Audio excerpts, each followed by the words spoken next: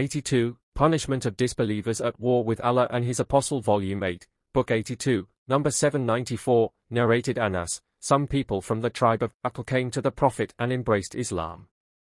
The climate of Medina did not suit them, so the Prophet ordered them to go to the herd of milch, camels of charity, and to drink their milk and urine as a medicine. They did so, and after they had recovered from their ailment, became healthy, they turned renegades, reverted from Islam, and killed the shepherd of the camels and took the camels away. The Prophet sent some people in their pursuit, and so they were caught and brought, and the Prophets ordered that their hands and legs should be cut off, and that their eyes should be branded with heated pieces of iron, and that their cut hands and legs should not be cauterized till they die. Volume 8, Book 82, number 795, narrated Anas. The Prophet cut off the hands and feet of the men belonging to the tribe of Urana and did not cauterize their bleeding limbs till they died. Volume 8, Book 82, number 796, narrated Anas. A group of people from Aql tribe came to the Prophet, and they were living with the people of As-Safa, but they became ill as the climate of Medina did not suit them, so they said, O Allah's Apostle, provide us with milk. The Prophet said, I see no other way for you than to use the camels of Allah's Apostle. So they went and drank the milk and urine of the camels as medicine, and became healthy and fat. Then they killed the shepherd and took the camels away. When a help-seeker came to Allah's Apostle, he sent some men in their pursuit, and they were captured and brought before midday. The Prophet ordered for some iron pieces to be made red hot, and their eyes were branded with them, and their hands and feet were cut off and were not cauterized. Then they were put at a place called Al-Hara, and when they asked for water to drink they were not given till they died. Abu Kilaba said, those people committed theft and murder and fought against Allah and His Apostle. Volume 8, Book 82, number 797, narrated Anas bin Malik. A group of people from Aql, or Urana, tribe, but I think he said that they were from Aql, came to Medina and they became ill, so the Prophet ordered them to go to the herd of milch, she-camels, and told them to go out and drink the camel's urine and milk as a medicine. So they went and drank it, and when they became healthy, they killed the shepherd and drove away the camels. This news reached the Prophet early in the morning, so he sent some men in their pursuit, and they were captured and brought to the Prophet before midday. He ordered to cut off their hands and legs and their eyes to be branded with heated iron pieces, and they were thrown at Al-Hara, and when they asked for water to drink, they were not given water. Abu Kilaba said, those were the people who committed theft and murder and reverted to disbelief after being believers, Muslims, and fought against Allah and His Apostle. Volume 8, Book 82, number 798, narrated Abu Hurairah. The Prophet said, 7 people will be shaded by Allah by His shade on the day of resurrection, when there will be no shade except His shade. They will be a just ruler, a young man who has been brought up in the worship of Allah, a man who remembers Allah in seclusion and his eyes are then flooded with tears, a man whose heart is attached to mosques, offers his compulsory congregational prayers in the mosque, 2 men who love each other for Allah's sake, a man who is called by a charming lady of noble birth to commit illegal sexual intercourse with her, and he says, I am afraid of Allah, and, finally, a man who gives in charity so secretly that his left hand does not know what his right hand has given. Volume 8, Book 82, number 799, narrated Sa'al bin Sa'd. The Prophet said, whoever guarantees me the chastity of what is between his legs, i.e. his private parts, and what is between his jaws, i.e. his tongue, I guarantee him paradise. Volume 8, Book 82, number 800. Narrated Anas. I will narrate to you a narration which nobody will narrate to you after me. I heard that from the Prophet. I heard the Prophet saying, the hour still not be established, or said, from among the portents of the hour is that the religious knowledge will be taken away by the death of religious scholars, and general ignorance of religion will appear, and the drinking of alcoholic drinks will be very common, and open, illegal sexual intercourse will prevail, and men will decrease in number while women will increase so much so that, for 50 women there will only be 1 man to look after them. Volume 8, Book 82, number 800. Narrated Ikrimah from Ibn Abbas. Allah's apostles said, when a slave of Allah commits illegal sexual intercourse, he is not a believer at the time of committing it, and if he steals, he is not a believer at the time of stealing, and if he drinks an alcoholic drink when he is not a believer at the time of drinking it, and he is not a believer when he commits a murder. Ikrimah said, I asked Ibn Abbas, how is faith taken away from him? He said, like this, by clasping his hands and then separating them, and added, but if he repents, faith returns to him like this, by clasping his hands again. Volume 8, Book 82, number 801, narrated Abu Hurairah, the Prophet said, the one who commits an illegal sexual intercourse is not a believer at the time of committing illegal sexual intercourse, and a thief is not a believer at the time of committing theft, and a drinker of alcoholic drink is not a believer at the time of drinking. Yet, the gate of repentance is open thereafter. Volume 8, Book 82, number 802, narrated Abdullah bin Mas'ud, I said, O Allah's Apostle, which is the biggest sin? He said, to set up rivals to Allah by worshipping others though He alone has created you. I asked, what is next? He said, to kill your child lest it should share your food. I asked, what is next? He said, to commit illegal sexual intercourse with the wife of your neighbor. Volume 8, Book 82, number 803, narrated Ash-Shabai, from Ali, when the latter stoned a lady to death on a Friday. Ali said, I have stoned her according to the tradition of Allah's Apostle. Volume 8, Book 82, number 804, narrated Ash-Shaybani, I asked Abdullah bin Abi Awfa, did Allah's Apostle carry out the Rajam penalty, i.e., stoning to death? He said, yes. I said, before the revelation of Surat An-Nur or after it? He replied, I don't know. Volume 8, Book 82, number 805, narrated Jabir bin Abdullah al-Ansari, a man from the tribe of Bani Aslam came to Allah's Apostle and informed him that he had committed illegal sexual intercourse and bore witness 4 times against himself. Allah's Apostle ordered him to be stoned to death as he was a married person.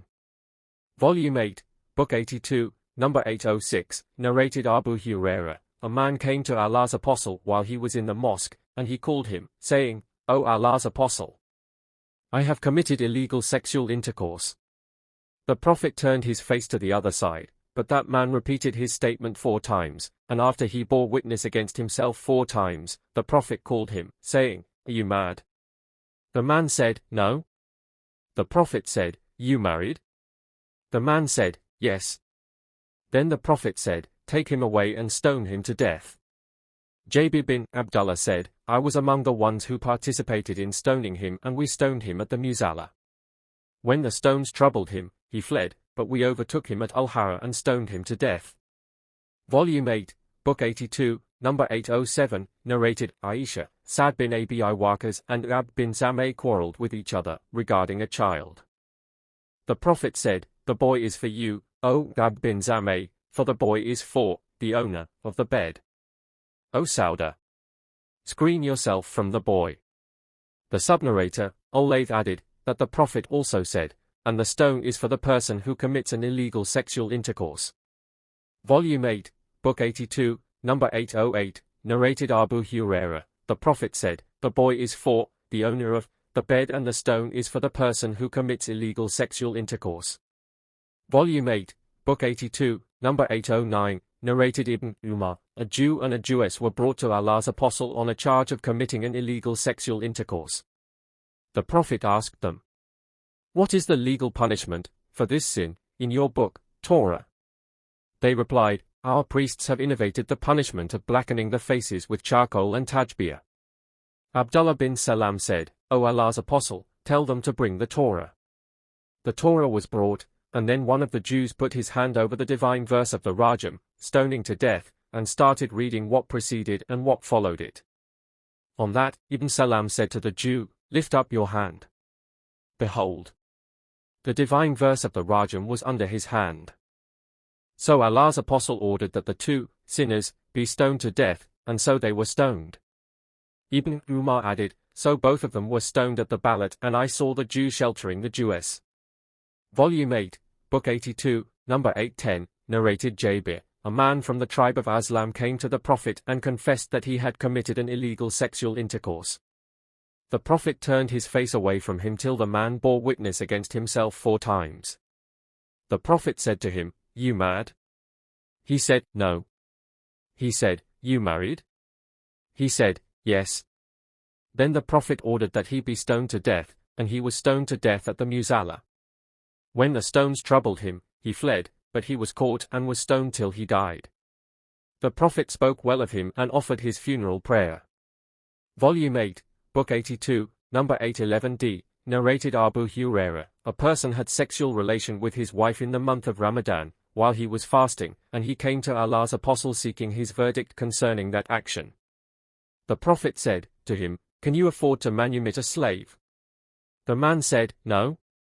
The Prophet said, "Can you fast for 2 successive months?" He said, "No." The Prophet said, "Then feed 60 poor persons." Volume 8, Book 82, number 811e, narrated Aisha, a man came to the Prophet in the mosque and said, "I am burnt, ruined." The Prophet asked him, "With what? What have you done?" He said, "I have had sexual relation with my wife in the month of Ramadan, while fasting." The Prophet said to him, "Give in charity." He said, "I have nothing." The man sat down, and in the meantime there came a person driving a donkey carrying food to the Prophet. The subnarrator, Abdurrahman, added, "I do not know what kind of food it was." On that the Prophet said, "Where is the burnt person?" The man said, "Here I am." The Prophet said to him, "Take this food, and give it in charity to someone." The man said, "To a poorer person than L? My family has nothing to eat." Then the Prophet said to him, "Then eat it yourselves." Volume 8, Book 82, number 812, narrated Anas bin Malik, "While I was with the Prophet a man came and said, 'O Allah's Apostle, I have committed a legally punishable sin, please inflict the legal punishment on me.' The Prophet did not ask him what he had done. Then the time for the prayer became due and the man offered prayer along with the Prophet, and when the Prophet had finished his prayer, the man again got up and said, 'O Allah's Apostle, I have committed a legally punishable sin, please inflict the punishment on me according to Allah's laws.' The Prophet said, 'Haven't you prayed with us?' He said, 'Yes.' The Prophet said, 'Allah has forgiven your sin,' or said, 'your legally punishable sin.' Volume 8, Book 82, number 813, narrated Ibn Abbas, when Ma'iz bin Malik came to the Prophet, in order to confess, the Prophet said to him, 'Probably you have only kissed the lady, or winked, or looked at her.' He said, 'No, O Allah's Apostle.' The Prophet said, using no euphemism, 'Did you have sexual intercourse with her?' The narrator added, at that, i.e. after his confession, the Prophet ordered that he be stoned to death. Volume 8, Book 82, number 814, narrated Abu Hurairah, a man from among the people, came to Allah's Apostle while Allah's Apostle was sitting in the mosque, and addressed him, saying, 'O Allah's Apostle, I have committed an illegal sexual intercourse.' The Prophet turned his face away from him. The man came to that side to which the Prophet had turned his face, and said, 'O Allah's Apostle, I have committed an illegal intercourse.' The Prophet turned his face to the other side, and the man came to that side, and when he confessed 4 times, the Prophet called him and said, 'Are you mad?' He said, 'No, O Allah's Apostle.' The Prophet said, 'You married?' He said, 'Yes, O Allah's Apostle.' The Prophet said to the people, 'Take him away and stone him to death.' Ibn Shihab added, 'I was told by one who heard Jabir, that Jabir said, I was among those who stoned the man, and we stoned him at the Musalla, i.e. praying place, and when the stones troubled him, he jumped quickly and ran away, but we overtook him at Al-Hara and stoned him to death there.' Volume 8, Book 82, number 815, narrated Abu Hurairah and Zayd bin Khalid, while we were with the Prophet, a man stood up and said to the Prophet, 'I beseech you by Allah, that you should judge us according to Allah's laws.' Then the man's opponent, who was wiser than him, got up saying, 'To Allah's Apostle, judge us according to Allah's law and kindly allow me to speak.' The Prophet said, 'Speak.' He said, 'My son was a laborer working for this man and he committed an illegal sexual intercourse with his wife, and I gave 100 sheep and a slave as a ransom for my son's sin. Then I asked a learned man about this case and he informed me that my son should receive 100 lashes and be exiled for 1 year, and the man's wife should be stoned to death. The Prophet said, 'By him in whose hand my soul is, I will judge you according to the laws of Allah. Your 100 sheep and the slave are to be returned to you, and your son has to receive 100 lashes and be exiled for 1 year. O you Noors! Go to the wife of this man, and if she confesses, then stone her to death. Yunus went to her and she confessed. He then stoned her to death.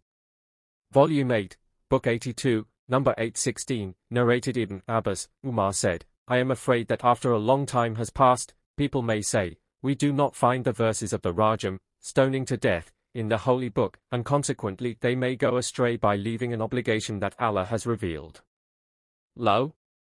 I confirm that the penalty of Rajam be inflicted on him who commits illegal sexual intercourse, if he is already married and the crime is proved by witnesses or pregnancy or confession. Safiyan added, I have memorized this narration in this way. Umar added, surely Allah's Apostle carried out the penalty of Rajam, and so did we after him. Volume 8, Book 82, number 817, narrated Ibn Abbas, I used to teach the Quran to some people of the Muhajirun, emigrants, among whom there was Abdurrahman bin Auf. While I was in his house at Mina, and he was with Umar bin al-Khattab during Umar's last Hajj, Abdurrahman came to me and said, would that you had seen the man who came today to the chief of the believers, Umar, saying, O chief of the believers, what do you think about so-and-so who says, if Umar should die, I will give the pledge of allegiance to such and such person, as by Allah, the pledge of allegiance to Abu Bakr was nothing but a prompt sudden action which got established afterwards. Umar became angry and then said, Allah willing, I will stand before the people tonight and warn them against those people who want to deprive the others of their rights, the question of rulership. Abdurrahman said, I said, O chief of the believers, do not do that, for the season of Hajj gathers the riffraff and the rubble, and it will be they who will gather around you when you stand to address the people. And I am afraid that you will get up and say something, and some people will spread your statement and may not say what you have actually said and may not understand its meaning, and may interpret it incorrectly, so you should wait till you reach Medina, as it is the place of emigration and the place of Prophet's traditions, and there you can come in touch with the learned and noble people, and tell them your ideas with confidence, and the learned people will understand your statement and put it in its proper place. On that, Umar said, by Allah, Allah willing, I will do this in the first speech I will deliver before the people in Medina. Ibn Abbas added, we reached Medina by the end of the month of Dhul-Hijjah, and when it was Friday, we went quickly to the mosque, as soon as the sun had declined, and I saw Sa'id bin Zaid bin Amr bin Nufail sitting at the corner of the pulpit, and I too sat close to him so that my knee was touching his knee, and after a short while Umar bin al-Khattab came out, and when I saw him coming towards us, I said to Said bin Zaid bin Amr bin Nufail, today Umar will say such a thing as he has never said since he was chosen as caliph. Said denied my statement with astonishment and said, what thing do you expect Umar to say the like of which he has never said before? In the meantime, Umar sat on the pulpit, and when the call-makers for the prayer had finished their call, Umar stood up, and having glorified and praised Allah as he deserved, he said, now then, I am going to tell you something which Allah has written for me to say. I do not know, perhaps it portends my death, so whoever understands and remembers it, must narrate it to the others wherever his mount takes him, but if somebody is afraid that he does not understand it, then it is unlawful for him to tell lies about me. Allah sent Muhammad with the truth and revealed the Holy Book to him, and among what Allah revealed, was the verse of the Rajam, the stoning of married person, male and female, who commits illegal sexual intercourse, and we did recite this verse and understood and memorized it. Allah's Apostle did carry out the punishment of stoning, and so did we after him. I am afraid that after a long time has passed, somebody will say, by Allah, we do not find the verse of the Rajam in Allah's book, and thus they will go astray by leaving an obligation which Allah has revealed. And the punishment of the Rajam is to be inflicted to any married person, male and female, who commits illegal sexual intercourse, if the required evidence is available or there is conception or confession. And then we used to recite among the verses in Allah's book, O people, do not claim to be the offspring of other than your fathers, as it is disbelief, unthankfulness, on your part that you claim to be the offspring of other than your real father. Then Allah's Apostle said, do not praise me excessively as Jesus, son of Mary, was praised, but call me Allah's slave and his apostles. O people, I have been informed that a speaker amongst you says, by Allah, if Umar should die, I will give the pledge of allegiance to such and such person. One should not deceive oneself by saying that the pledge of allegiance given to Abu Bakr was given suddenly and it was successful. No doubt, it was like that, but Allah saved the people from its evil, and there is none among you who has the qualities of Abu Bakr. Remember that whoever gives the pledge of allegiance to anybody among you without consulting the other Muslims, neither that person, nor the person to whom the pledge of allegiance was given, are to be supported, lest they both should be killed. And no doubt after the death of the Prophet we were informed that the Ansar disagreed with us and gathered in the shed of Bani Sadiyah.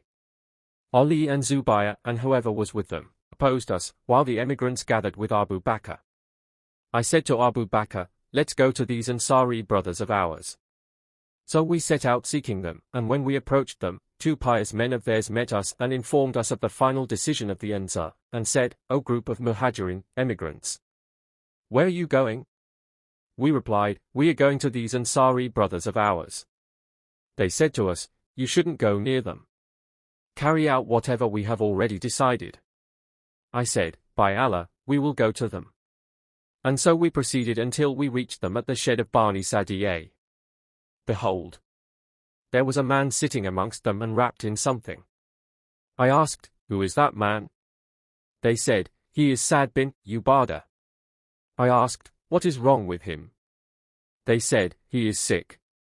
After we sat for a while, the Ansar speaker said, none has the right to be worshipped but Allah, and praising Allah as he deserved, he added, to proceed, we are Allah's Ansar, helpers, and the majority of the Muslim army, while you, the emigrants, a small group and some people among you came with the intention of preventing us from practicing this matter of caliphate, and depriving us of it.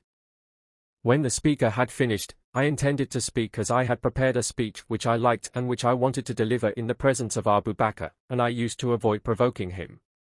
So, when I wanted to speak, Abu Bakr said, wait a while. I disliked to make him angry.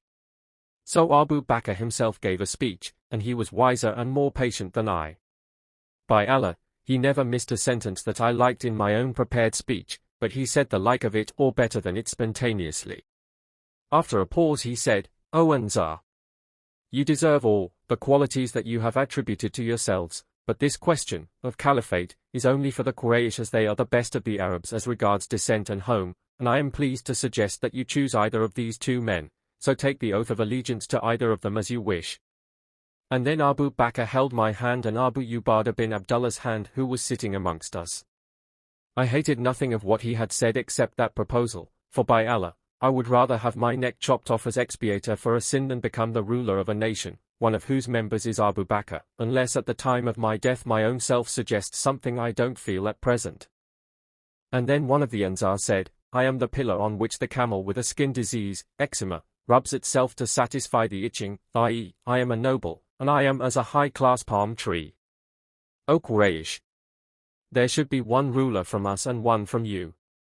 Then there was a hue and cry among the gathering, and their voices rose so that I was afraid there might be great disagreement, so I said, O Abu Bakr, hold your hand out. He held his hand out and I pledged allegiance to him, and then all the emigrants gave the pledge of allegiance and so did the Ansar afterwards. And so we became victorious over Sa'd bin Ubadah, whom Al-Ansar wanted to make a ruler. One of the Ansar said, you have killed Sa'd bin Ubadah. I replied, Allah has killed Sa'd bin Ubadah. Umar added, by Allah, apart from the great tragedy that had happened to us, i.e. the death of the Prophet, there was no greater problem than the allegiance pledged to Abu Bakr because we were afraid that if we left the people, they might give the pledge of allegiance after us to one of their men, in which case we would have given them our consent for something against our real wish, or would have opposed them and caused great trouble. So if any person gives the pledge of allegiance to somebody, to become a caliph, without consulting the other Muslims, then the one he has selected should not be granted allegiance, lest both of them should be killed.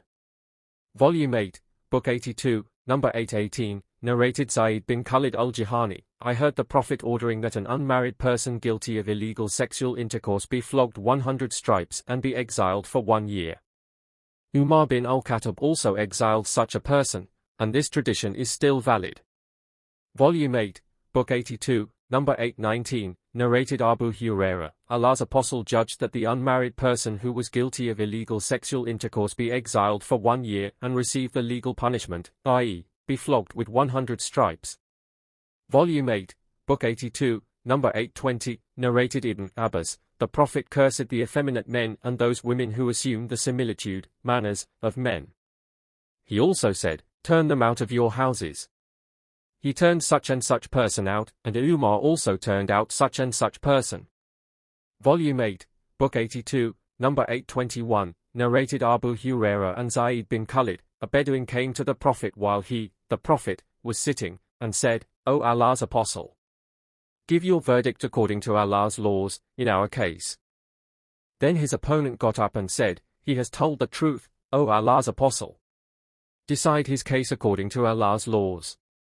My son was a laborer working for this person, and he committed illegal sexual intercourse with his wife, and the people told me that my son should be stoned to death, but I offered 100 sheep and a slave girl as a ransom for him. Then I asked the religious learned people, and they told me that my son should be flogged with 100 stripes and be exiled for 1 year. The Prophet said, by him in whose hand my soul is, I will judge you according to Allah's laws. The sheep and the slave girl will be returned to you, and your son will be flogged 100 stripes and be exiled for 1 year. And you, O Yunus, go to the wife of this man, and if she confesses, stone her to death. So Yunus went in the morning and stoned her to death, after she had confessed. Volume 8, Book 82, number 822, narrated Abu Hurairah and Zayd bin Khalid. The verdict of Allah's Apostle was sought about an unmarried slave girl guilty of illegal intercourse. He replied, if she commits illegal sexual intercourse, then flog her, 50 stripes, and if she commits illegal sexual intercourse, after that for the second time, then flog her, 50 stripes, and if she commits illegal sexual intercourse, for the third time, then flog her, 50 stripes, and sell her for even a hair rope. Ibn Shihab said, I am not sure whether the Prophet ordered that she be sold after the third or fourth time of committing illegal intercourse. Volume 8, Book 82, number 823, narrated Abu Hurairah. The Prophet said, if a lady slave commits illegal sexual intercourse and she is proved guilty of illegal sexual intercourse, then she should be flogged, 50 stripes, but she should not be admonished, and if she commits illegal sexual intercourse again, then she should be flogged again but should not be admonished, and if she commits illegal sexual intercourse for the third time, then she should be sold even for a hair rope. Volume 8, Book 82, number 824, narrated Ash-Shaybani. I asked Abdullah bin Abi Aufa about the rajam, stoning somebody to death for committing illegal sexual intercourse. He replied, the Prophet carried out the penalty of rajam. I asked, was that before or after the revelation of Surah An-Nur? He replied, I do not know. Volume 8, Book 82, number 825, narrated Abdullah bin Umar. The Jews came to Allah's Apostle and mentioned to him that a man and a lady among them had committed illegal sexual intercourse. Allah's Apostle said to them, what do you find in the Torah regarding the rajam? They replied, we only disgrace and flog them with stripes. Abdullah bin Salam said to them, you have told a lie, the penalty of rajam is in the Torah. They brought the Torah and opened it. One of them put his hand over the verse of the rajam and read what was before and after it. Abdullah bin Salam said to him, lift up your hand. Where he lifted it there appeared the verse of the rajam. So they said, O Muhammad, he has said the truth, the verse of the rajam is in it, Torah. Then Allah's Apostle ordered that the two persons, guilty of illegal sexual intercourse, be stoned to death, and so they were stoned, and I saw the man bending over the woman so as to protect her from the stones. Volume 8, Book 82, number 826, narrated Abu Hurairah and Zayd bin Khalid. Two men had a dispute in the presence of Allah's Apostle. One of them said, judge us according to Allah's laws. The other, who was more wise, said, yes, Allah's Apostle, judge us according to Allah's laws and allow me to speak. First, the Prophet said to him, speak. He said, my son was a laborer for this man, and he committed illegal sexual intercourse with his wife, and the people told me that my son should be stoned to death, but I have given 100 sheep and a slave girl as a ransom, expiation, for my son's sin.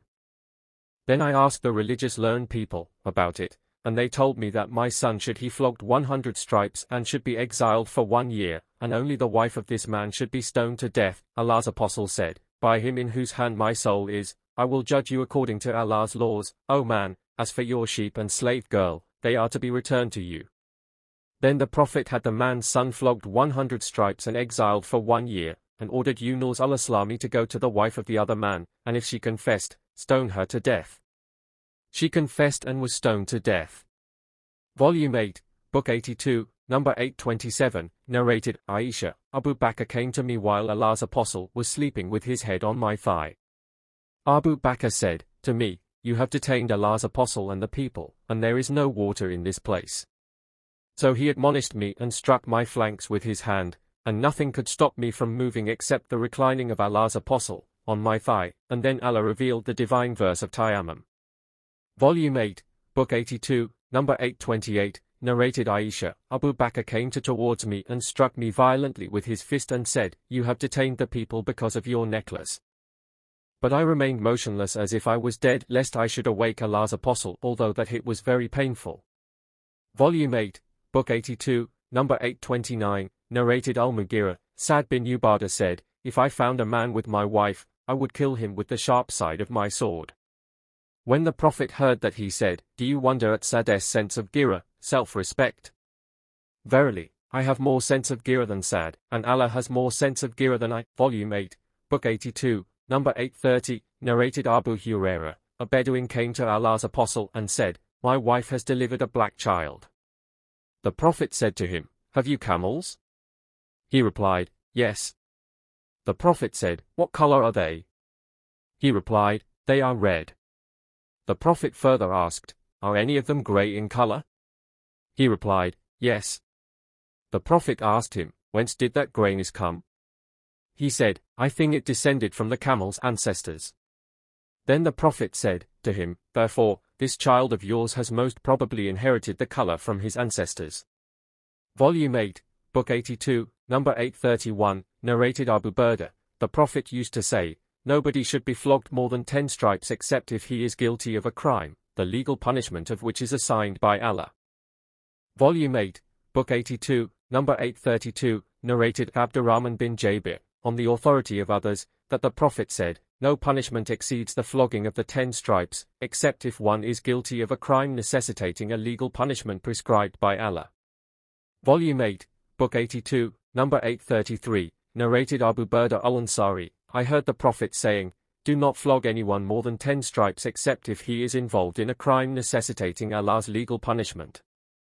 Volume 8, Book 82, number 834, narrated Abu Hurairah, Allah's apostle forbade al-Wisl, fasting continuously for more than 1 day without taking any meals. A man from the Muslims said, but you do al-Wisl, O Allah's apostle. Allah's apostle, I said, who among you is similar to me?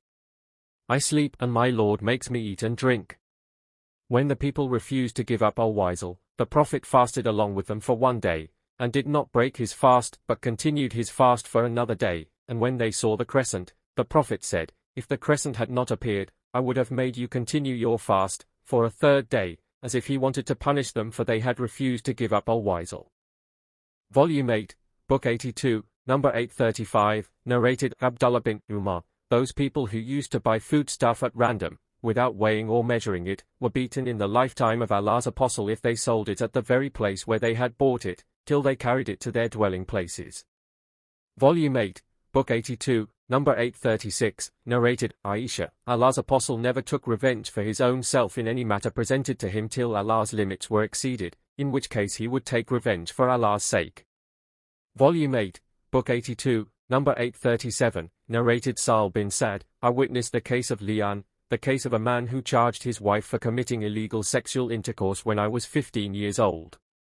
The Prophet ordered that they be divorced, and the husband said, if I kept her, I would be a liar.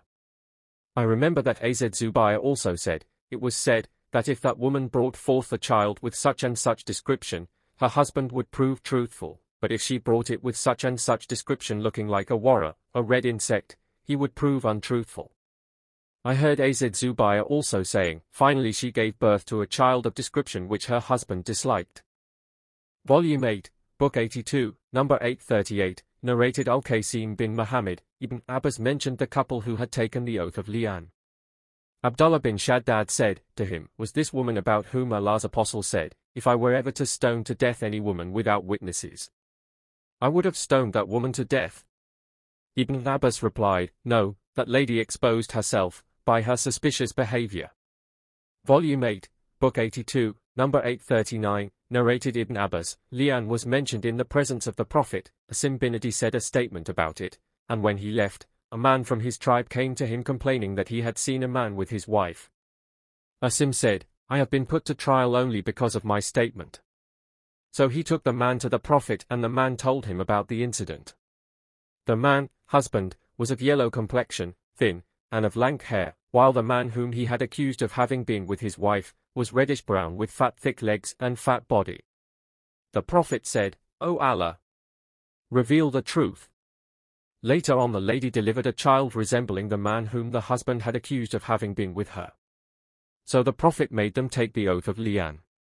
A man said to Ibn Abbas in the gathering, was that the same lady about whom the Prophet said, if I were to stone any lady, for committing illegal sexual intercourse, to death without witnesses, I would have stoned that lady to death.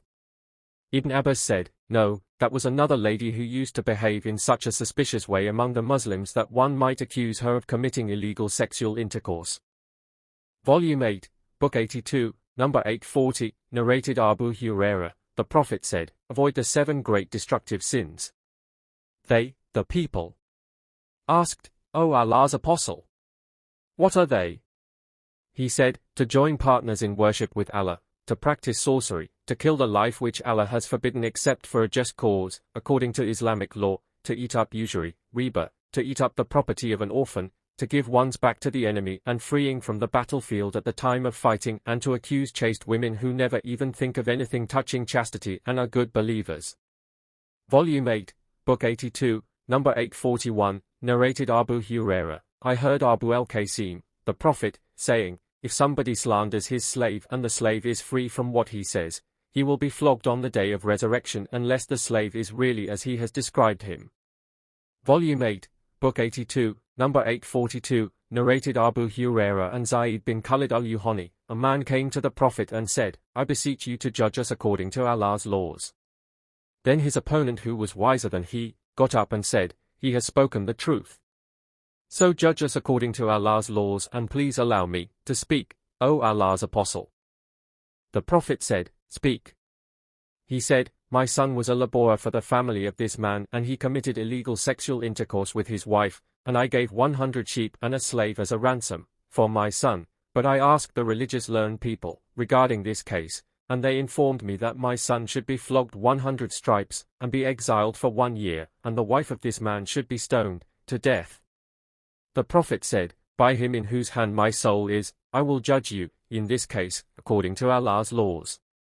The 100 sheep and the slave shall be returned to you, and your son shall be flogged 100 stripes and be exiled for 1 year. And O you Noors, go in the morning to the wife of this man and ask her, and if she confesses, stone her to death. She confessed and he stoned her to death. 83, Blood Money, Ad-Diyat, Volume 9, Book 83, number 1, narrated Abdullah, a man said, O Allah's Apostle, which sin is the greatest in Allah's sight? The Prophet said, to set up a rival unto Allah though he alone created you. The man said, what is next?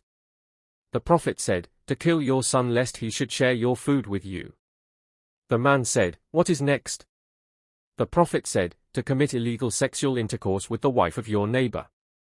So Allah revealed in confirmation of this narration, and those who invoke not with Allah any other God, nor kill such life as Allah has forbidden except for just cause, nor commit illegal sexual intercourse. And whoever does this shall receive the punishment. 25, 68, Volume 9, Book 83, number 2, narrated Ibn Umar, Allah's Apostle said, a faithful believer remains at liberty regarding his religion unless he kills somebody unlawfully. Volume 9, Book 83, number 3, narrated Abdullah bin Umar, one of the evil deeds with bad consequence from which there is no escape for the one who is involved in it is to kill someone unlawfully. Volume 9, Book 83, number 4, narrated Abdullah, the Prophet said, the first cases to be decided among the people, on the day of resurrection, will be those of bloodshed. Volume 9, Book 83, number 5, narrated Al-Miqdad bin Amr al-Kindi, an ally of Bani Zura who took part in the Battle of Badr with the Prophet, that he said, O Allah's Apostle, if I meet an unbeliever and we have a fight, and he strikes my hand with the sword and cuts it off, and then takes refuge from me under a tree, and says, I have surrendered to Allah, i.e. embraced Islam, may I kill him after he has said so? Allah's Apostle said, do not kill him. Al-Miqdad said, "But O Allah's Apostle, he had chopped off one of my hands and he said that after he had cut it off, may I kill him?" The Prophet said, "Do not kill him, for if you kill him, he would be in the position in which you had been before you kill him, and you would be in the position in which he was before he said the sentence." The Prophet also said to Al-Miqdad, "If a faithful believer conceals his faith, Islam, from the disbelievers, and then when he declares his Islam, you kill him, you will be sinful. Remember that you were also concealing your faith, Islam, at Mecca before." Volume 9, Book 83, Number 6, narrated Abdullah, the Prophet said, "No human being is killed unjustly, but a part of responsibility for the crime is laid on the first son of Adam who invented the tradition of killing, murdering, on the earth. It is said that he was Qabil." Volume 9, Book 83, Number 7, narrated Abdullah bin Umar, the Prophet said, "After me, i.e. after my death, do not become disbelievers, by striking, cutting, the necks of one another." Volume 9, Book 83, Number 8, narrated Abu Zayd bin Amr bin Jariyah, the Prophet said during Hajjat al-Wada, "Let the people be quiet and listen to me. After me, do not become disbelievers, by striking, cutting, the necks of one another." Volume 9, Book 83, Number 9, narrated Abdullah bin Amr, the Prophet said, "Al-Kaba'ir, the biggest sins, are, to join others, as partners, in worship with Allah, to be undutiful to one's parents, or said, to take a false oath." The sub-narrator, Shubi'a, is not sure. Mu'ad said, Shubi'a said, "Al-Kaba'ir, the biggest sins, are, 1. Joining others as partners in worship with Allah, 2. To take a false oath, 3. And to be undutiful to one's parents, or said, to murder someone unlawfully." Volume 9, Book 83, Number 10, narrated Anas bin Malik, the Prophet said, "The biggest of al-Kaba'ir, the great sins, are, 1. To join others as partners in worship with Allah, 2. To murder a human being, 3. To be undutiful to one's parents, 4. And to make a false statement, or said, to give a false witness." Volume 9, Book 83, Number 11, narrated Usama bin Zayd bin Haritha, "Allah's Apostle sent us, to fight, against Al-Haraka, one of the sub-tribes, of Juhayna. We reached those people in the morning and defeated them. A man from the Ansar and I chased one of their men, and when we attacked him, he said, 'None has the right to be worshipped but Allah.' The Ansari refrained from killing him, but I stabbed him with my spear till I killed him. When we reached Medina, this news reached the Prophet. He said to me, 'O Usama, you killed him after he had said, "None has the right to be worshipped but Allah." I said, "O Allah's Apostle." He said so in order to save himself. The Prophet said, "You killed him after he had said, "None has the right to be worshipped but Allah." The Prophet kept on repeating that statement till I wished I had not been a Muslim before that day. Volume 9, Book 83, Number 12, narrated Ubadah bin As-Samat, "I was among those Naqibs, selected leaders, who gave the pledge of allegiance to Allah's Apostle.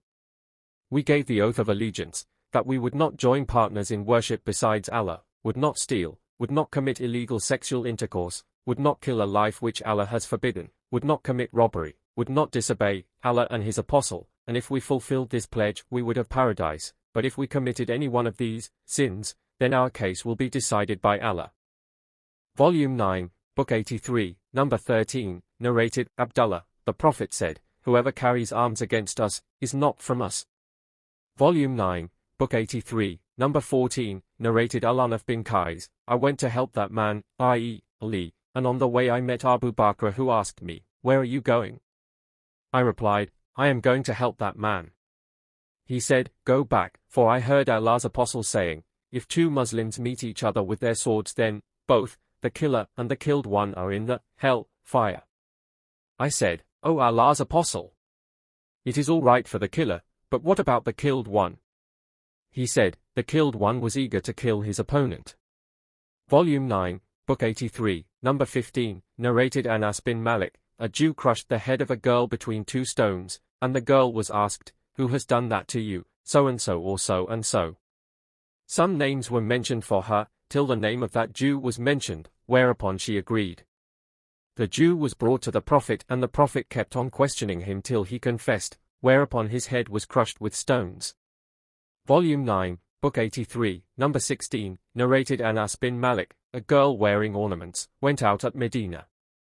Somebody struck her with a stone. She was brought to the Prophet while she was still alive. Allah's apostle asked her, "Did such and such a person strike you?" She raised her head, denying that. He asked her a second time, saying, "Did so and so strike you?" She raised her head, denying that. He said for the third time, "Did so and so strike you?" She lowered her head, agreeing. Allah's apostle then sent for the killer and killed him between two stones. Volume 9, Book 83, number 17, narrated Abdullah, Allah's apostle said, "The blood of a Muslim who confesses that none has the right to be worshipped but Allah, and that I am his apostle, cannot be shed except in three cases, in cases for murder, a married person who commits illegal sexual intercourse, and the one who reverts from Islam, apostate, and leaves the Muslims." Volume 9, Book 83, number 18, narrated Anas, a Jew killed a girl so that he may steal her ornaments. He struck her with a stone, and she was brought to the Prophet while she was still alive. The Prophet asked her, "Did such and such person strike you?" She gestured with her head, expressing denial. He asked her for the second time, and she again gestured with her head, expressing denial. When he asked her for the third time, she beckoned, "Yes." So the Prophet killed him, the Jew, with 2 stones. Volume 9, Book 83, number 19, narrated Abu Hurairah, in the year of the conquest of Mecca, the tribe of Khuzay killed a man from the tribe of Bam Layth in revenge for a killed person belonging to them in the pre-Islamic period of ignorance. So Allah's apostle got up saying, Allah held back the army having elephants from Mecca, but he let his apostle and the believers overpower the infidels of Mecca. Beware! Mecca is a sanctuary. Verily, fighting in Mecca was not permitted for anybody before me, nor will it be permitted for anybody after me. It was permitted for me only for a while, an hour or so, of that day. No doubt. It is at this moment a sanctuary, its thorny shrubs should not be uprooted, its trees should not be cut down, and its lucata, fallen things, should not be picked up except by the one who would look for its owner. And if somebody is killed, his closest relative has the right to choose one of 2 things, i.e., either the blood money or retaliation by having the killer killed. Then a man from Yemen, called Abu Shah, stood up and said, "Write that, for me, O Allah's apostle." Allah's apostle said, to his companions, "Write that for Abu Shah." Then another man from Quraysh got up, saying, "O Allah's apostle, accept al-idkir, a special kind of grass, as we use it in our houses and for graves." Allah's apostle said, "Accept al-idkir." Volume 9, Book 83, number 20, narrated Ibn Abbas, for the children of Israel the punishment for crime was al-qisas only, i.e., the law of equality in punishment, and the payment of blood money was not permitted as an alternate. But Allah said to this nation, Muslims, O you who believe, qisas is prescribed for you in case of murder. Up to. End of the verse. 2, 178, Ibn Abbas added, remission, forgiveness, in this verse, means to accept the blood money in an intentional murder. Ibn Abbas added, the verse, then the relatives should demand blood money in a reasonable manner. 2, 178, means that the demand should be reasonable and it is to be compensated with handsome gratitude. Volume 9, Book 83, number 21, narrated Ibn Abbas, the Prophet said, the most hated persons to Allah are 3, 1, a person who deviates from the right conduct, i.e., an evildoer, in the haram, sanctuaries of Mecca and Medina. 2, a person who seeks that the traditions of the pre-Islamic period of ignorance should remain in Islam. 3, and a person who seeks to shed somebody's blood without any right. Volume 9, Book 83, number 22, narrated Aisha, the pagans were defeated on the day of the Battle of Uhud. Satan shouted among the people on the day of Uhud, O Allah's worshippers, beware of what is behind you. So the front file of the army attacked the back files, mistaking them for the enemy, till they killed Al-Yaman. Hudayfa bin Al-Yaman shouted, my father!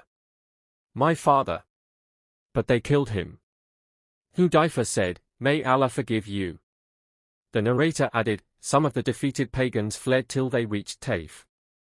Volume 9, Book 83, number 23, narrated Anas bin Malik, a Jew crushed the head of a girl between two stones. It was said to her, "Who has done this to you, such and such person, such and such person?"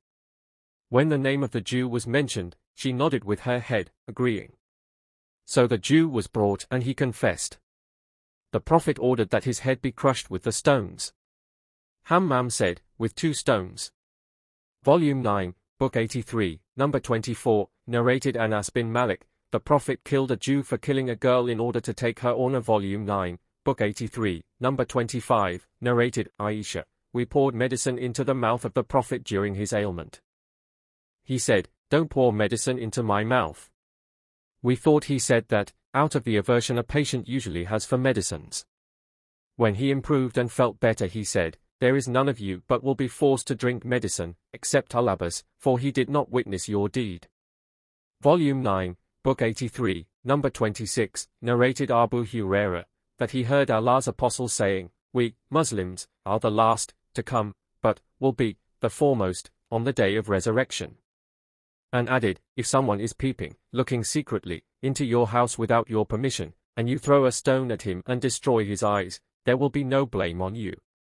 Volume 9, Book 83, number 27, narrated Yahya, Humayd said, "A man peeped into the house of the Prophet and the Prophet aimed an arrowhead at him to hit him. I asked, 'Who told you that?' He said, 'Anas bin Malik.' See Hadith number 258 and 259, Volume 8, Volume 9, Book 83, number 28, narrated Aisha, when it was the day of the Battle of Uhud, the pagans were defeated. Then Satan shouted, 'O Allah's worshippers! Beware of what is behind you.' So the front files attacked the back files of the army.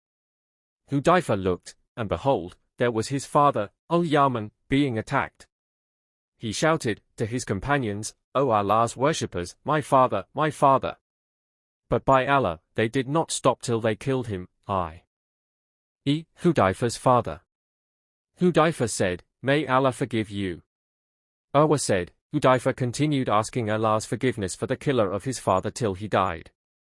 Volume 9, Book 83, number 29, narrated Salama, we went out with the Prophet to Khaybar.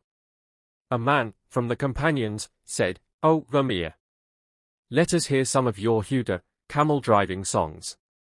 So he sang some of them, i.e. a lyric in harmony with the camel's walk.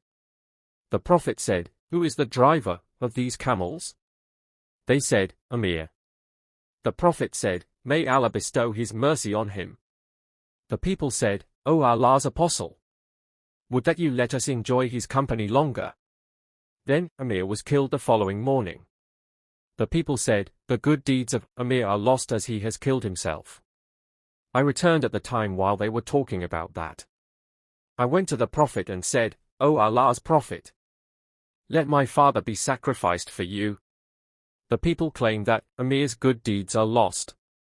The Prophet said, 'Whoever says so is a liar, for Amir will have a double reward as he exerted himself to obey Allah and fought in Allah's cause. No other way of killing would have granted him greater reward.' Volume 9, Book 83, number 30, narrated Imran bin Hussein, a man bit another man's hand and the latter pulled his hand out of his mouth by force, causing 2 of his incisors, teeth, to fall out. They submitted their case to the Prophet, who said, 'One of you bit his brother as a male camel bites. Go away, there is no dear, blood money, for you.' Volume 9, Book 83, number 31, narrated Wa'ila, I went out in one of the Ghazwa and a man bit another man and as a result, an incisor tooth of the former was pulled out. The Prophet cancelled the case.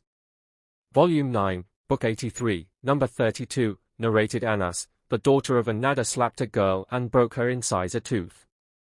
They, the relatives of that girl, came to the Prophet and he gave the order of Qisas, equality in punishment. Volume 9, Book 83, number 33, narrated Ibn Abbas, the Prophet said, 'This and this are the same.' He meant the little finger and the thumb. Volume 9, Book 83, number 34, narrated Ibn Abbas, I heard the Prophet, saying the same as above Hadith 34. Volume 9, Book 83, number 35, narrated Aisha, we poured medicine into the mouth of Allah's apostle during his illness and he pointed out to us intending to say, 'Don't pour medicine into my mouth.' We thought that his refusal was out of the aversion a patient usually has for medicine. When he improved and felt a bit better, he said to us, "Didn't I forbid you to pour medicine into my mouth?" We said, "We thought you did so because of the aversion one usually have for medicine."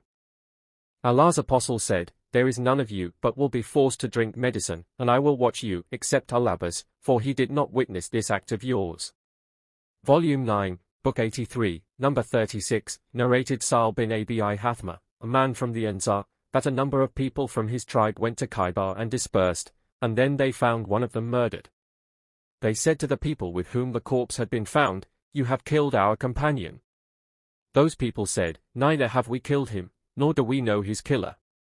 The bereaved group went to the Prophet and said, "O Allah's apostle, we went to Khaybar and found one of us murdered." The Prophet said, "Let the older among you come forward and speak." Then the Prophet said to them, "Bring your proof against the killer." They said, "We have no proof." The Prophet said, "Then they, the defendants, will take an oath." They said, "We do not accept the oaths of the Jews." Allah's apostle did not like that the blood money of the killed one be lost without compensation, so he paid 100 camels out of the camels of Zakat to the relatives of the deceased, as diya, blood money. Volume 9, Book 83, Number 37, narrated Abu Kilaba. Once Umar bin Abdul Aziz sat on his throne in the courtyard of his house so that the people might gather before him. Then he admitted them and, when they came in, he said, "What do you think of Al-Qasama?" They said, "We say that it is lawful to depend on Al-Qasama in qisas, as the previous Muslim caliphs carried out qisas depending on it." Then he said to me, "O Abu Kilaba, what do you say about it?" He let me appear before the people and I said, "O chief of the believers, you have the chiefs of the army staff and the nobles of the Arabs. If 50 of them testified that a married man had committed illegal sexual intercourse in Damascus but they had not seen him doing so, would you stone him?" He said, "No." I said, "If 50 of them testified that a man had committed theft in Homs, would you cut off his hand though they did not see him?" He replied, "No." I said, "By Allah, Allah's apostle never killed anyone except in one of the following 3 situations. 1. A person who killed somebody unjustly, was killed, in qisas. 2. A married person who committed illegal sexual intercourse and 3. A man who fought against Allah and his apostle and deserted Islam and became an apostate." Then the people said, "Didn't Anas bin Malik narrate that Allah's apostle cut off the hands of the thieves, branded their eyes and then threw them in the sun?" I said, "I shall tell you the narration of Anas." Anas said, 8 persons from the tribe of Aql came to Allah's apostle and gave the pledge of allegiance for Islam, became Muslim. The climate of the place, Medina, did not suit them, so they became sick and complained about that to Allah's apostle. He said to them, "Won't you go out with the shepherd of our camels and drink of the camel's milk and urine, as medicine?" They said, "Yes." So they went out and drank the camel's milk and urine, and after they became healthy, they killed the shepherd of Allah's apostle and took away all the camels. This news reached Allah's apostle, so he sent men to follow their traces, and they were captured and brought to the Prophet. He then ordered to cut their hands and feet, and their eyes were branded with heated pieces of iron, and then he threw them in the sun till they died. I said, "What can be worse than what those people did? They deserted Islam, committed murder and theft." Then Anbasa bin said, "By Allah, I never heard a narration like this of today." I said, "O Anbasa, you deny my narration?" Anbasa said, "No, but you have related the narration in the way it should be related. By Allah, these people are in welfare as long as this Sheikh, Abu Kilaba, is among them." I added, "Indeed in this event there has been a tradition set by Allah's apostle." The narrator added, "Some Ansari people came to the Prophet and discussed some matters with him. A man from amongst them went out and was murdered. Those people went out after him, and behold, their companion was swimming in blood. They returned to Allah's apostle and said to him, 'O Allah's apostle, we have found our companion who had talked with us and gone out before us, swimming in blood, killed.' Allah's apostle went out and asked them, 'Whom do you suspect or whom do you think has killed him?' They said, 'We think that the Jews have killed him.' The Prophet sent for the Jews and asked them, 'Did you kill this person?' They replied, 'No.' He asked the Al-Ansars, "Do you agree that I let 50 Jews take an oath that they have not killed him?" They said, "It matters little for the Jews to kill us all and then take false oaths." He said, "Then would you like to receive the diya after 50 of you have taken an oath that the Jews have killed your man?" They said, "We will not take the oath." Then the Prophet himself paid them the diya, blood money. The narrator added, "The tribe of Hadiths repudiated one of their men for his evil conduct in the pre-Islamic period of ignorance. Then, at a place called Al-Batha, near Mecca, the man attacked a Yemenite family at night to steal from them, but a man from the family noticed him and struck him with his sword and killed him. The tribe of Hadiths came and captured the Yemenite and brought him to Umar during the Hajj season and said, 'He has killed our companion.' The Yemenite said, but these people had repudiated him, i.e., their companion. Umar said, 'Let 50 persons of Hadiths swear that they had not repudiated him.' So 49 of them took the oath, and then a person belonging to them came from Sham and they requested him to swear similarly, but he paid 1,000 dirhams instead of taking the oath. They called another man instead of him, and the new man shook hands with the brother of the deceased. Some people said, 'We and those 50 men who had taken false oaths, Al-Qasama, set out, and when they reached a place called Nakla, it started raining, so they entered a cave in the mountain, and the cave collapsed on those 50 men who took the false oath, and all of them died except the 2 persons who had shaken hands with each other. They escaped death, but a stone fell on the leg of the brother of the deceased and broke it, whereupon he survived for 1 year and then died.' I further said, Abdul Malik bin Marwan sentenced a man to death in Qisas, equality in punishment, for murder, basing his judgment on Al-Qasama, but later on he regretted that judgment and ordered that the names of the 50 persons who had taken the oath, Al-Qasama, be erased from the register, and he exiled them in Sham. Volume 9, Book 83, number 38a, narrated Anas, a man peeped into one of the dwelling places of the Prophet. The Prophet got up and aimed a sharp-edged arrowhead, or wooden stick, at him to poke him stealthily. Volume 9, Book 83, number 38, narrated Sa'al bin Sa'd as-Sa'idi, a man peeped through a hole in the door of Allah's Apostle's house, and at that time, Allah's Apostle had a midri, an iron comb or bar, with which he was rubbing his head. So when Allah's Apostle saw him, he said to him, 'If I had been sure that you were looking at me through the door, I would have poked your eye with this sharp iron bar.' Allah's Apostle added, 'The asking for permission to enter has been enjoined so that one may not look unlawfully at what there is in the house without the permission of its people.' Volume 9, Book 83, number 39, narrated Abu Hurairah, Abul Qasim said, 'If any person peeps at you without your permission and you poke him with a stick and injure his eye, you will not be blamed.' Volume 9, Book 83, number 40, narrated Ash-Shabai, Lieva. See Hadith number 283, Volume 4, Volume 9, Book 83, number 41, narrated Abu Hurairah, 2 women from the tribe of Hadiths fought with each other, and one of them threw a stone at the other, causing her to have a miscarriage, and Allah's Apostle gave his verdict that the killer of the fetus should give a male or female slave as a diya. Volume 9, Book 83, number 42e, narrated Hisham's father from Al-Mughira bin Shu'bah, Umar consulted the companions about the case of a woman's abortion, caused by somebody else. Al-Mughira said, the Prophet gave the verdict that a male or female slave should be given as a diya. Then Muhammad bin Maslama testified that he had witnessed the Prophet giving such a verdict. Volume 9, Book 83, number 42, narrated Hisham's father, Umar asked the people who heard the Prophet giving his verdict regarding abortions. Al-Mughira said, I heard him judging that a male or female slave should be given as a diya. Umar said, present a witness to testify your statement. Muhammad bin Maslama said, I testify that the Prophet gave such a judgment. Volume 9, Book 83, number 43, narrated, Urwa, I heard Al-Mughira bin Shu'bah narrating that Umar had consulted them about the case of abortion, similarly as narrated in No. 42, Volume 9, Book 83, number 44, narrated Abu Hurairah, Allah's Apostle gave a verdict regarding an aborted fetus of a woman from Bani Lehian that the killer of the fetus should give a male or female slave as a diya, but the woman who was required to give the slave died. So Allah's Apostle gave the verdict that her inheritance be given to her children and her husband, and the diya be paid by her asaba. Volume 9, Book 83, number 45, narrated Abu Hurairah, 2 women from Hadith fought with each other, and one of them hit the other with a stone that killed her and what was in her womb. The relatives of the killer and the relatives of the victim submitted their case to the Prophet, who judged that the diya for the fetus was a male or female slave, and the diya for the killed woman was to be paid by the asaba, near relatives, of the killer.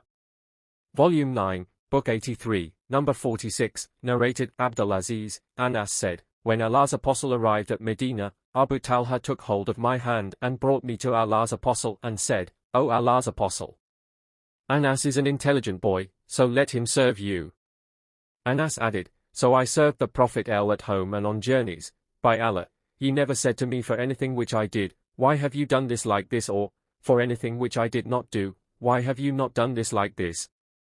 Volume 9, Book 83, number 47, narrated Abu Hurairah, Allah's Apostle said, there is no diya for persons killed by animals, or for the one who has been killed accidentally by falling into a well, or for the one killed in a mine. And 1/5 of rikaz, treasures buried before the Islamic era, is to be given to the state. Volume 9, Book 83, number 48, narrated Abu Hurairah, the Prophet said, there is no diya for a person injured or killed by an animal, going about without somebody to control it, and similarly, there is no diya for the one who falls and dies in a well, and also the one who dies in a mine. As regards the rikaz, buried wealth, 1/5 thereof is for the state. Volume 9, Book 83, number 49, narrated Abdullah bin Aymar, the Prophet said, whoever killed a muwahhid, a person who is granted the pledge of protection by the Muslims, shall not smell the fragrance of paradise, though its fragrance can be smelt at a distance of 40 years of traveling. Volume 9, Book 83, number 50, narrated Abu Juhayfa, I asked Ali, do you have anything divine literature besides what is in the Quran? Or, as Uyayna once said, apart from what the people have? Ali said, by him who made the grain split, germinate, and created the soul, we have nothing except what is in the Quran and the ability, gift, of understanding Allah's book which he may endow a man with, and what is written in this sheet of paper. I asked, what is on this paper? He replied, the legal regulations of diya, blood money, and the ransom for releasing of the captives, and the judgment that no Muslim should be killed in qisas, equality in punishment, for killing a kafir, disbeliever. Volume 9, Book 83, number 51, narrated Abu said, the Prophet said, do not prefer some prophets to others. Volume 9, Book 83, number 52, narrated Abu said al-Khudri, a Jew whose face had been slapped by someone, came to the Prophet and said, O Muhammad, a man from your Ansari companions slapped me. The Prophet said, call him. They called him, and the Prophet asked him, why did you slap his face? He said, O Allah's Apostle, while I was passing by the Jews, I heard him saying, by him who chose Moses above all the human beings. I said, protestingly, even above Muhammad? So I became furious and slapped him. The Prophet said, do not give me preference to other prophets, for the people will become unconscious on the day of resurrection, and I will be the first to gain conscious, and behold, I will find Moses holding one of the pillars of the throne of Allah. Then I will not know whether he has become conscious before me or he has been exempted because of his unconsciousness at the mountain, during his worldly life, which he received. 84, Dealing with Apostates Volume 9, Book 84, number 53, narrated Abdullah, when the verse, it is those who believe and confuse not their belief with wrong, i.e., worshipping others besides Allah, 6:82, was revealed, it became very hard on the companions of the Prophet, and they said, who among us has not confused his belief with wrong, oppression? On that, Allah's Apostle said, this is not meant by the verse. Don't you listen to Luqman's statement, verily, joining others in worship with Allah is a great wrong indeed. 31:13, Volume 9, Book 84, number 54, narrated Abu Bakr, the Prophet said, the biggest of the great sins are, to join others in worship with Allah, to be undutiful to one's parents, and to give a false witness.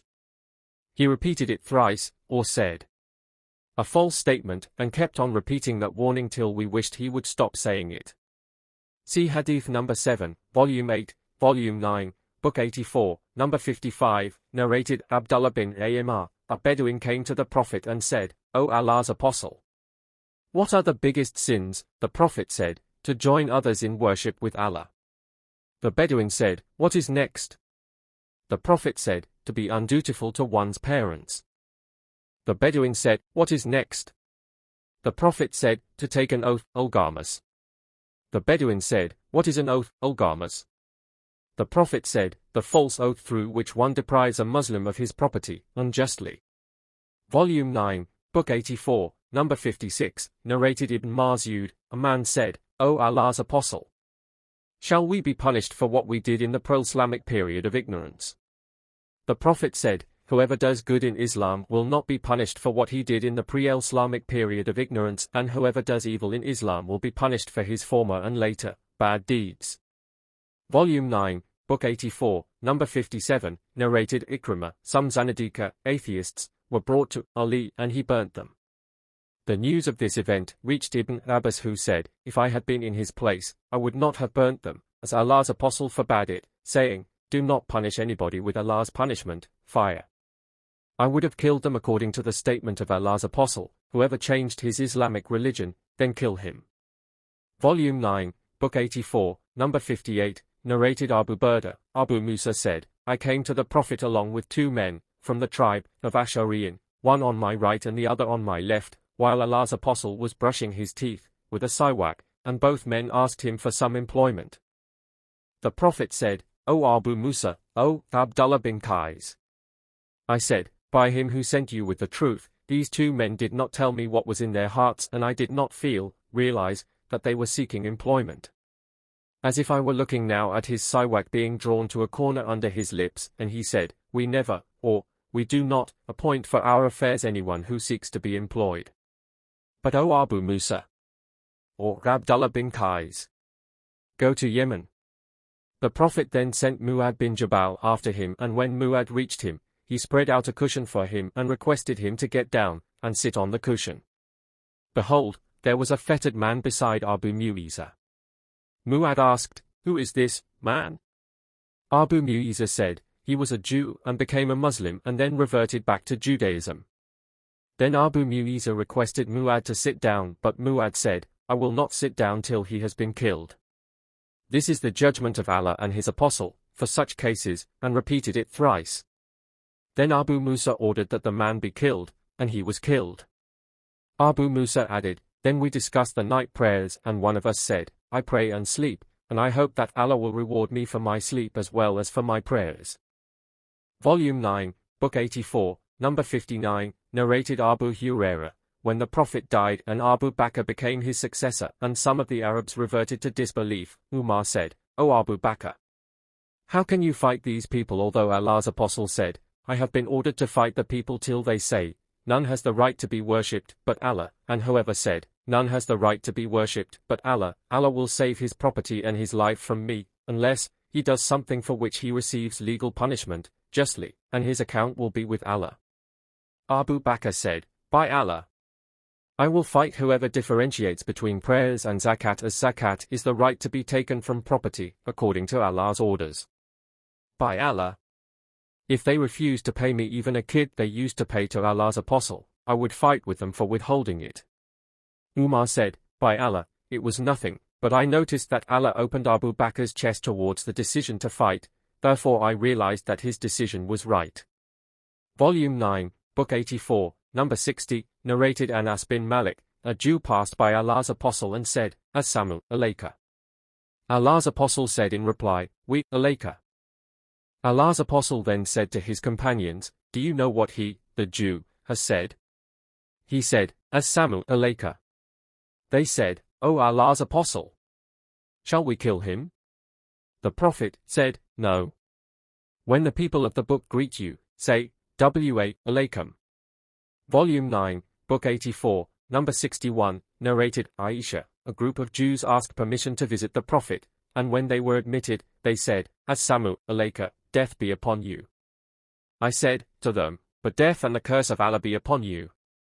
The Prophet said, 'O Aisha, Allah is kind and lenient and likes that one should be kind and lenient in all matters.'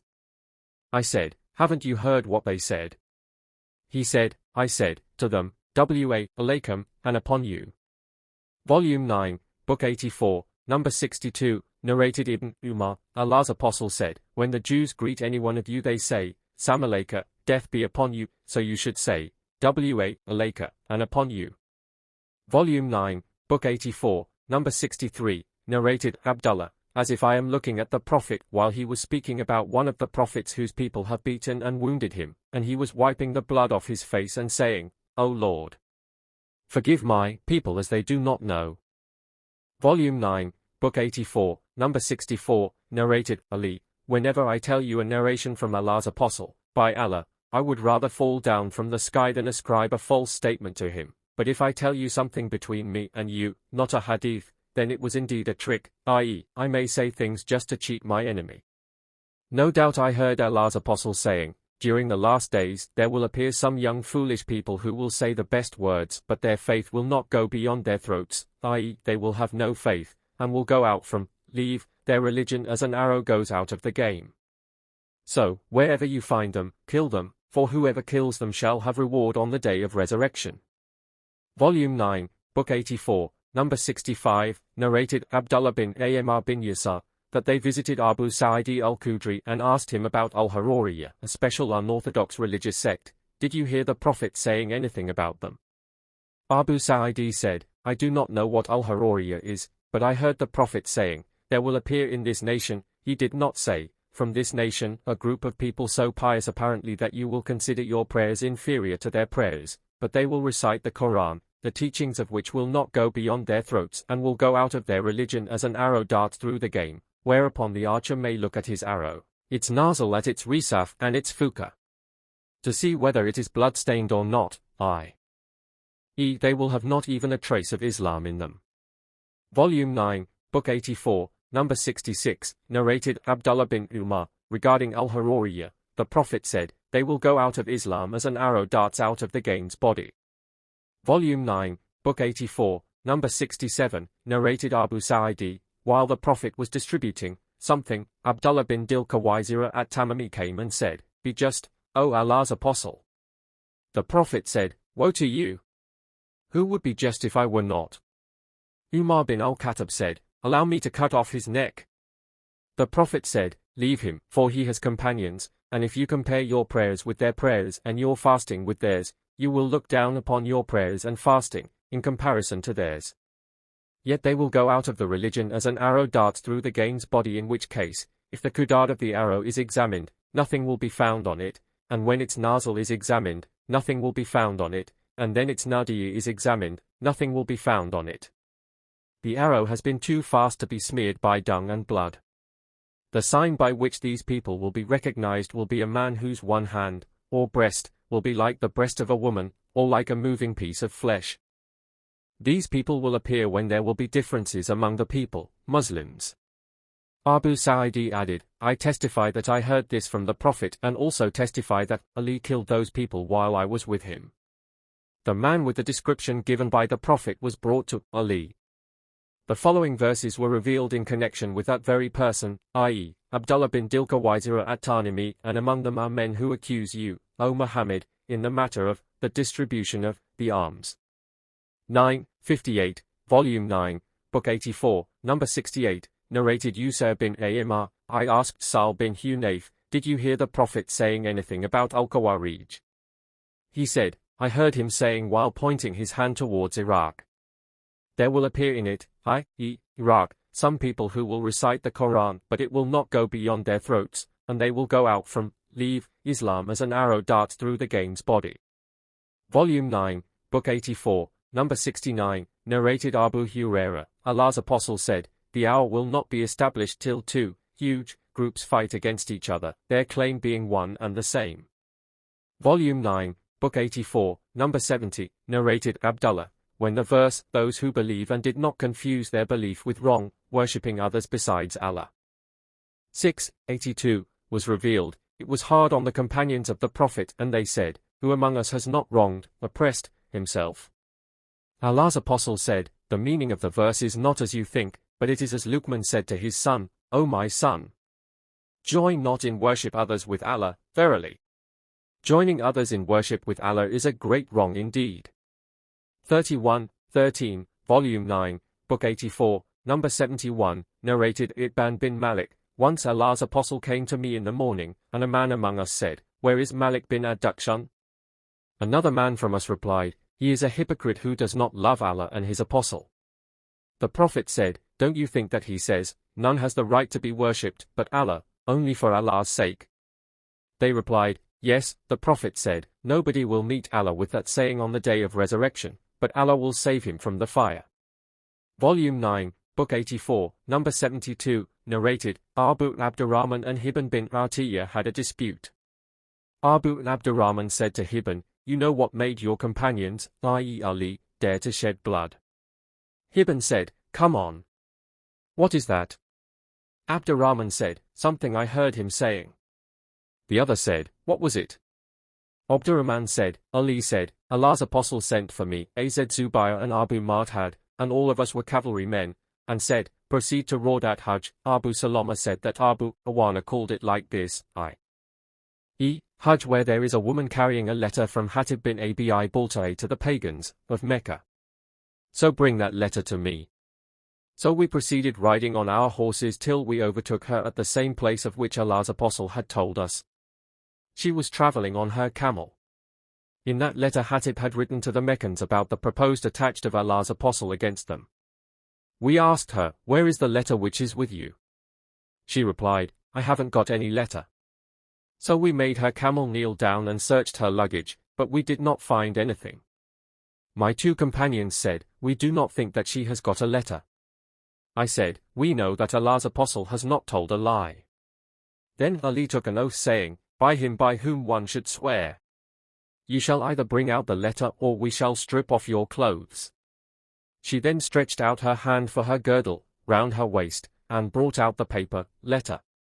They took the letter to Allah's apostle. Umar said, "O Allah's apostle, Hatib has betrayed Allah, his apostle and the believers, let me chop off his neck." Allah's apostle said, "O Hatib, what obliged you to do what you have done?" Hatib replied, "O Allah's apostle, why, for what reason should I not believe in Allah and his apostle? But I intended to do the Mecca people a favor by virtue of which my family and property may be protected, as there is none of your companions but has some of his people, relatives, whom Allah urges to protect his family and property." The Prophet said, "He has said the truth, therefore, do not say anything to him except good." Umar again said, "O Allah's apostle, he has betrayed Allah, his apostle and the believers, let me chop his neck off." The Prophet said, "Isn't he from those who fought the battle of Badr? And what do you know, Allah might have looked at them, bad warriors, and said to them, 'Do what you like, for I have granted you paradise.'" On that, Umar's eyes became flooded with tears and he said, "Allah and his apostle know best." 85. Saying something under compulsion, Iqra, Volume 9, Book 85, number 73, narrated Abi Hurairah, the Prophet used to invoke Allah in his prayer, "O Allah, save Ayash bin Abi Rabi'a and Salama bin Hisham and Al-Walid bin Al-Walid, O Allah. Save the weak among the believers, O Allah. Be hard upon the tribe of Muda and inflict years of famine upon them like the famine years of Joseph." Volume 9, Book 85, number 74, narrated Anas, Allah's apostle said, "Whoever possesses the following three qualities will have the sweetness of faith. 1. The one to whom Allah and his apostle becomes dearer than anything else. 2. Who loves a person and he loves him only for Allah's sake. 3. Who hates to revert to atheism, disbelief, as he hates to be thrown into the fire." Volume 9, Book 85, number 75, narrated Qais, I heard Sa'id bin Zaid saying, "I have seen myself tied and forced by Umar to leave Islam, before Umar himself embraced Islam. And if the mountain of Uhud were to collapse for the evil which you people had done to Uthman, then Uhud would have the right to do so." See Hadith number 202, Volume 5, Volume 9, Book 85, number 76, narrated Kabab bin Alat, "We complained to Allah's apostle about our state, while he was leaning against his sheet cloak in the shade of the Kaaba. We said, 'Will you ask Allah to help us? Will you invoke Allah for us?' He said, 'Among those who were before you a believer used to be seized and a pit used to be dug for him and then he used to be placed in it. Then a saw used to be brought and put on his head, which would be split into 2 halves. His flesh might be combed with iron combs and removed from his bones, yet all that did not cause him to revert from his religion. By Allah, this religion, Islam, will be completed, and triumph, till a rider, traveler, goes from Sana'a, the capital of Yemen, to Hadramaut, fearing nobody except Allah and the wolf, lest it should trouble his sheep, but you are impatient.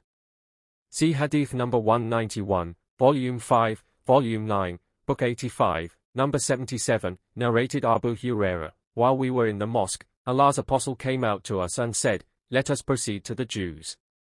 So we went along with him till we reached Beit al-Midras, a place where the Torah used to be recited and all the Jews of the town used to gather. The Prophet stood up and addressed them, "O assembly of Jews! Embrace Islam and you will be safe." The Jews replied, "O Abu al-Qasim! You have conveyed Allah's message to us." The Prophet said, "That is what I want from you." He repeated his first statement for the second time, and they said, "You have conveyed Allah's message, O Abu al-Qasim." Then he said it for the third time and added, "You should know that the earth belongs to Allah and His Apostle, and I want to exile you from this land, so whoever among you owns some property, can sell it, otherwise you should know that the earth belongs to Allah and His Apostle." See Hadith number 392, Volume 4, Volume 9, Book 85, number 78, narrated Kansa bint Qidam al-Ansariya, that her father gave her in marriage when she was a matron and she disliked that marriage. So she came and complained to the Prophet and he declared that marriage invalid. See Hadith number 69, Volume 7, Volume 9, Book 85, number 79, narrated Aisha, I asked the Prophet, "O Allah's Apostle, should the women be asked for their consent to their marriage?" He said, "Yes." I said, "A virgin, if asked, feels shy and keeps quiet." He said, "Her silence means her consent." Volume 9, Book 85, number 80, narrated Jabir, a man from the Ansar made his slave, a mudabba. And apart from that slave he did not have any other property. This news reached Allah's Apostle and he said, "Who will buy that slave from me?" So Nu'aym bin Naham bought him for 800 dirham. Jabir added, "It was a Coptic, Egyptian, slave who died that year." Volume 9, Book 85, number 81, narrated Ibn Abbas, wished, for they had more right to dispose of her than her own relative. Volume 9, Book 85, number 82, narrated Abu Hurairah, Allah's Apostle said, "The Prophet, Abraham migrated with his wife Sarah till he reached a town where there was a king or a tyrant who sent a message to Abraham, ordering him to send Sarah to him. So when Abraham had sent Sarah, the tyrant got up, intending to do evil with her, but she got up and performed ablution and prayed and said, O Allah, if I have believed in you and in your apostle, then do not empower this oppressor over me." So he, the king, had an epileptic fit and started moving his legs violently. Volume 9, Book 85, number 83, narrated Abdullah bin Umar, Allah's Apostle said, "A Muslim is a brother of another Muslim. So he should neither oppress him nor hand him over to an oppressor. And whoever fulfilled the needs of his brother, Allah will fulfill his needs." Volume 9, Book 85, number 84, narrated Anas, Allah's Apostle said, "Help your brother whether he is an oppressor or an oppressed." A man said, "O Allah's Apostle, I will help him if he is oppressed, but if he is an oppressor, how shall I help him?" The Prophet said, "By preventing him from oppressing others, for that is how to help him." 86, Tricks Volume 9, Book 86, number 85, narrated Umar bin al-Khattab, the Prophet said, "O people, the reward of deeds depends upon the intentions, and every person will get the reward according to what he has intended. So, whoever emigrated for Allah and His Apostle, then his emigration was for Allah and His Apostle, and whoever emigrated to take worldly benefit or for a woman to marry, then his emigration was for what he emigrated for." Volume 9, Book 86, number 86, narrated Abu Hurairah, the Prophet said, "Allah does not accept prayer of any one of you if he does hadath, passes wind, till he performs the ablution, and you." Volume 9, Book 86, number 87, narrated Anas, that Abu Bakr wrote for him zakat regulations which Allah's Apostle had made compulsory, and wrote that one should neither collect various portions of the property, nor divide the property into various portions in order to avoid paying zakat.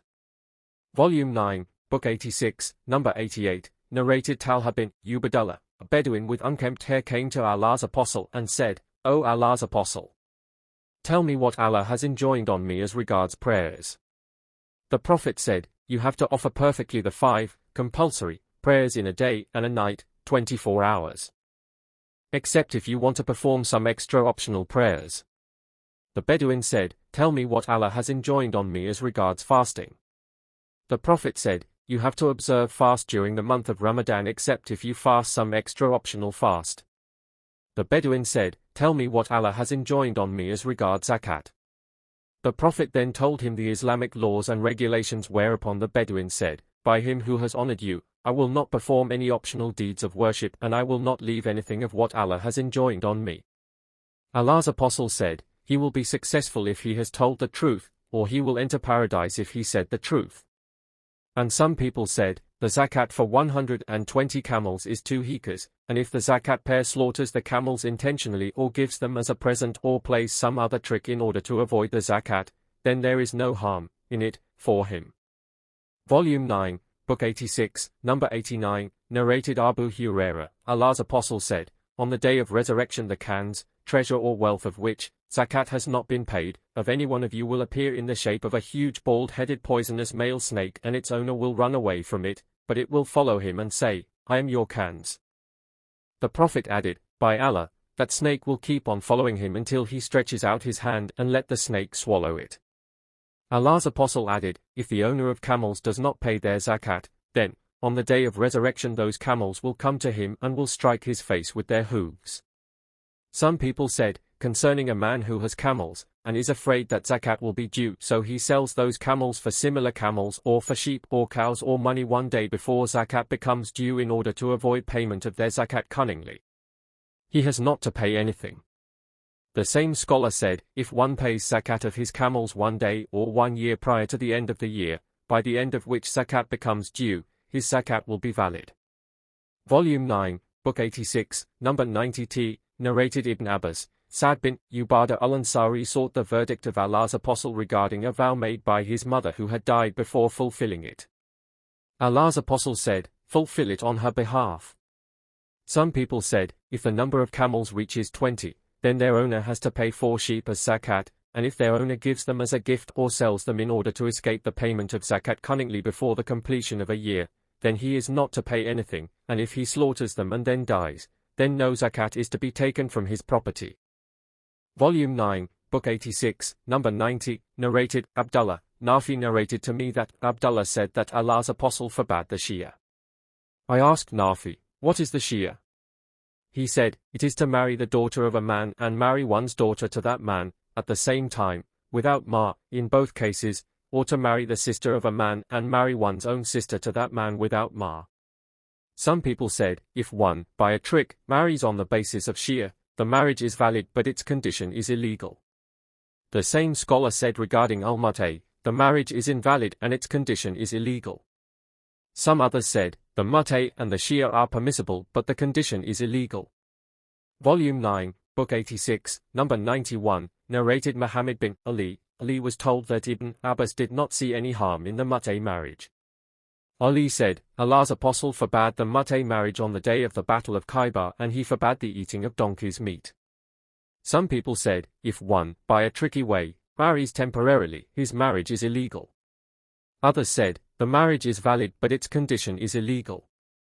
Volume 9, Book 86, Number 92, narrated Abu Hurairah, Allah's Apostle said, one should not prevent others from watering their animals with the surplus of his water in order to prevent them from benefiting by the surplus of grass.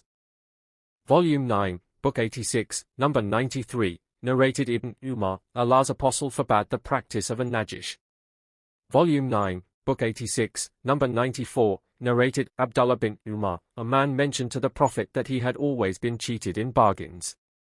The Prophet said, whenever you do bargain, say, no cheating. Volume 9, Book 86, Number 95, narrated Urwa, that he asked Aisha regarding the verse, if you fear that you shall not be able to deal justly with the orphan girls, marry other women of your choice. 4:3, Aisha said, it is about an orphan girl under the custody of her guardian who, being attracted by her wealth and beauty, wants to marry her with mahr less than other women of her status.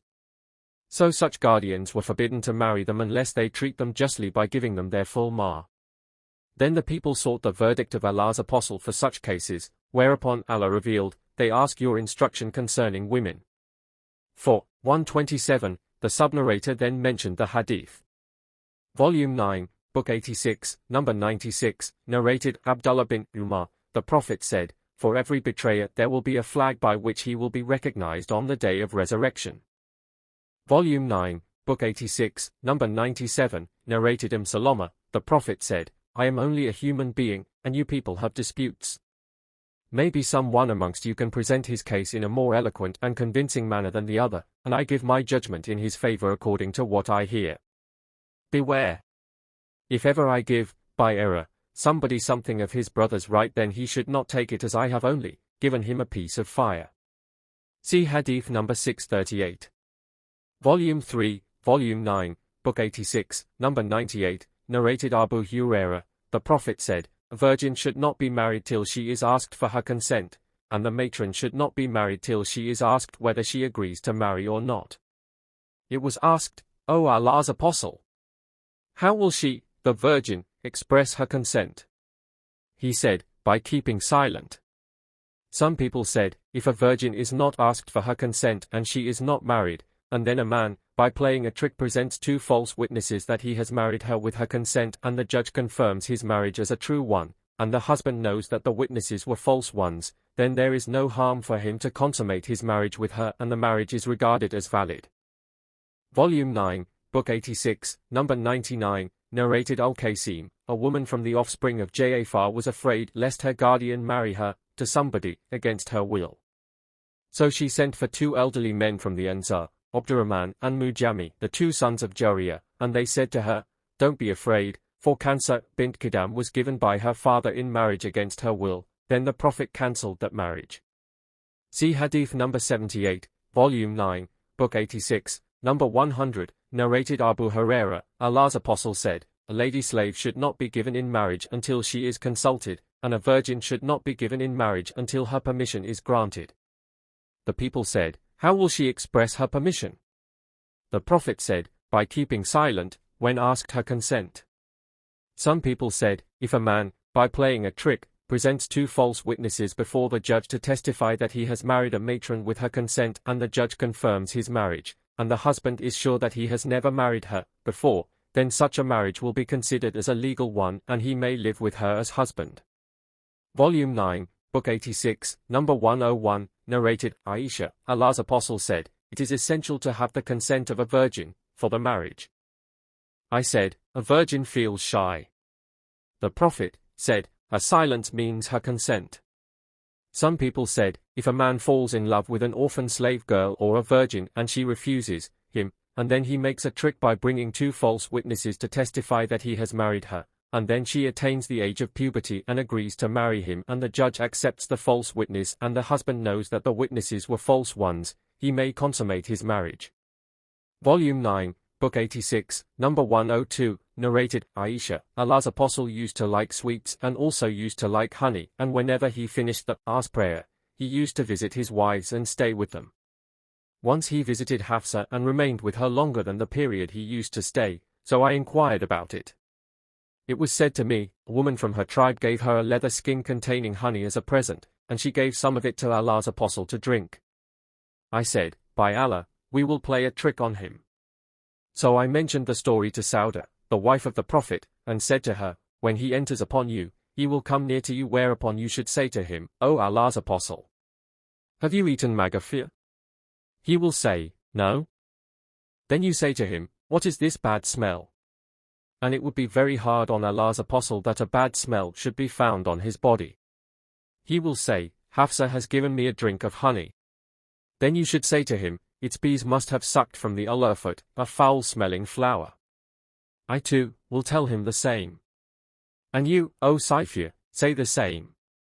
So when the Prophet entered upon Sauda, the following happened. Sauda said, "By him except whom none has the right to be worshipped, I was about to say to him what you had told me to say while he was still at the gate because of fear from you. But when Allah's apostle came near to me, I said to him, O Allah's apostle, have you eaten magafir? He replied, no. I said, what about this smell? He said, Hafsa has given me a drink of honey. I said, its bees must have sucked Allah foot. When he entered upon me, I told him the same as that, and when he entered upon Safiya, she too told him the same. So when he visited Hafsa again, she said to him, O Allah's apostle, shall I give you a drink of it, honey? He said, I have no desire for it.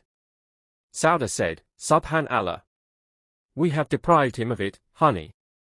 I said to her, be quiet. Volume 9, Book 86, number 103, narrated Abdullah bin Amir bin Rabi'a, Umar bin al-Khattab left for Sham, and when he reached a place called Sarg, he came to know that there was an outbreak of an epidemic, of plague, in Sham.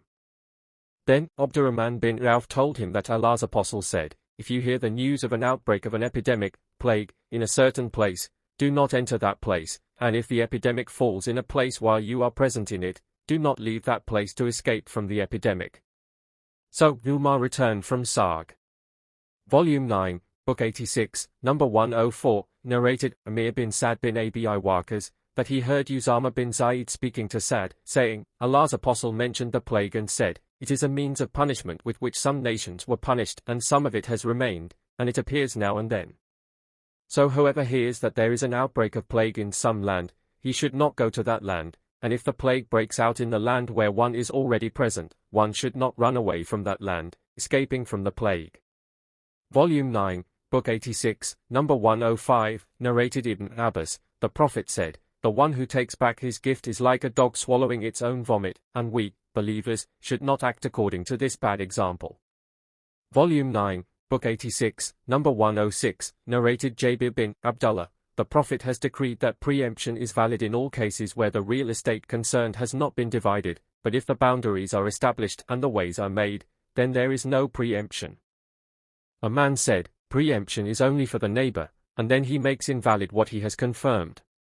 He said, if someone wants to buy a house and being afraid that the neighbor of the house may buy it through preemption, he buys 1 share out of 100 shares of the house and then buys the rest of the house, then the neighbor can only have the right of preemption for the first share but not for the rest of the house, and the buyer may play such a trick in this case. Volume 9, Book 86, number 107, narrated Amr bin Ash-Sharid, Al-Miswar bin Makrama came and put his hand on my shoulder and I accompanied him to Sa'd. Abu Rafi said to Al-Miswar, won't you order this, i.e. Sa'd, to buy my house which is in my yard? Sa'd said, I will not offer more than 400 in installments over a fixed period. Abu Rafi said, I was offered 500 cash but I refused. Had I not heard the Prophet saying, a neighbor is more entitled to receive the care of his neighbor, I would not have sold it to you. The narrator said, to Sufyan, Ma'mar did not say so. Sufyan said, but he did say so to me. Some people said, if someone wants to sell a house and deprive somebody of the right of preemption, he has the right to play a trick to render the preemption invalid. And that is by giving the house to the buyer as a present and marking its boundaries and giving it to him. The buyer then gives the seller 1,000 dirham as compensation, in which case the preemptor loses his right of preemption. Narrated Amr bin Ash-Sharid, Abu Rafi said that Sa'd offered him 400 mithqal of gold for a house. Abu Rafi said, if I had not heard Allah's apostle saying, a neighbor has more right to be taken care of by his neighbor, then I would not have given it to you. Some people said, if one has bought a portion of a house and wants to cancel the right of preemption, he may give it as a present to his little son and he will not be obliged to take an oath.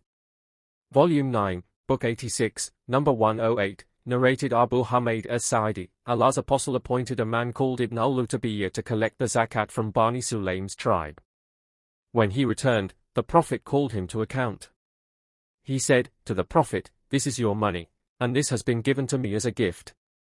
On that, Allah's apostle said, why didn't you stay in your father's and mother's house to see whether you will be given gifts or not if you are telling the truth? Then the Prophet addressed us, and after praising and glorifying Allah, he said, Amma biyadu, I employ a man from among you to manage some affair of what Allah has put under my custody, and then he comes to me and says, this is your money and this has been given to me as a gift. Why didn't he stay in his father's and mother's home to see whether he will be given gifts or not? By Allah, not any one of you takes a thing unlawfully, but he will meet Allah on the day of resurrection, carrying that thing. I do not want to see any of you carrying a grunting camel or a mooing cow or a bleating sheep on meeting Allah.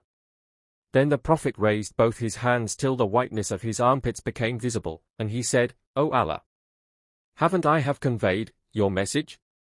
The narrator added, my eyes witnessed and my ears heard, that Hadith.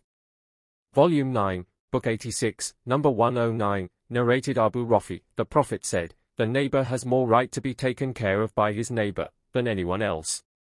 Some men said, if one wants to buy a house for 20,000 dirhams, then there is no harm to play a trick to deprive somebody of preemption by buying it, just on paper, with 20,000 dirhams, but paying to the seller only 9,999 dirhams in cash, and then agree with the seller to pay only 1 dinar in cash for the rest of the price, i.e. 10,001 dirhams. If the preemptor offers 20,000 dirhams for the house, he can buy it, otherwise he has no right to buy it. By this trick he got out of preemption. If the house proves to belong to somebody else other than the seller, the buyer should take back from the seller what he has paid, i.e. 9,999 dirhams and 1 dinar, because if the house proves to belong to somebody else, so the whole deal, is unlawful. If the buyer finds a defect in the house and it does not belong to somebody other than the seller, the buyer may return it and receive 20,000 dirhams, instead of 9,999 dirham plus 1 dinar, which he actually paid. Abu Abdullah said, so that man allows, some people, the playing of tricks amongst the Muslims, although, the Prophet said, in dealing with Muslims one should not sell them sick animals, or bad things or stolen things. Volume 9, Book 86, number 110, narrated Amr bin Ash-Sharid, Abu Rafi sold a house to Sa'd bin Malik for 400 mithqal of gold, and said, if I had not heard the Prophet saying, the neighbor has more right to be taken care of by his neighbor than anyone else, then I would not have sold it to you. 87, Interpretation of Dreams Volume 9, Book 87, number 111, narrated Aisha, the commencement of the divine inspiration to Allah's apostle was in the form of good righteous, true, dreams in his sleep. He never had a dream but that it came true like bright daylight. He used to go in seclusion, the cave of Hira, where he used to worship Allah alone, continuously for many days, nights.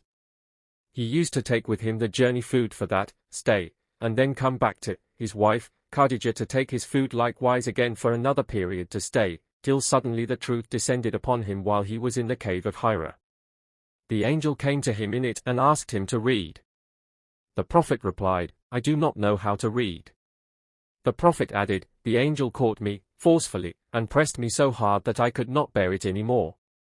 He then released me and again asked me to read, and I replied, I do not know how to read, whereupon he caught me again and pressed me a second time till I could not bear it any more. He then released me and asked me again to read, but again I replied, I do not know how to read, or, what shall I read? Thereupon he caught me for the third time and pressed me and then released me and said, read, in the name of your Lord, who has created all that exists. Has created man from a clot. Read, and your Lord is most generous. Up to that which he knew not. 96:15. Then Allah's apostle returned with the inspiration, his neck muscles twitching with terror till he entered upon Khadijah and said, cover me. Cover me. They covered him till his fear was over, and then he said, O Khadijah, what is wrong with me? Then he told her everything that had happened and said, I fear that something may happen to me. Khadijah said, never.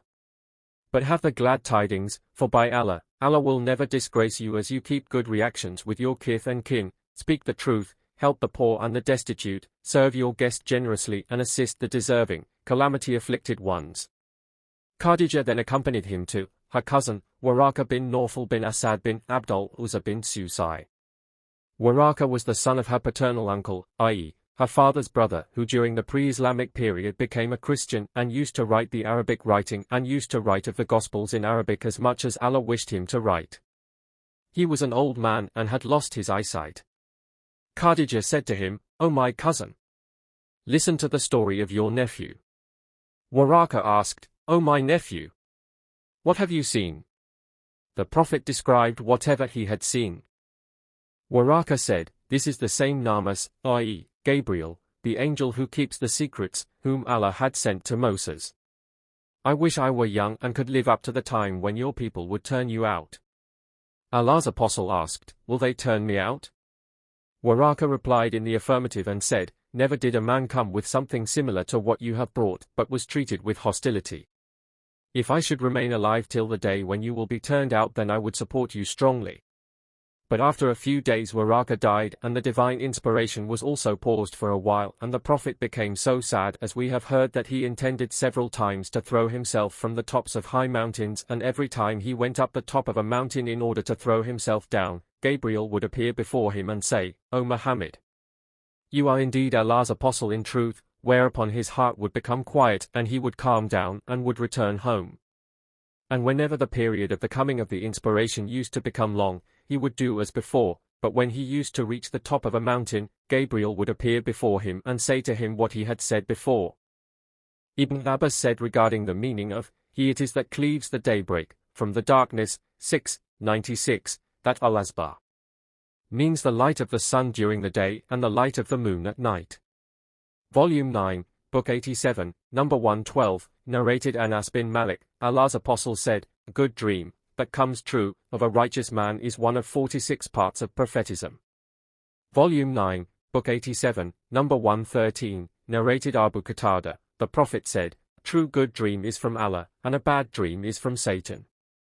Volume 9, Book 87, number 114, narrated Abu Sa'id al-Khudri, the Prophet said, if any one of you sees a dream that he likes, then it is from Allah, and he should thank Allah for it and narrate it to others, but if he sees something else, i.e., a dream that he dislikes, then it is from Satan, and he should seek refuge with Allah from its evil, and he should not mention it to anybody, for it will not harm him. Volume 9, Book 87, number 115, narrated Abu Qatada, the Prophet said, a good dream that comes true is from Allah, and a bad dream is from Satan, so if any one of you sees a bad dream, he should seek refuge with Allah from Satan and should spit on the left, for the bad dream will not harm him. Volume 9, Book 87, number 116, narrated Ubadah bin As-Samit, the Prophet said, the good dreams of a faithful believer is a part of the 46 parts of prophetism. Volume 9, Book 87, number 117, narrated Abu Hurairah, Allah's apostle said, the good dream of a faithful believer is a part of the 46 parts of prophetism. Volume 9, Book 87, number 118, narrated Abu Sa'id al-Khudri, I heard Allah's apostle saying, a good dream is a part of the 46 parts of prophetism. Volume 9, Book 87, number 119, narrated Abu Hurairah, I heard Allah's apostle saying, nothing is left of the prophetism except al-Mubashirat. They asked, what are al-Mubashirat? He replied, the true good dreams, that conveys glad tidings. Volume 9, Book 87, number 120, narrated Ibn Umar, some people were shown the night of Qadr as being in the last 7 days of the month of Ramadan. The Prophet said, seek it in the last 7 days of Ramadan. Volume 9, Book 87, number 121, narrated Abu Hurairah, Allah's apostle said, if I stayed in prison as long as Joseph stayed and then the messenger came, I would respond to his call to go out of the prison. Volume 9, Book 87, number 122, narrated Abu Hurairah, I heard the Prophet saying, whoever sees me in a dream will see me in his wakefulness, and Satan cannot imitate me in shape. Abu Abdullah said, Ibn Sirin said, only if he sees the Prophet in his real shape. Volume 9, Book 87, number 123, narrated Anas, the Prophet said, whoever has seen me in a dream, then no doubt, he has seen me, for Satan cannot imitate my shape. Volume 9, Book 87, number 124, narrated Abu Qatada, the Prophet said, a good dream is from Allah, and a bad dream is from Satan. So whoever has seen, in a dream, something he disliked, then he should spit without saliva, thrice on his left and seek refuge with Allah from Satan, for it will not harm him, and Satan cannot appear in my shape. Volume 9, Book 87, number 125, narrated Abu Qatada, the Prophet said, whoever sees me, in a dream, then he indeed has seen the truth. Volume 9, Book 87, number 126, narrated Abu Sa'id al-Khudri, the Prophet said, whoever sees me, in a dream, then he indeed has seen the truth, as Satan cannot appear in my shape. Volume 9, Book 87, number 127, narrated Abu Huraira, the Prophet said, I have been given the keys of eloquent speech and given victory with awe, cast into the hearts of the enemy, and while I was sleeping last night, the keys of the treasures of the earth were brought to me till they were put in my hand. Abu Huraira added, Allah's apostle left this world, and now you people are carrying those treasures from place to place. Volume 9, Book 87, number 128, narrated Abdullah bin Umar, Allah's apostle said, I saw myself, in a dream, near the Kaaba last night, and I saw a man with whitish-red complexion, the best you may see amongst men of that complexion, having long hair reaching his earlobes, which was the best hair of its sort, and he had combed his hair and water was dropping from it, and he was performing the tawaf around the Kaaba while he was leaning on two men or on the shoulders of two men. I asked, Who is this man? Somebody replied, He is Messiah, son of Mary. Then I saw another man with very curly hair, blind in the right eye, which looked like a protruding out grape. I asked, Who is this? Somebody replied, He is Messiah, Ad-Dajjal. Volume 9, Book 87, number 129, narrated Ibn Abbas, about a man who came to Allah's apostle and said, I was shown in a dream last night. Then Ibn Abbas mentioned the narration. Volume 9, Book 87, number 130, narrated Anas bin Malik, Allah's apostle used to visit Haram bint Milhan. She was the wife of Ubadah bin As-Samit. One day the Prophet visited her and she provided him with food and started looking for lice in his head. Then Allah's apostle slept and afterwards woke up smiling. Haram asked, What makes you smile, O Allah's apostle? He said, Some of my followers were presented before me in my dream as fighters in Allah's cause, sailing in the middle of the seas like kings on the thrones or like kings sitting on their thrones. The narrator Ishaq is not sure as to which expression was correct. Haram added, I said, O Allah's apostle, invoke Allah to make me one of them. So Allah's apostle invoked Allah for her and then laid his head down and slept. Then he woke up smiling again. Haram added, I said, What makes you smile, O Allah's apostle? He said, Some people of my followers were presented before me, in a dream, as fighters in Allah's cause. He said the same as he had said before. I said, O Allah's apostle, invoke Allah to make me from them. He said, You are among the first ones. Then Haram sailed over the sea during the caliphate of Muawiyah bin Abu Sufyan, and she fell down from her riding animal after coming ashore, and died. Volume 9, Book 87, number 131, narrated Kharija bin Zaid bin Thabit, Al-Allah, an Ansari woman who had given a pledge of allegiance to Allah's apostle, told me, the muhajirun, emigrants, were distributed amongst us by drawing lots, and we got Uthman bin Maz'un in our share. We made him stay with us in our house. Then he suffered from a disease which proved fatal. When he died and was given a bath and was shrouded in his clothes, Allah's apostle came, I said, addressing the dead body, O Aba as-Sa'ib, may Allah be merciful to you. I testify that Allah has honored you. Allah's apostle said, How do you know that Allah has honored him? I replied, Let my father be sacrificed for you, O Allah's apostle. On whom else shall Allah bestow his honor? Allah's apostle said, As for him, by Allah, death has come to him. By Allah, I wish him all good, from Allah. By Allah, in spite of the fact that I am Allah's apostle, I do not know what Allah will do to me. Allah added, By Allah, I will never attest the righteousness of anybody after that. Volume 9, Book 87, number 132, narrated Az-Zuri, regarding the above narration, the Prophet said, I do not know what Allah will do to him, Uthman bin Maz'un.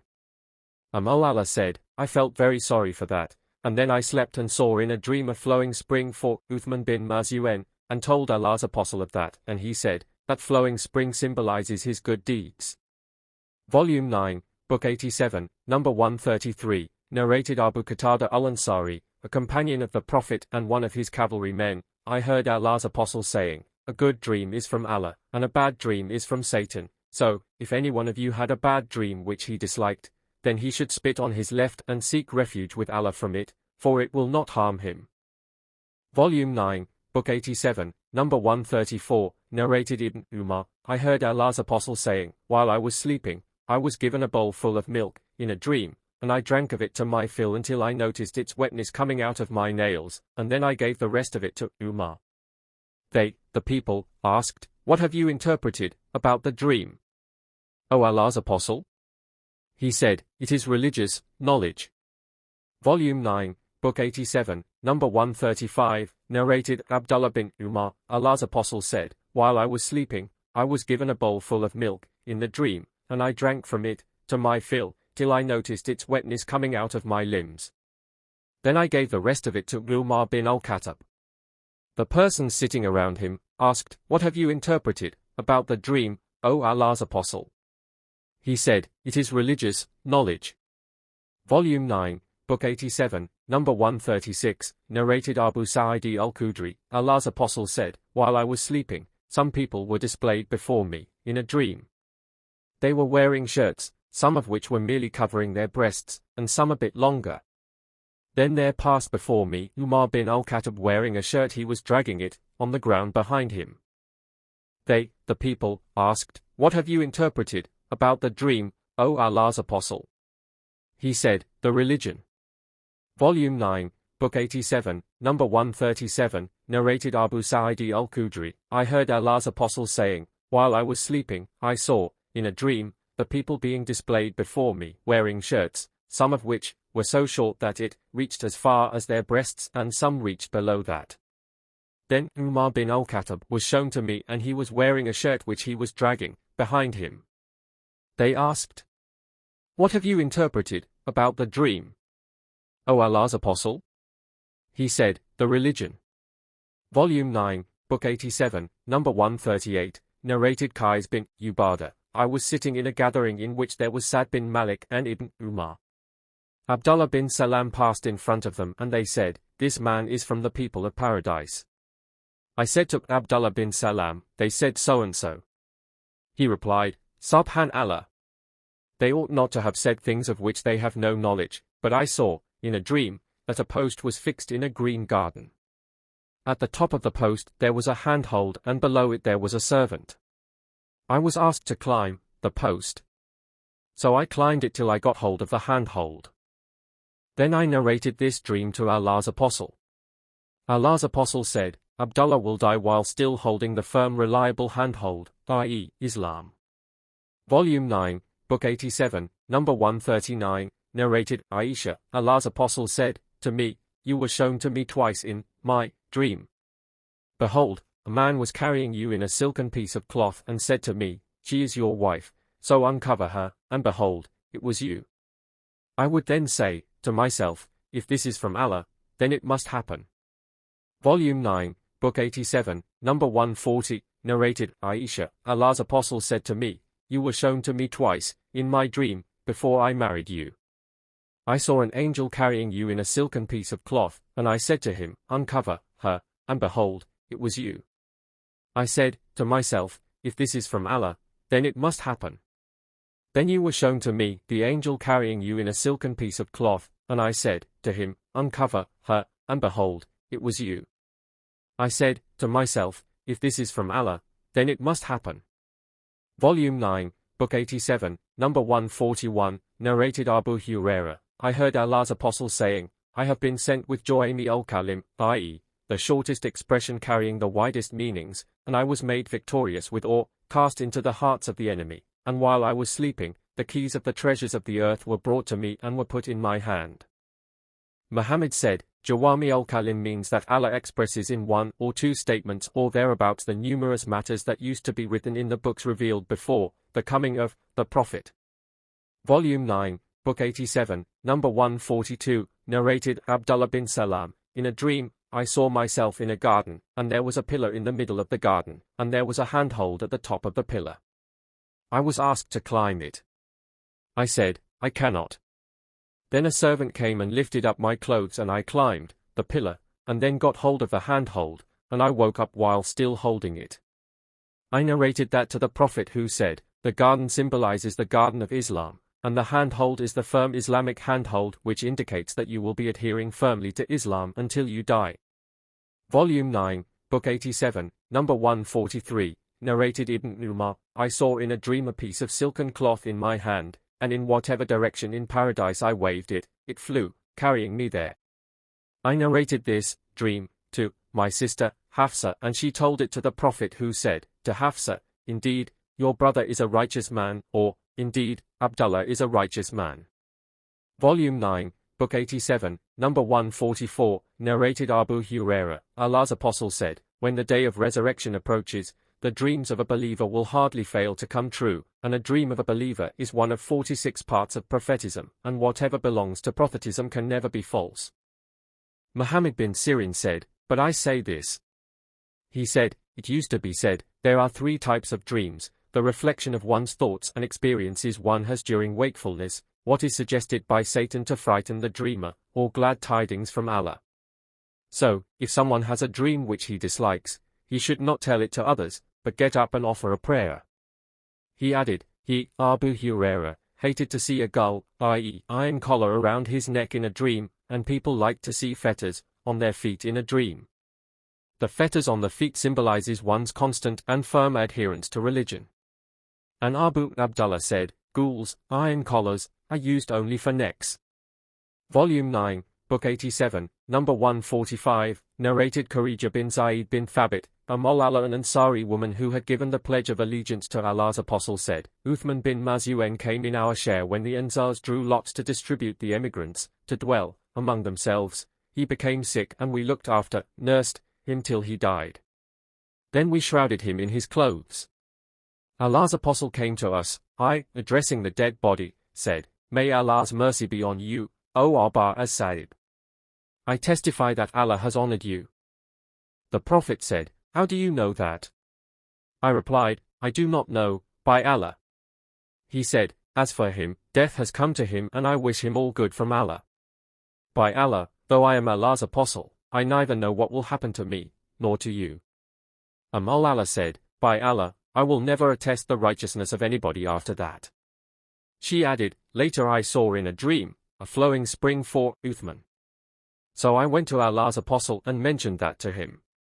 He said, that is, the symbol of his good deeds, the reward for which is going on for him.' Volume 9, Book 87, number 146, narrated Ibn Umar, Allah's Apostle said, 'I saw in a dream that, while I was standing at a well and drawing water therefrom, suddenly Abu Bakr and Umar came to me. Abu Bakr took the bucket and drew 1 or 2 buckets full of water, but there was weakness in his pulling, but Allah forgave him. Then Ibn al-Khattab took the bucket from Abu Bakr's hand and the bucket turned into a very large one in his hand.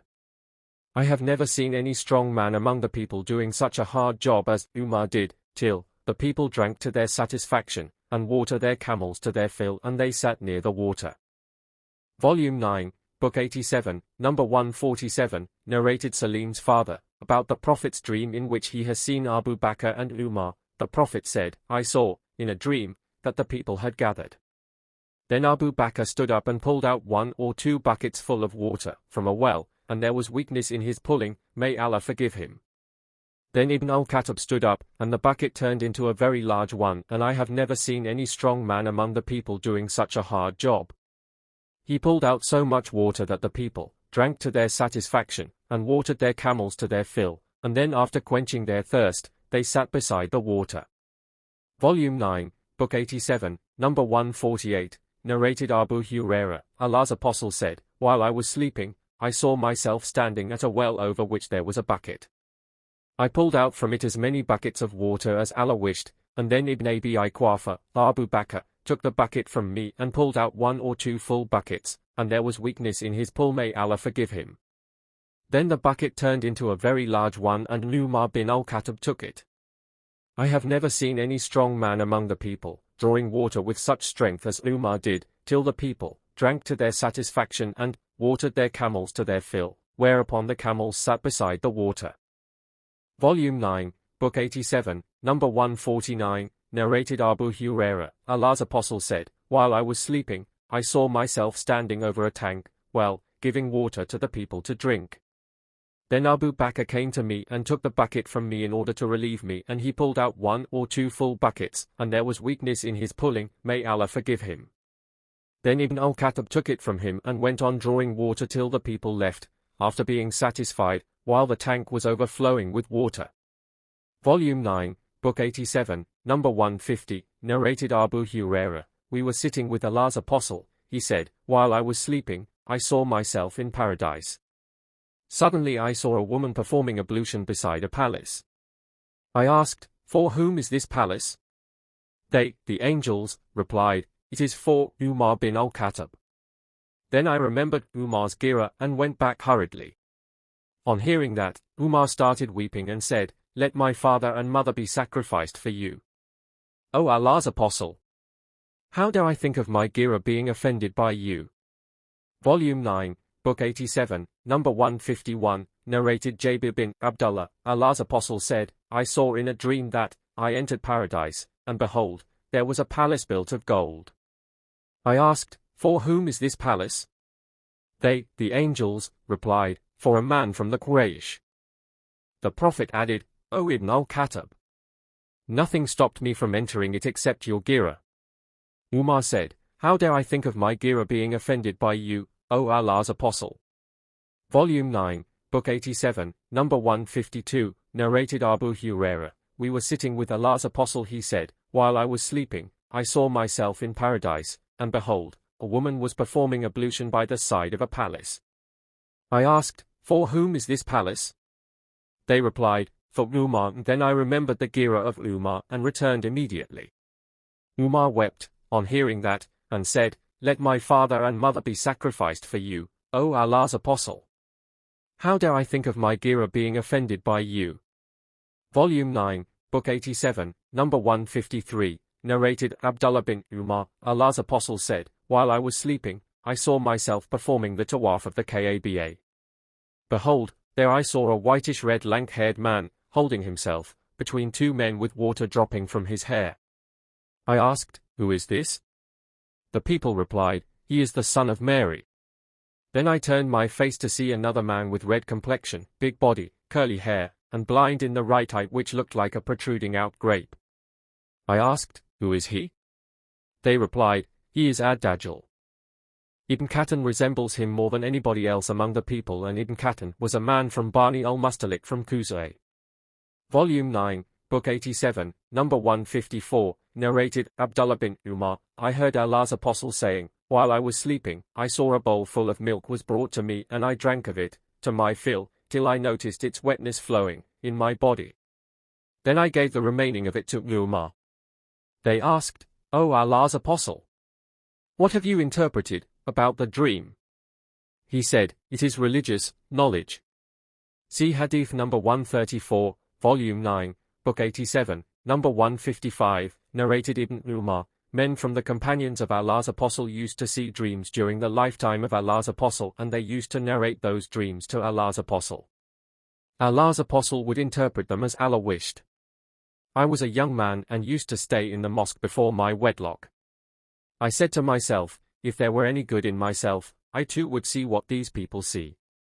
So when I went to bed one night, I said, O Allah, if you see any good in me, show me a good dream. So while I was in that state, there came to me, in a dream, two angels. In the hand of each of them, there was a mace of iron, and both of them were taking me to hell, and I was between them, invoking Allah, O Allah, I seek refuge with you from hell. Then I saw myself being confronted by another angel holding a mace of iron in his hand. He said to me, do not be afraid, you will be an excellent man if you only pray more often. So they took me till they stopped me at the edge of hell, and behold, it was built inside like a well, and it had side posts like those of a well, and beside each post there was an angel carrying an iron mace. I saw therein many people hanging upside down with iron chains, and I recognized therein some men from the Quraysh. Then, the angels took me to the right side. I narrated this dream to my sister, Hafsa, and she told it to Allah's Apostle. Allah's Apostle said, no doubt, Abdullah is a good man. Nafi said, since then, Abdullah bin Umar used to pray much. Volume 9, Book 87, number 156, narrated Ibn Umar, I was a young unmarried man during the lifetime of the Prophet. I used to sleep in the mosque. Anyone who had a dream would narrate it to the Prophet. I said, O Allah, if there is any good for me with you, Then show me a dream so that Allah's apostle may interpret it for me. So I slept and saw, in a dream, 2 angels came to me and took me along with them, and they met another angel who said to me, Don't be afraid, you are a good man. They took me towards the fire, and behold, it was built inside like a well, and therein I saw people some of whom I recognized, and then the angels took me to the right side. In the morning, I mentioned that dream to Hafsa. Hafsa told me that she had mentioned it to the Prophet and he said, Abdullah is a righteous man if he only prays more at night.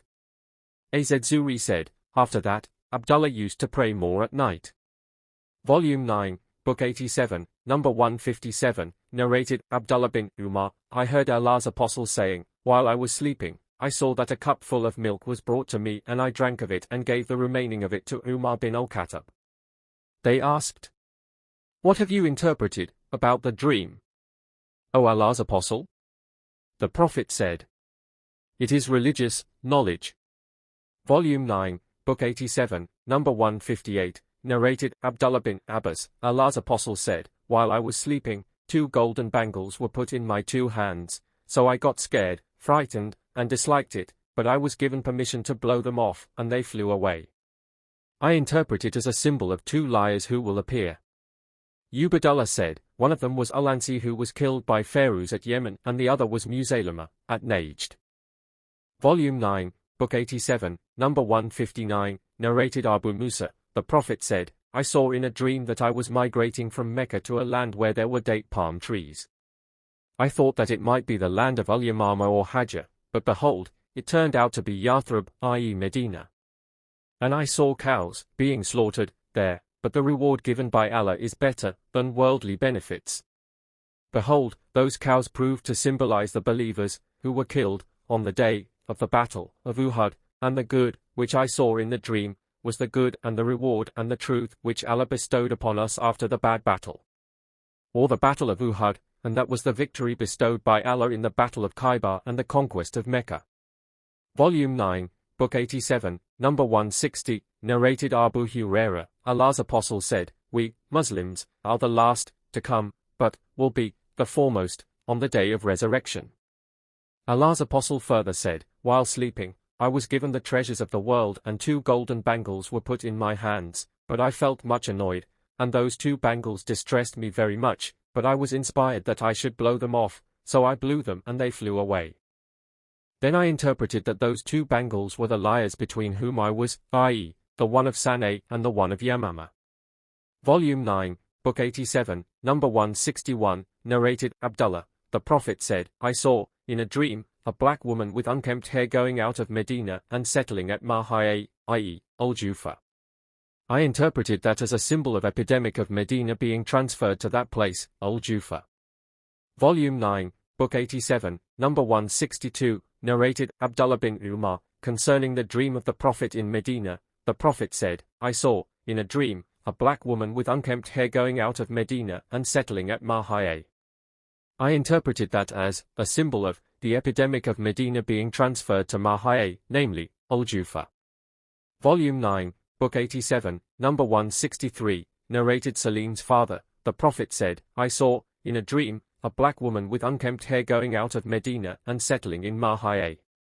I interpreted that as a symbol of epidemic of Medina being transferred to Mahaya, namely, Al-Jufa. Volume 9, Book 87, number 164, narrated Abu Musa, the Prophet said, I saw in a dream that I waved a sword and it broke in the middle, and behold, that symbolized the casualties the believers suffered on the day of the battle of Uhud. Then I waved the sword again, and it became better than it had ever been before, and behold, that symbolized the conquest of Mecca, which Allah brought about and the gathering of the believers.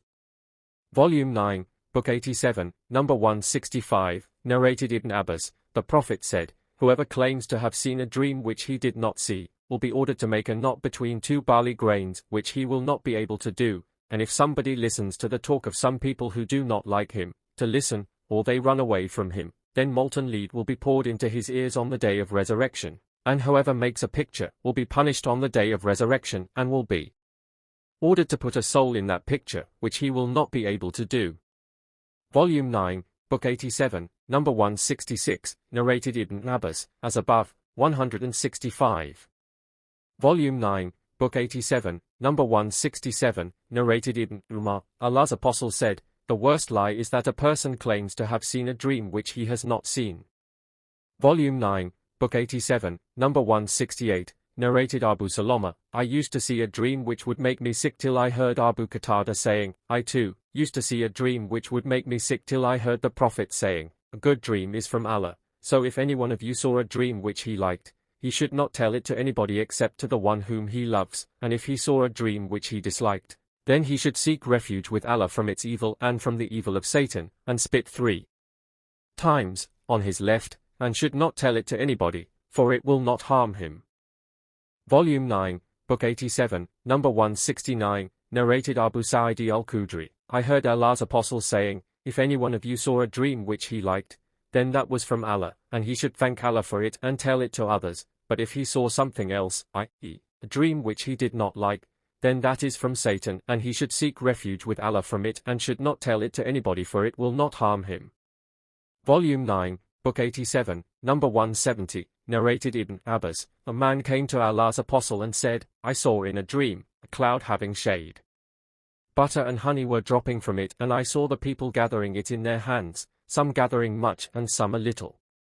And behold, there was a rope extending from the earth to the sky, and I saw that you, the Prophet, held it and went up, and then another man held it and went up, and, after that, another, third, held it and went up, and then after another, fourth, man held it, but it broke and then got connected again. Abu Bakr said, O Allah's Apostle, let my father be sacrificed for you. Allow me to interpret this dream. The Prophet said to him, interpret it. Abu Bakr said, the cloud with shade symbolizes Islam, and the butter and honey dropping from it symbolizes the Quran, its sweetness dropping, and some people learning much of the Quran, and some a little. The rope which is extended from the sky to the earth is the truth which you, the Prophet, are following. You follow it and Allah will raise you high with it, and then another man will follow it and will rise up with it, and another person will follow it and then another man will follow it, but it will break and then it will be connected for him and he will rise up with it. O Allah's Apostle, let my father be sacrificed for you. Am I right or wrong? The Prophet replied, you are right in some of it and wrong in some. Abu Bakr said, O Allah's Prophet, by Allah, you must tell me in what I was wrong. The Prophet said, do not swear. Volume 9, Book 87, number 171, narrated Samura bin Jundub, Allah's Apostle very often used to ask his companions, did any one of you see a dream? So dreams would be narrated to him by those whom Allah wished to tell. One morning the Prophet said, last night 2 persons came to me, in a dream, and woke me up and said to me, proceed. I set out with them and we came across a man lying down, and behold, another man was standing over his head, holding a big rock. Behold, he was throwing the rock at the man's head, injuring it. The rock rolled away and the thrower followed it and took it back. By the time he reached the man, his head returned to the normal state. The thrower then did the same as he had done before. I said to my 2 companions, Subhanallah, who are these 2 persons? They said, proceed. So we proceeded and came to a man lying flat on his back and another man standing over his head with an iron hook, and behold, he would put the hook in one side of the man's mouth and tear off that side of his face to the back of the neck, and similarly tear his nose from front to back and his eye from front to back. Then he turned to the other side of the man's face and did just as he had done with the other side. He hardly completed this side when the other side returned to its normal state. Then he returned to it to repeat what he had done before. I said to my 2 companions, Subhanallah, who are these 2 persons? They said to me, proceed. So we proceeded and came across something like a tanner, a kind of baking oven, a pit usually clay-lined for baking bread. I think the Prophet said, in that oven here was much noise and voices. The Prophet added, we looked into it and found naked men and women, and behold, a flame of fire was reaching to them from underneath, and when it reached them, they cried loudly. I asked them, who are these? They said to me, proceed. And so we proceeded and came across a river. I think he said, red like blood. The Prophet added, and behold, in the river there was a man swimming, and on the bank there was a man who had collected many stones. behold, while the other man was swimming, he went near him. The former opened his mouth and the latter, on the bank, threw a stone into his mouth whereupon he went swimming again. He returned, and every time the performance was repeated, I asked my two companions, who are these two persons? They replied, proceed. Proceed. And we proceeded till we came to a man with a repulsive appearance, the most repulsive appearance you ever saw a man having. Beside him there was a fire, and he was kindling it and running around it. I asked my companions, who is this man? They said to me, proceed. Proceed. So we proceeded till we reached a garden of deep green dense vegetation, having all sorts of spring colors. In the midst of the garden there was a very tall man, and I could hardly see his head because of his great height, and around him there were children in such a large number as I have never seen. I said to my companions, who is this? They replied, proceed. Proceed. So we proceeded till we came to a majestic huge garden, greater and better than I have ever seen. My two companions said to me, go up, and I went up. The Prophet added, so we ascended till we reached a city built of gold and silver bricks, and we went to its gate and asked the gatekeeper to open the gate, and it was opened, and we entered the city and found in it men with one side of their bodies as handsome as the handsomest person you have ever seen, and the other side as ugly as the ugliest person you have ever seen. My two companions ordered those men to throw themselves into the river. Behold, there was a river flowing across the city, and its water was like milk in whiteness. Those men went and threw themselves in it, and then returned to us after the ugliness of their bodies had disappeared, and they became in the best shape. The Prophet further added, my two companions, angels, said to me, this place is the Eden paradise, and that is your place. I raised up my sight, and behold, there I saw a palace like a white cloud. My two companions said to me, that palace is your place. I said to them, may Allah bless you both. Let me enter it. They replied, as for now, you will not enter it, but you shall enter it one day. I said to them, I have seen many wonders tonight.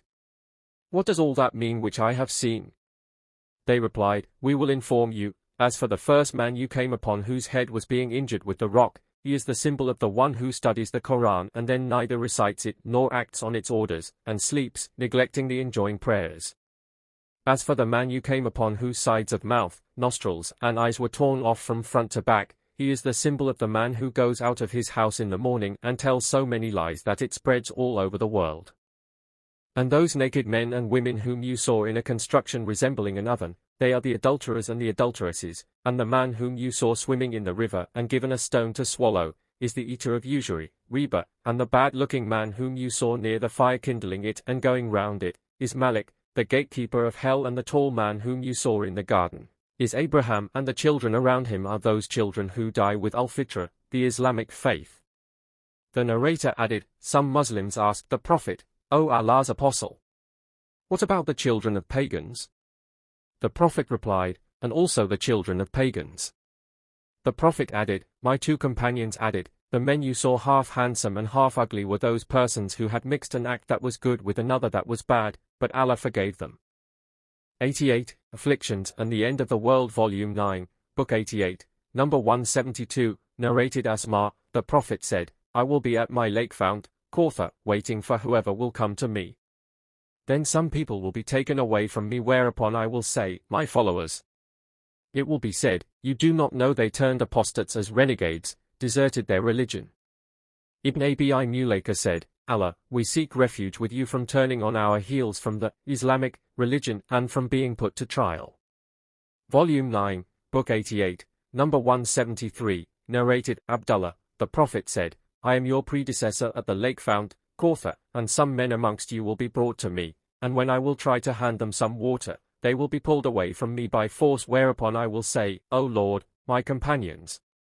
Then the Almighty will say, you do not know what they did after you left, they introduced new things into the religion after you. Volume 9, Book 88, Number 174, narrated Sa'al bin Sa'd, I heard the Prophet saying, I am your predecessor at the lake fount, Kawthar, and whoever will come to it, will drink from it, and whoever will drink from it, will never become thirsty after that. There will come to me some people whom I know and they know me, and then a barrier will be set up between me and them. Abu Sa'id al-Khudri added that the Prophet further said, I will say those people are from me. It will be said, you do not know what changes and new things they did after you. Then I will say, far removed from mercy, those who changed the religion after me. Volume 9, Book 88, number 175, narrated Abdullah, Allah's apostle said to us, you will see after me selfishness on the part of other people, and other matters that you will disapprove of. They asked, what do you order us to do, O Allah's apostle? Under such circumstances? He said, pay their rights to them, to the rulers, and ask your right from Allah. Volume 9, Book 88, number 176, narrated Ibn Abbas, the Prophet said, whoever disapproves of something done by his ruler then he should be patient, for whoever disobeys the ruler even a little equals a span, will die as those who died in the pre-Islamic period of ignorance, i.e. as rebellious sinners. Volume 9, Book 88, number 177, narrated Ibn Abbas, the Prophet said, whoever notices something which he dislikes done by his ruler, then he should be patient, for whoever becomes separate from the company of the Muslims even for a span and then dies, he will die as those who died in the pre-Islamic period of ignorance, as rebellious sinners. Fatih al-Bari, page 112, volume 16, volume 9, book 88, number 178, narrated Junayd bin Abi Umayyah, we entered upon Ubadah bin as-Samit while he was sick.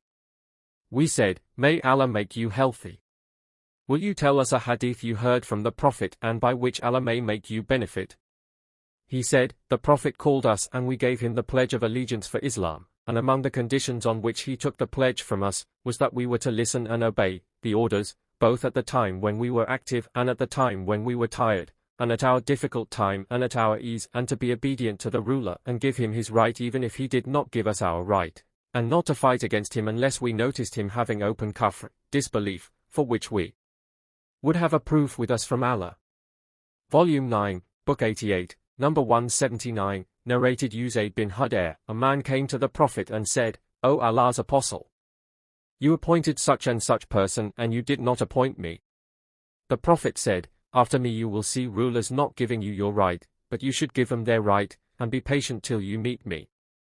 Volume 9, Book 88, number 180, narrated Abu Hurairah, I heard the truthful and trusted by Allah, i.e., the Prophet, saying, the destruction of my followers will be through the hands of young men from Quraysh. Volume 9, Book 88, number 181, narrated Zainab bint Jahsh, the Prophet got up from his sleep with a flushed red face and said, none has the right to be worshipped but Allah. Woe to the Arabs, from the great evil that is nearly approaching them. Today a gap has been made in the wall of Gog and Magog like this. Sufyan illustrated by this forming the number 90 or 100 with his fingers. It was asked, shall we be destroyed though there are righteous people among us? The Prophet said, yes, if evil increased. Volume 9, Book 88, number 182, narrated Usama bin Zaid, once the Prophet stood over one of the high buildings of Medina and then said, to the people, do you see what I see? They said, no. He said, I see afflictions falling among your houses as raindrops fall. Volume 9, Book 88, number 183, narrated Abu Hurairah, the Prophet said, time will pass rapidly, good deeds will decrease, miserliness will be thrown in the hearts of the people, afflictions will appear and there will be much al-Hajj. They said, O Allah's apostle, what is al-Hajj? He said, killing. Killing. See Hadith No. 63, Volume 8, Volume 9, Book 88, number 184, narrated Abdullah and Abu Musa, the Prophet said, near the establishment of the hour there will be days during which religious ignorance will spread, knowledge will be taken away, vanish, and there will be much al-Hajj, and al-Hajj means killing. Volume 9, Book 88, number 185, narrated Abu Musa, the Prophet said, near the establishment of the hour there will be days during which religious knowledge will be taken away, vanish, and general ignorance will spread, and there will be al-Hajj in abundance, and al-Hajj means killing. Volume 9, Book 88, number 186, narrated Abu Musa, the Prophet said, as above, 185. And Hajj, in the Ethiopian language, means killing. Volume 9, Book 88, number 187, narrated Abdullah, the Prophet said, near the establishment of the hour, there will be the days of Al-Hajj, and the religious knowledge will be taken away, vanish i.e. by the death of religious scholars, and general ignorance will spread.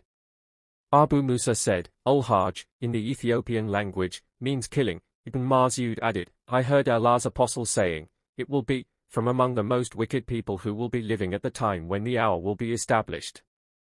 Volume 9, Book 88, number 188, narrated Az Zubayr bin Adi. We went to Anas bin Malik and complained about the wrong we were suffering at the hand of Al-Hajjaj. Anas bin Malik said, be patient till you meet your Lord, for no time will come upon you but the time following it will be worse than it. I heard that from the Prophet.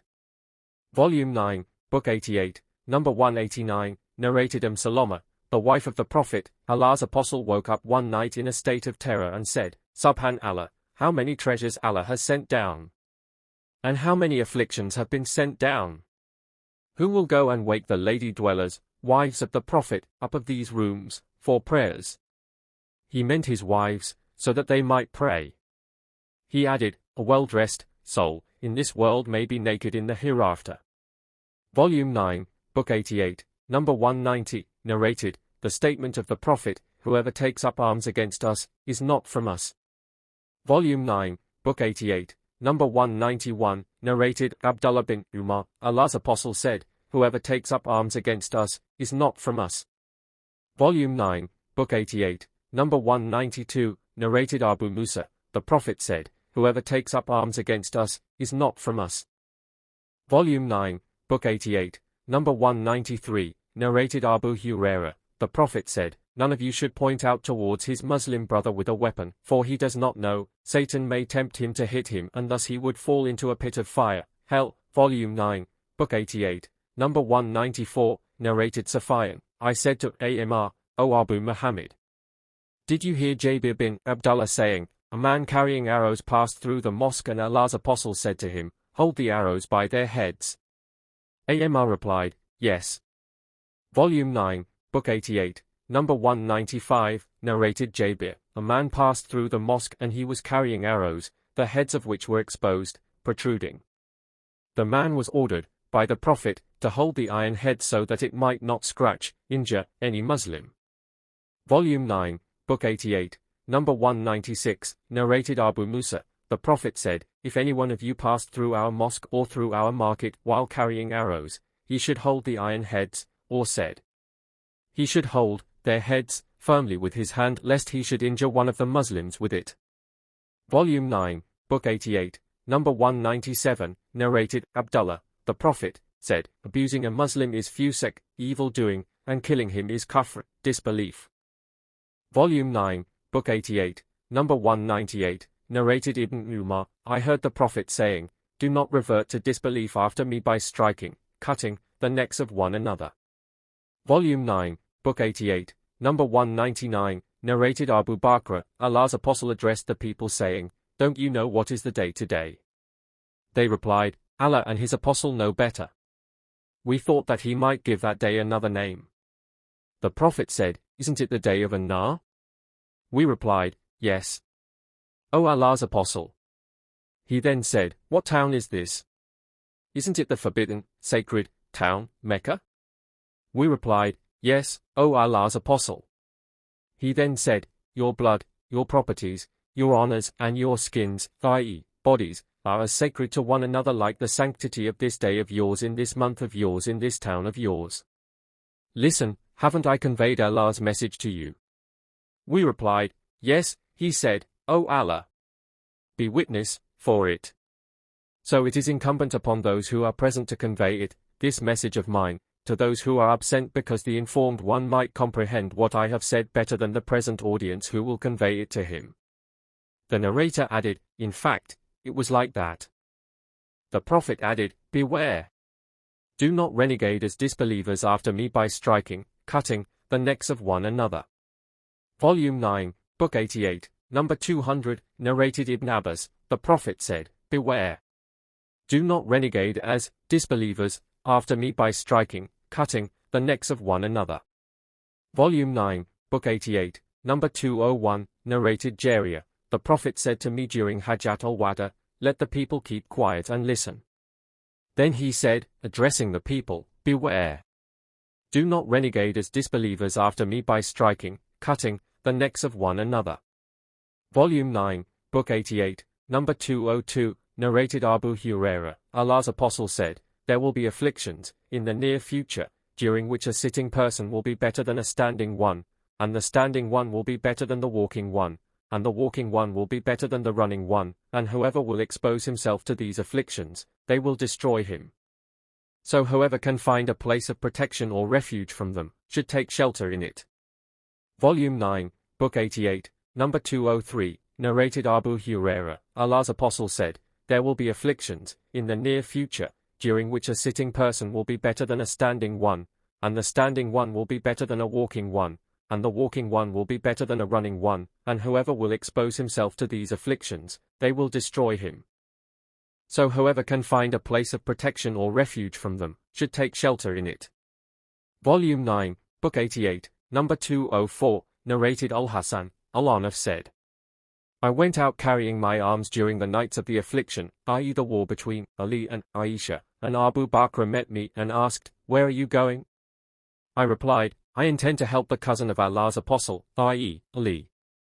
Abu Bakr said, Allah's Apostle said, if two Muslims take out their swords to fight each other, then both of them will be from amongst the people of the hellfire. It was said to the Prophet, it is all right for the killer, but what about the killed one? He replied, the killed one had the intention to kill his opponent. See Hadith number 30, Volume 1, Volume 9, Book 88, number 205, narrated Al-Anaf, Abu Bakr said, the Prophet said, as above, 204. Volume 9, Book 88, number 206, narrated Hudayfa bin al-Yaman, the people used to ask Allah's Apostle about the good, but I used to ask him about the evil lest I should be overtaken by them. So I said, O Allah's Apostle, we were living in ignorance and in an extremely worst atmosphere, then Allah brought to us this good, i.e., Islam, will there be any evil after this good? He said, yes. I said, will there be any good after that evil? He replied, yes, but it will be tainted, not pure. I asked, what will be its taint? He replied, there will be some people who will guide others not according to my tradition.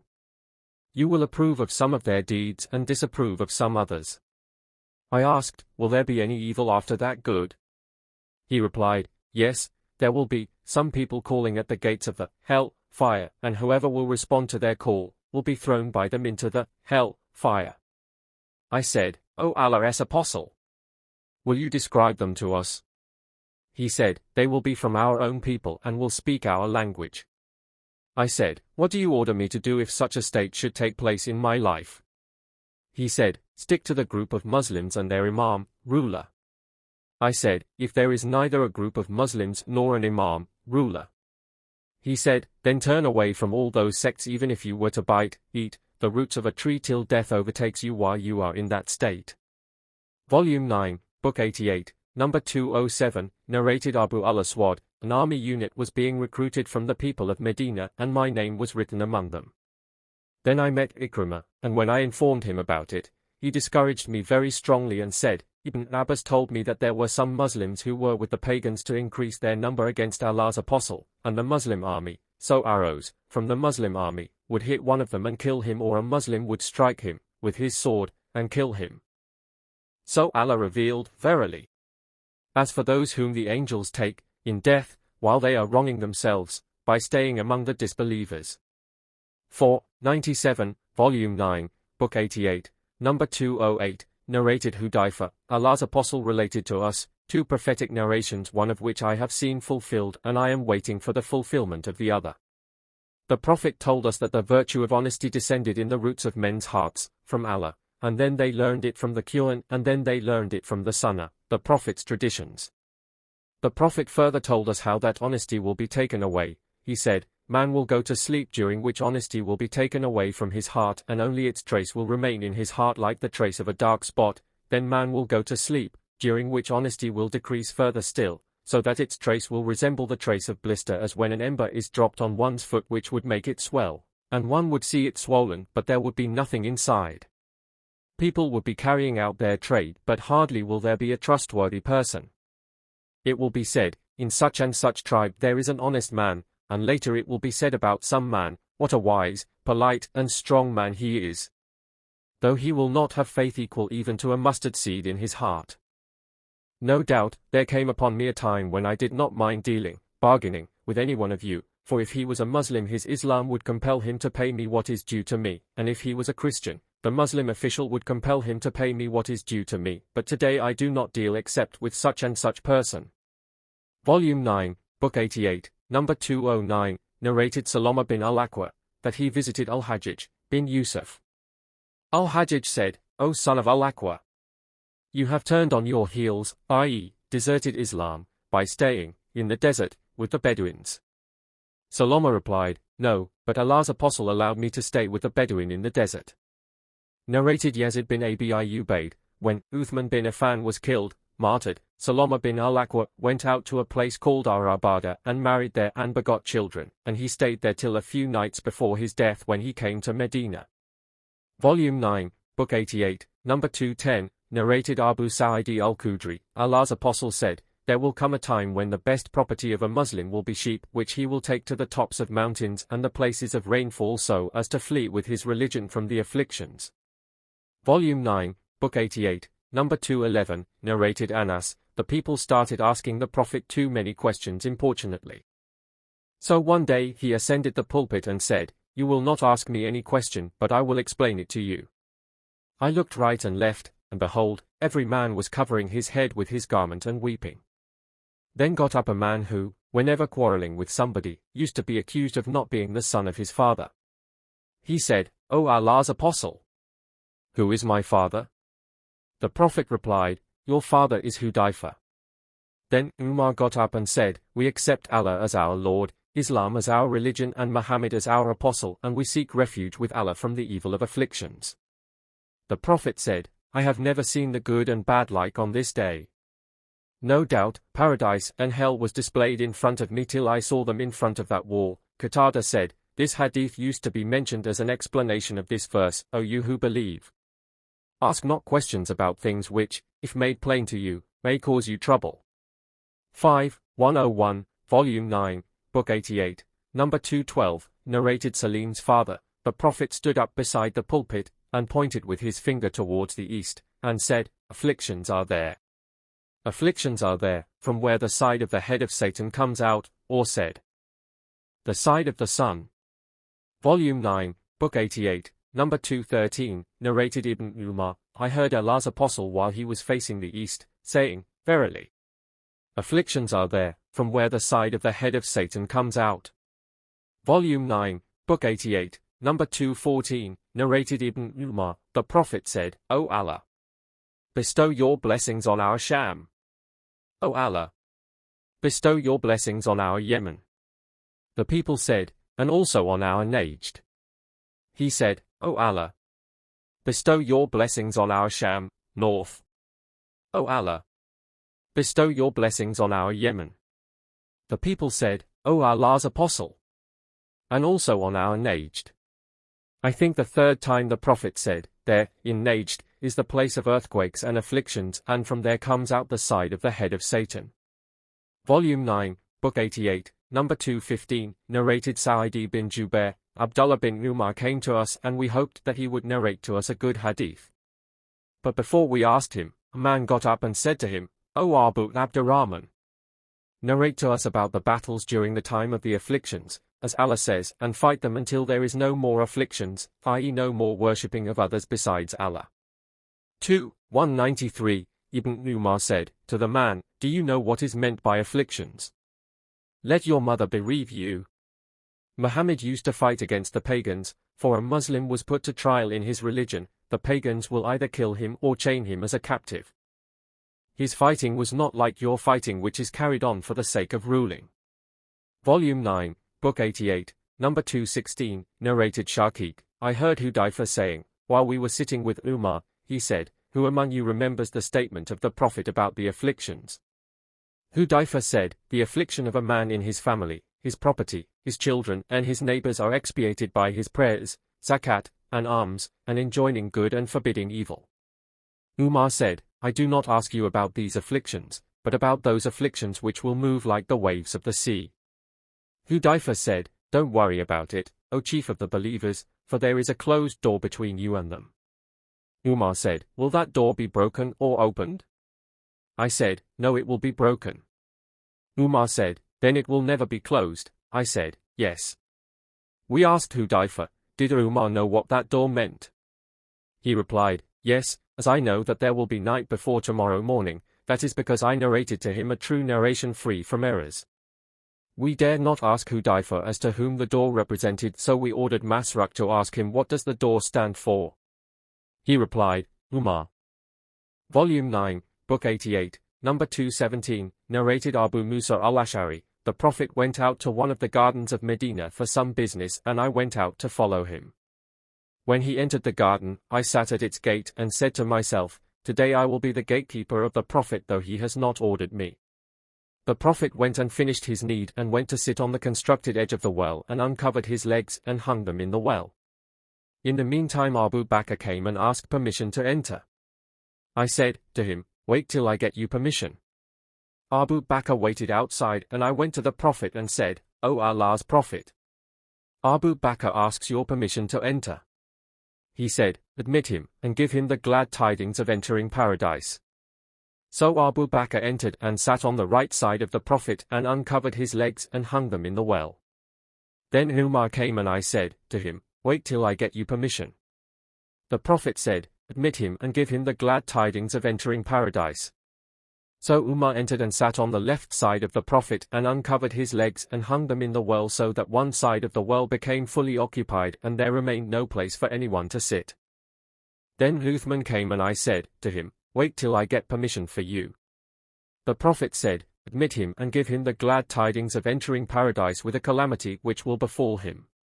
When he entered, he could not find any place to sit with them, so he went to the other edge of the well opposite them and uncovered his legs and hung them in the well. I wished that a brother of mine would come, so I invoked Allah for his coming." Ibn al-Musayyab said, "I interpreted that narration as indicating their graves. The first three are together and the grave of Uthman is separate from theirs."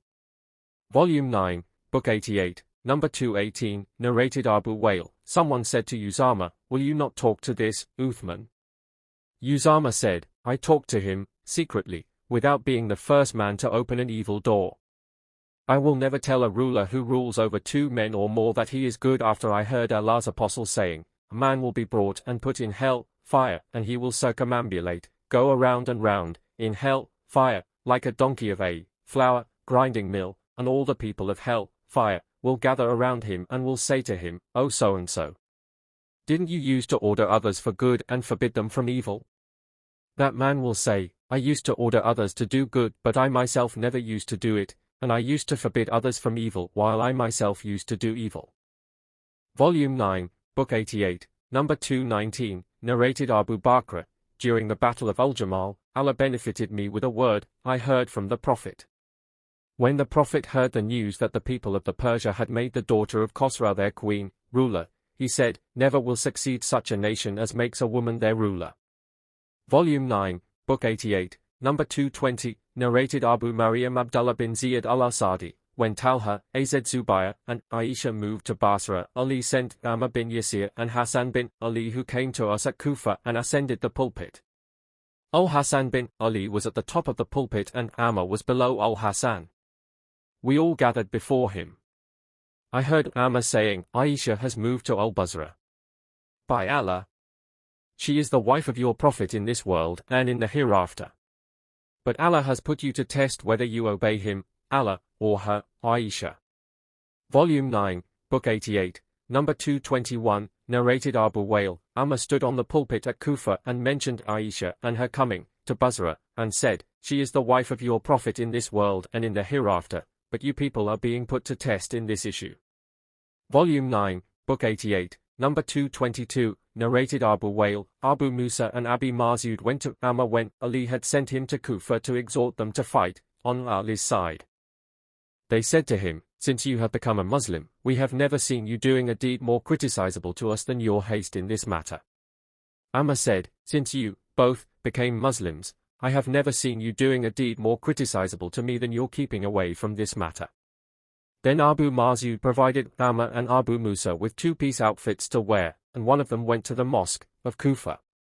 Volume 9, Book 88, number 223, narrated Shaqiq bin Salama, I was sitting with Abu Marzud and Abu Musa and Umar.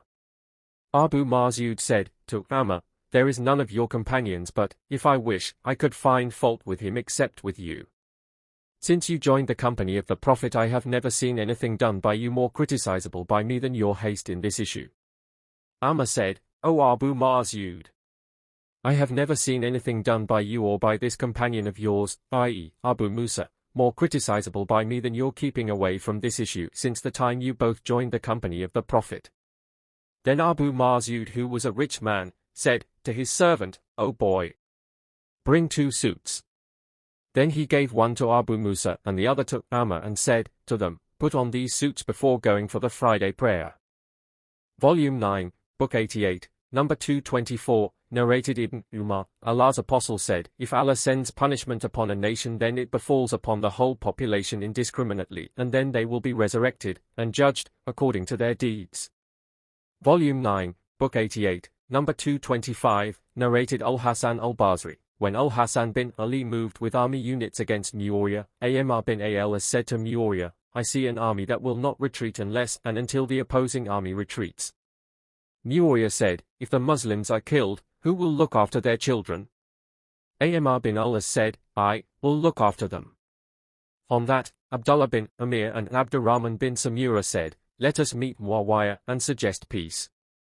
Al-Hasan al-Basri added, no doubt, I heard that Abu Bakr said, once while the Prophet was addressing the people, Al-Hasan bin Ali came and the Prophet said, this son of mine is a chief, and Allah may make peace between 2 groups of Muslims through him. Volume 9, Book 88, number 226, narrated Harmala, Usama's Mawla, Usama bin Zaid, sent me to Ali at Kufa, and said, Ali will ask you, what has prevented your companion from joining me? You then should say to him, if you, Ali, were in the mouth of a lion, I would like to be with you, but in this matter I won't take any part. Harmala added, Ali didn't give me anything when I conveyed the message to him, so I went to Hassan, Hussein, and Ibn Ja'far, and they loaded my camels with much wealth.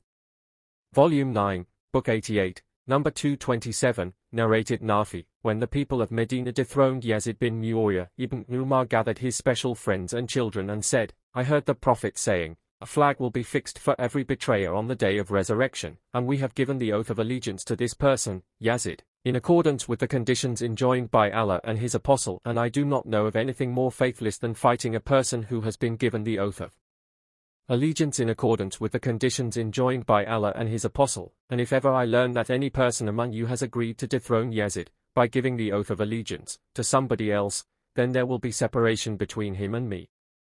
Volume 9, Book 88, number 228, narrated Abu al-Minhal, when Ibn Ziyad and Marwan were in Sham and Ibn Az Zubayr took over the authority in Mecca and Qura, the Kharijites revolted in Basra, I went out with my father to Abu Baza al-Aslami till we entered upon him in his house while he was sitting in the shade of a room built of cane. So we sat with him and my father started talking to him saying, O Abu Baza, don't you see in what dilemma the people has fallen? The first thing heard him saying, I seek reward from Allah for myself because of being angry and scornful at the Quraysh tribe. O you Arabs! You know very well that you were in misery and were few in number and misguided, and that Allah has brought you out of all that with Islam and with Muhammad till he brought you to this state of prosperity and happiness, which you see now, and it is this worldly wealth and pleasures which has caused mischief to appear among you. The one who is in Sham, i.e., Marwan, by Allah, is not fighting except for the sake of worldly gain, and those who are among you, by Allah, are not fighting except for the sake of worldly gain, and that one who is in Mecca, i.e., Ibn Az Zubayr, by Allah, is not fighting except for the sake of worldly gain.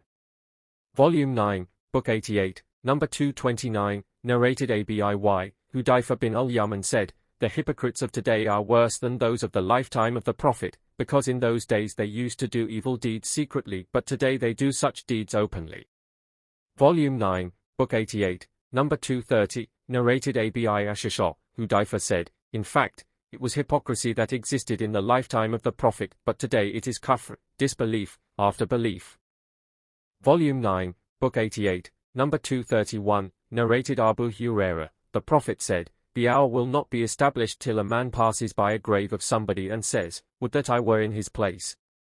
Volume 9, Book 88, number 232, narrated Abu Huraira, Allah's Apostle said, "The hour will not be established till the buttocks of the women of the tribe of Daws move while going round Dial-Qalasa." Dial-Qalasa was the idol of the Daws tribe which they used to worship in the pre-Islamic period of ignorance. Volume 9, Book 88, number 233, narrated Abu Huraira, Allah's Apostle said, "The hour will not be established till a man from Khartoum appears, driving the people with his stick." Volume 9, Book 88, number 234, narrated Abu Huraira, Allah's Apostle said, "The hour will not be established till a fire will come out of the land of Hijaz, and it will throw light on the necks of the camels at Basra." Volume 9, Book 88, number 235, narrated Abu Huraira, Allah's Apostle said, "Soon the river, Euphrates, will disclose the treasure, the mountain, of gold, so whoever will be present at that time should not take anything of it." Al-Raj narrated from Abi Huraira that the Prophet said the same, but he said, "It, Euphrates, will uncover a mountain of gold under it." Volume 9, Book 88, number 236, narrated Horata bin Wab, I heard Allah's Apostle saying, "Give in charity, because there will come a time on the people when a person will go out with his alms from place to place but will not find anybody to accept it." Volume 9, Book 88, number 237, narrated Abu Huraira, Allah's Apostle said, "The hour will not be established, 1, till two big groups fight each other, whereupon there will be a great number of casualties on both sides, and they will be following one and the same religious doctrine, 2, till about 30 dajjals, liars, appear, and each one of them will claim that he is Allah's Apostle, 3, till the religious knowledge is taken away, by the death of religious scholars, 4, earthquakes will increase in number, 5, time will pass quickly, 6, afflictions will appear, 7, al-hajj, i.e., killing, will increase, 8, till wealth will be in abundance, so abundant that a wealthy person will worry lest nobody should accept his zakat, and whenever he will present it to someone, that person, to whom it will be offered, will say, 'I am not in need of it.' 9, till the people compete with one another in constructing high buildings, 10, till a man when passing by a grave of someone will say, 'Would that I were in his place.' 11, until the sun rises from the west. So when the sun will rise and the people will see it, rising from the west, they will all believe, embrace Islam, but that will be the time when, as Allah said, no good will it do to a soul to believe then, if it believed not before, nor earn good, by deeds of righteousness, through its faith. 6, 158, and the hour will be established, while two men spreading a garment in front of them, but they will not be able to sell it, nor fold it up. And the hour will be established, when a man has milked his she-camel and has taken away the milk, but he will not be able to drink it. And the hour will be established before a man repairing a tank, for his livestock, is able to water his animals in it. And the hour will be established, when a person has raised a morsel of food to his mouth, but will not be able to eat it. Volume 9, Book 88, number 238, narrated Al-Mughira bin Shu'bah, nobody asked the Prophet as many questions as I asked regarding Ad-Dajjal. The Prophet said to me, "What worries you about him?" I said, "Because the people say that he will have a mountain of bread and a river of water with him, i.e. he will have abundance of food and water." The Prophet said, "Nay, he is too mean to be allowed such a thing by Allah, but it is only to test mankind whether they believe in Allah or in Ad-Dajjal." Volume 9, Book 88, number 239, narrated Anas bin Malik, the Prophet said, "Ad-Dajjal will come and encamp at a place close to Medina, and then Medina will shake thrice, whereupon every kafir, disbeliever, and hypocrite will go out of Medina towards him." Volume 9, Book 88, number 240, narrated Abu Bakr, the Prophet said, "The terror caused by Al-Masih Ad-Dajjal will not enter Medina, and at that time Medina will have 7 gates, and there will be 2 angels at each gate, guarding them." Volume 9, Book 88, number 241, narrated Abdullah bin Umar, Allah's Apostle stood up amongst the people and then praised and glorified Allah as he deserved, and then he mentioned Ad-Dajjal, saying, "I warn you of him," and there was no prophet but warned his followers of him. But I will tell you something about him which no prophet has told his followers. Ad-Dajjal is one-eyed, whereas Allah is not. Volume 9, Book 88, number 242, narrated Abdullah bin Umar, Allah's Apostle said, "While I was sleeping, I saw myself, in a dream, performing tawaf around the Kaaba. Behold, I saw a reddish-white man with lank hair, and water was dropping from his head. I asked, Who is this? They replied, The son of Mary. Then I turned my face to see another man with a huge body, red complexion, and curly hair, and blind in one eye. His eye looked like a protruding out grape. They said to me, He is Ad-Dajjal. The Prophet added, The man he resembled most is Ibn Qatan, a man from the tribe of Khuzai.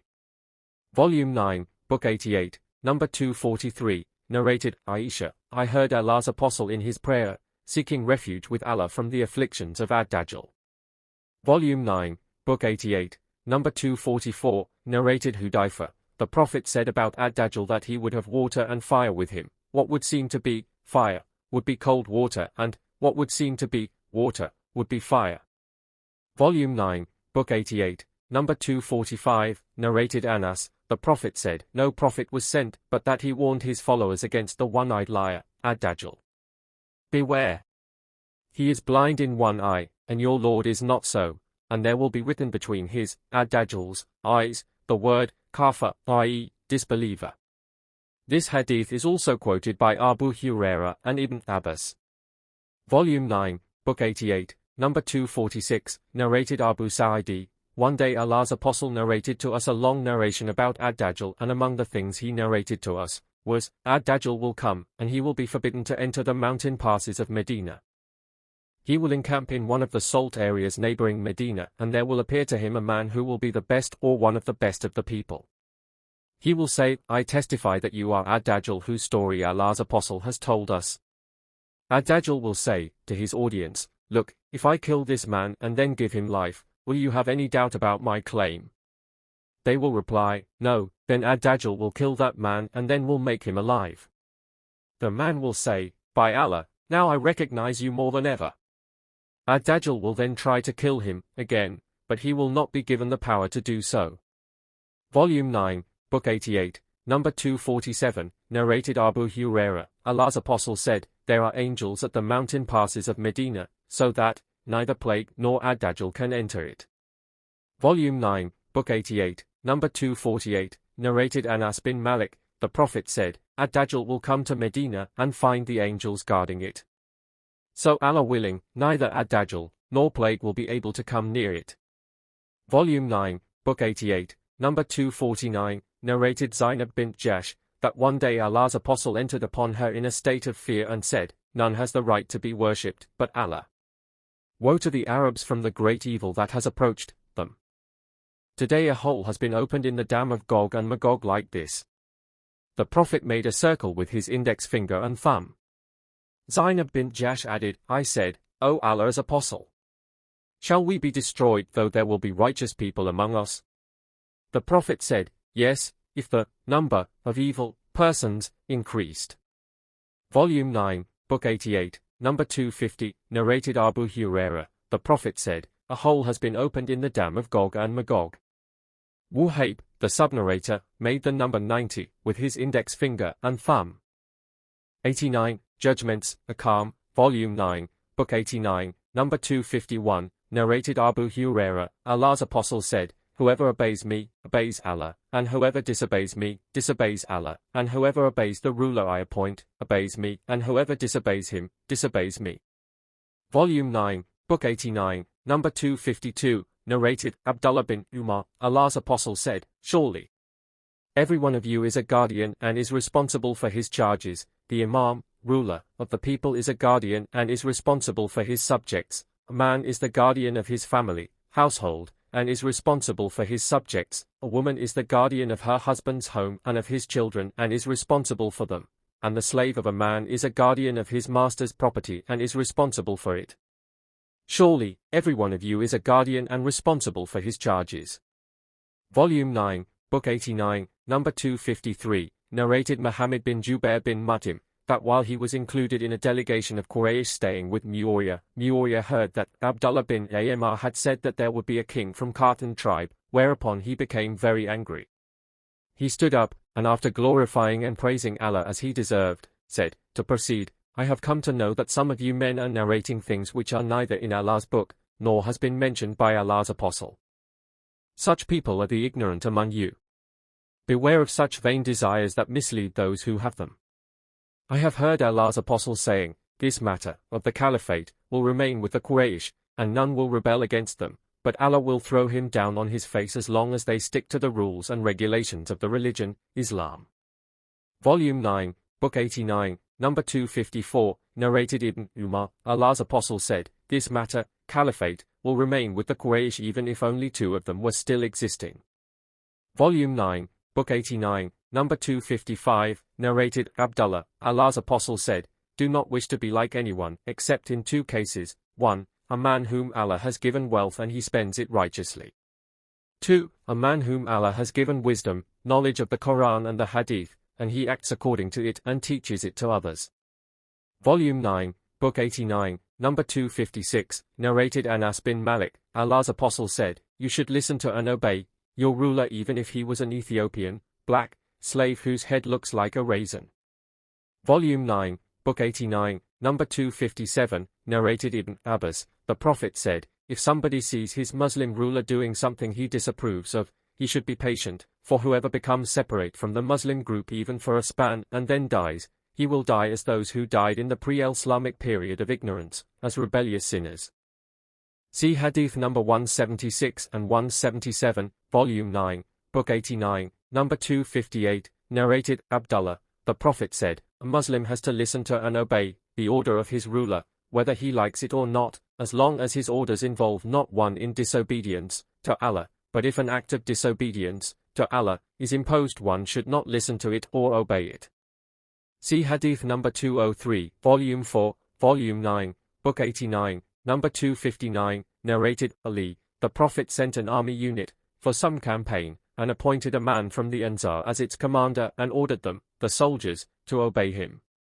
During the campaign, he became angry with them and said, didn't the Prophet order you to obey me? They said, yes. He said, I order you to collect wood and make a fire and then throw yourselves into it.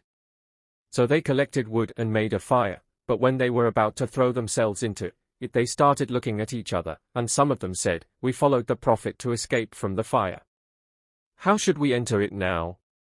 So while they were in that state, the fire extinguished and their commander's anger abated.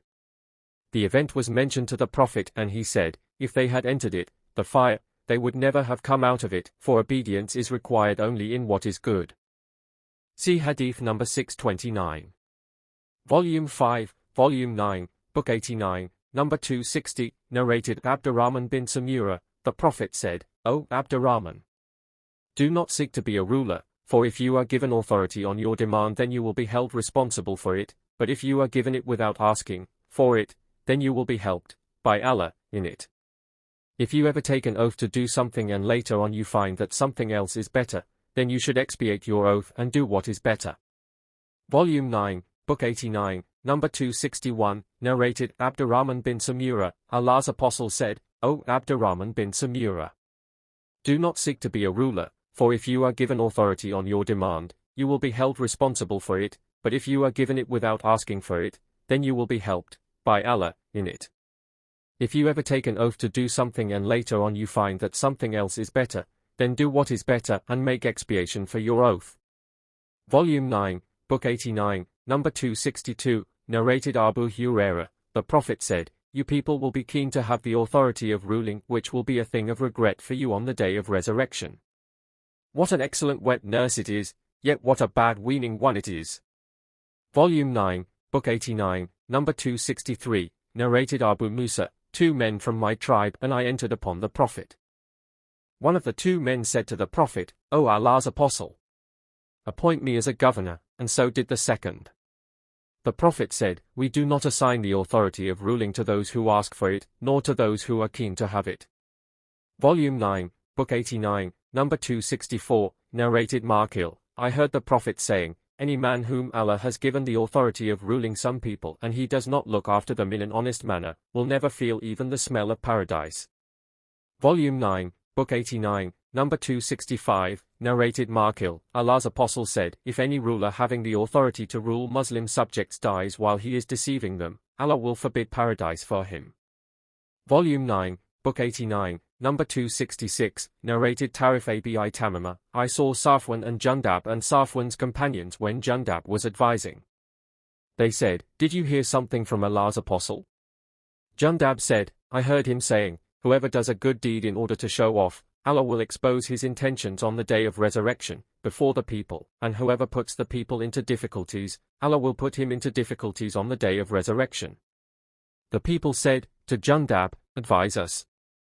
He said, the first thing of the human body to purify is the abdomen, so he who can eat nothing but good food, halal and earned lawfully, should do so, and he who does as much as he can let nothing intervene between him and paradise by not shedding even a handful of blood, i.e. murdering, should do so. Volume 9, Book 89, number 267, narrated Anas bin Malik, Apostle. The Prophet said, you will be with the one whom you love.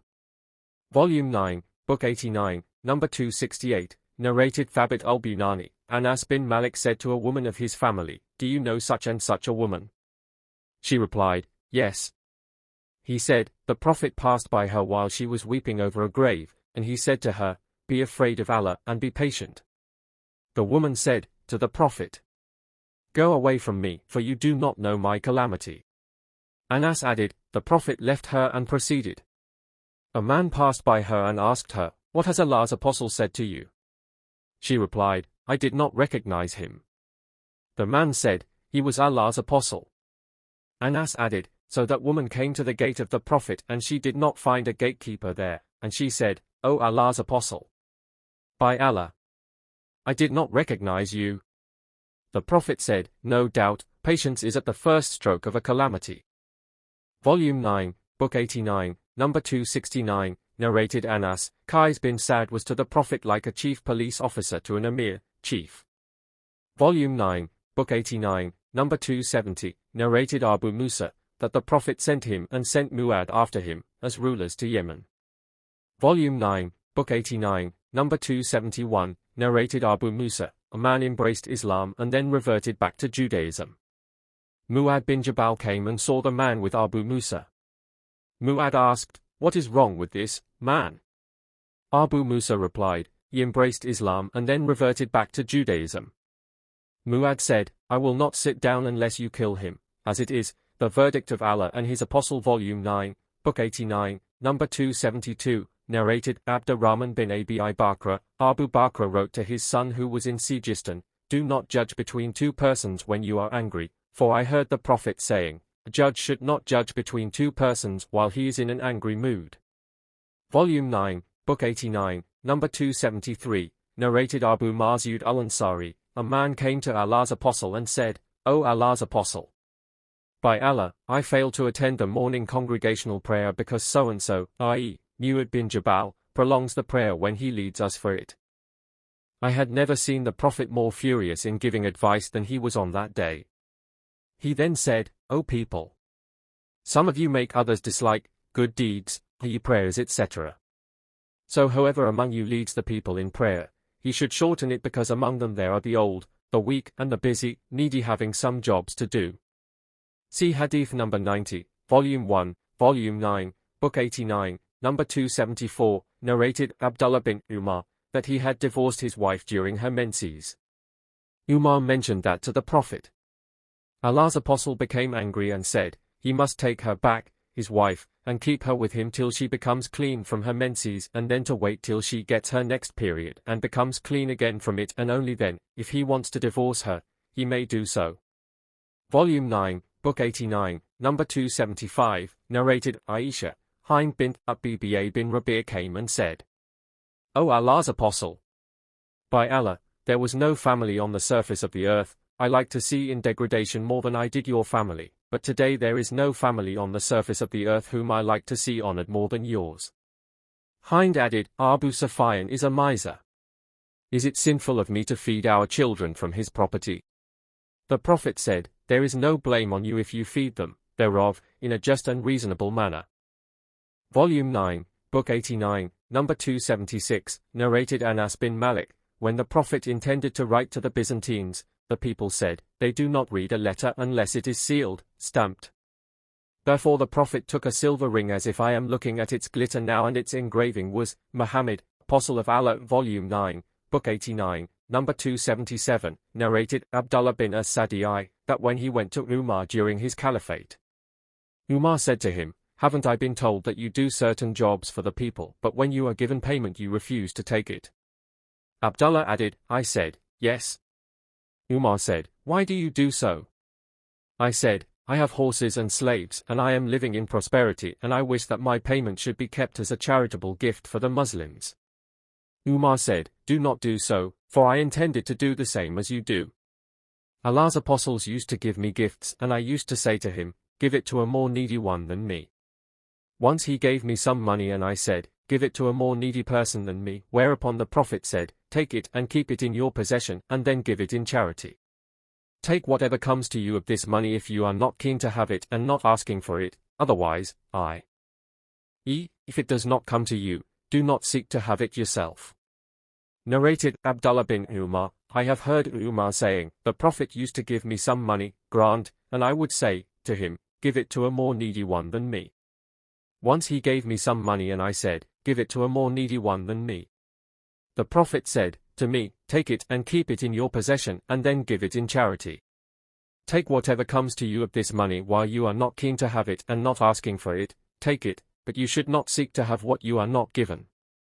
Volume 9, Book 89, number 278, narrated Sa'al bin Sa'd, I witnessed a husband and a wife who were involved in a case of li'an. Then, the judgment of divorce was passed. I was 15 years of age at that time.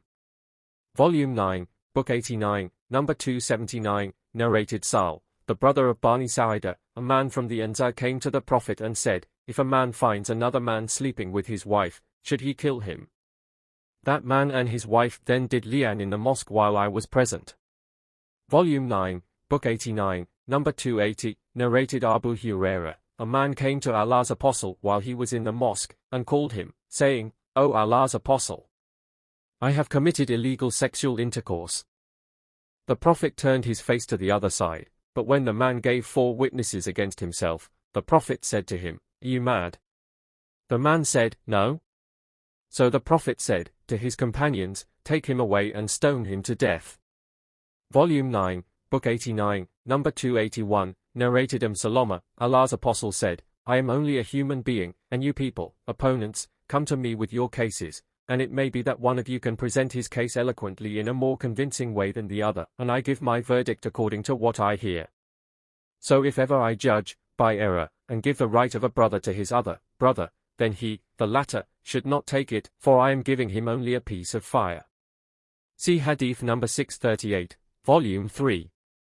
Volume 9, Book 89, number 282, narrated Abu Qatada, Allah's Apostle said on the day of the Battle of Hunayn, "Whoever has killed an infidel and has a proof or a witness for it, then the salb, arms and belongings of that deceased, will be for him." I stood up to seek a witness to testify that I had killed an infidel, but I could not find any witness, and then sat down.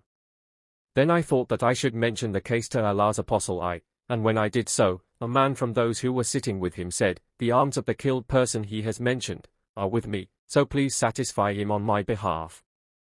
Abu Bakr said, "No, he will not give the arms to a bird of Quraysh and deprive one of Allah's lions of it who fights for the cause of Allah and his Apostle." Allah's Apostle I stood up and gave it to me, and I bought a garden with its price, and that was my first property which I owned through the war booty. The people of Hijaz said, "A judge should not pass a judgment according to his knowledge, whether he was a witness at the time he was the judge or before that, and if a litigant gives a confession in favor of his opponent in the court, in the opinion of some scholars, the judge should not pass a judgment against him till the latter calls 2 witnesses to witness his confession."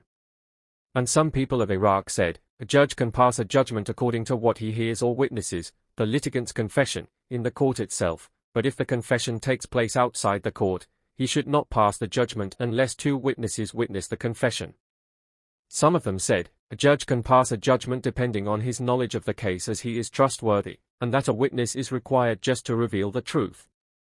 The judge's knowledge is more than the witness." Some said, "A judge can judge according to his knowledge only in cases involving property, but in other cases he cannot." Al-Qasim said, A judge ought not to pass a judgment depending on his knowledge if other people do not know what he knows, although his knowledge is more than the witness of somebody else, because he might expose himself to suspicion by the Muslims and cause the Muslims to have unreasonable doubt. Volume 9, Book 89, Number 283, narrated, Ali bin Hussein, Safiya bint, daughter of Huyai came to the Prophet, in the mosque, and when she returned home, the Prophet accompanied her. It happened that two men from the Ansar passed by them and the Prophet called them saying, "She is Safiya." Those two men said, "Subhan Allah." The Prophet said, "Satan circulates in the human body as blood does." Volume 9, Book 89, Number 284, narrated Abu Burda, the Prophet sent my father and Mu'adh bin Jabal to Yemen and said to them, "Make things easy for the people and do not put hurdles in their way, and give them glad tidings, and don't let them have aversion, i.e. to make people to hate good deeds, and you both should work in cooperation and mutual understanding." Abu Musa said to Allah's Apostle, "In our country a special alcoholic drink called albit is prepared for drinking."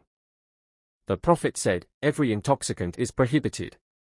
Volume 9, Book 89, Number 285, narrated Abu Musa, the Prophet said, "Set free the captives and accept invitations." Volume 9, Book 89, Number 286, narrated Abu Hamid al-Sa'idi, the Prophet appointed a man from the tribe of Bani Asad, called Ibn al-Utabiyyah, to collect the zakat. When he returned with the money, he said to the Prophet, "This is for you and this has been given to me as a gift."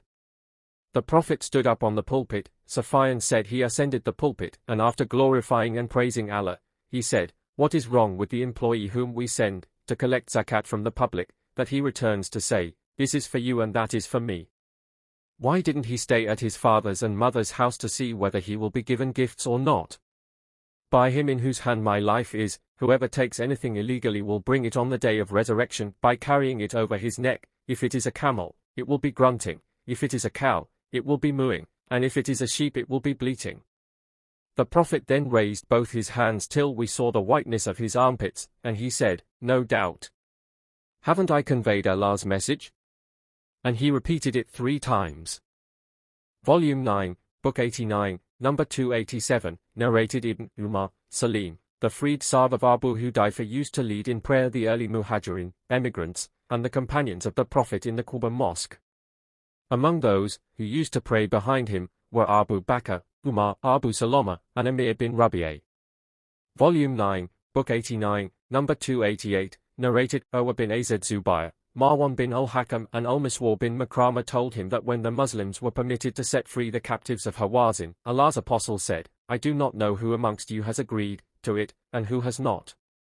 Go back so that your Urafa may submit your decision to us."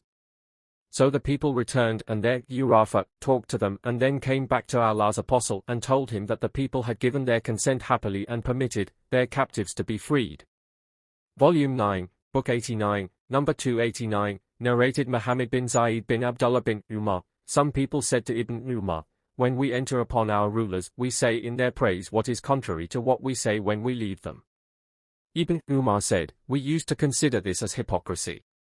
Volume 9, Book 89, Number 290, narrated Abu Hurairah, Allah's Apostle said, "The worst of all mankind is the double-faced one, who comes to some people with one countenance and to others with another countenance." Volume 9, Book 89, Number 291, narrated Aisha, Hind bint Abba, said to the Prophet, "Abu Sufyan is a miserly man and I need to take some money of his wealth." The Prophet said, "Take reasonably what is sufficient for you and your children." Volume 9, Book 89, Number 292, narrated Salama, the wife of the Prophet, Allah's Apostle heard some people quarreling at the door of his dwelling, so he went out to them and said, "I am only a human being, and litigants with cases of dispute come to me, and some one of you may happen to be more eloquent in presenting his case than the other, whereby I may consider that he is truthful and pass a judgment in his favor. If ever I pass a judgment in favor of somebody whereby he takes a Muslim's right unjustly, then whatever he takes is nothing but a piece of fire, and it is up to him to take or leave." Volume 9, Book 89, Number 293, narrated Aisha, the wife of the Prophet, Abba bin Abi Waqas said to his brother Sa'd bin Abi Waqas, "The son of the slave girl of Zameh is from me, so take him into your custody." So in the year of conquest of Mecca, Sa'd took him and said, This is my brother's son whom my brother has asked me to take into my custody.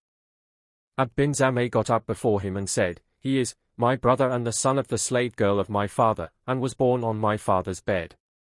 So they both submitted their case before Allah's apostle. Sa'd said, O Allah's apostle, this boy is the son of my brother and he entrusted him to me. Abd bin Zameh said, This boy is my brother and the son of the slave girl of my father, and was born on the bed of my father. Allah's apostle said, The boy is for you, O Abd bin Zameh. Then Allah's apostle further said, The child is for the owner of the bed, and the stone is for the adulterer. He then said to Sauda bint Zameh, Veil, screen yourself before him, when he saw the child's resemblance to Abba. The boy did not see her again till he met Allah. Volume 9, Book 89, number 294, narrated Abdullah. The Prophet said, If somebody on the demand of a judge takes an oath to grab a Muslim's property and he is liar in it, he will meet Allah who will be angry with him. So Allah revealed, Verily, those who purchase a small gain at the cost of Allah's covenant and their oaths. 377, Al-Ash'ath came while Abdullah was narrating this to the people. Al-Ash'ath said, This verse was revealed regarding me and another man with whom I had a quarrel about a well. The Prophet said to me, Do you have any evidence? I replied, No. He said, Let your opponent take an oath. I said, I am sure he would take a false oath. Thereupon it was revealed, Verily, those who purchase a small gain at the cost of Allah's covenant. 377, see Hadith number 72, Volume 6. Volume 9, Book 89, number 295, narrated Salama. The Prophet heard the voices of some people quarreling near his gate, so he went to them and said, I am only a human being and litigants with cases of disputes come to me, and maybe one of them presents his case eloquently in a more convincing and impressive way than the other, and I give my verdict in his favor thinking he is truthful. So if I give a Muslim's right to another, by mistake, then that property is a piece of fire, which is up to him to take it or leave it. See Hadith number 281, Volume 9, Book 89, number 296, narrated Jabir. The Prophet came to know that one of his companions had given the promise of freeing his slave after his death, but as he had no other property than that slave, the Prophet sold that slave for 800 dirhams and sent the price to him. Volume 9, Book 89, number 297, narrated Ibn Umar. Allah's apostle sent an army unit headed by Usama bin Zaid and the people criticized his leadership. The Prophet said to the people, If you are criticizing his leadership now, then you used to criticize his father's leadership before. By Allah, he, Usama's father, deserved the leadership and used to be one of the most beloved persons to me, and now his son, Usama, is one of the most beloved persons to me after him. See Hadith number 745, Volume 5, Volume 9, Book 89, number 298, narrated Aisha. Allah's apostle said, The most hated person in the sight of Allah is the most quarrelsome person. Volume 9, Book 89, number 299, narrated Ibn Umar. The Prophet sent an army unit under the command of Khalid bin al-Walid to fight against the tribe of Bani Jardama, and those people could not express themselves by saying, Aslamna, but they said, Sabarna. Sabarna. Khalid kept on killing some of them and taking some others as captives, and he gave a captive to every one of us and ordered every one of us to kill his captive. I said, By Allah, I shall not kill my captive and none of my companions shall kill his captive. Then we mentioned that to the Prophet and he said, O Allah, I am free from what Khalid bin al-Walid has done, and repeated it twice. Volume 9, Book 89, number 300, narrated Sa'al bin Sa'd as-Sa'idi. There was some quarrel, citing, among Bani Amr, and when this news reached the Prophet, he offered the Zuhr prayer and went to establish peace among them. In the meantime the time of Asr prayer was due. Bilal pronounced the Adhan and then the Iqamah for the prayer and requested Abu Bakr to lead the prayer, and Abu Bakr went forward. The Prophet arrived while Abu Bakr was still praying. He entered the rows of praying people till he stood behind Abu Bakr in the first row. The people started clapping, and it was the habit of Abu Bakr that whenever he stood for prayer, he never glanced sideways till he had finished it. But when Abu Bakr observed that the clapping was not coming to an end, he looked and saw the Prophet standing behind him. The Prophet beckoned him to carry on by waving his hand. Abu Bakr stood there for a while, thanking Allah for the saying of the Prophet, and then he retreated, taking his steps backwards. When the Prophet saw that, he went ahead and led the people in prayer. When he finished the prayer, he said, "O Abu Bakr, what prevented you from carrying on with the prayer after I beckoned you to do so?"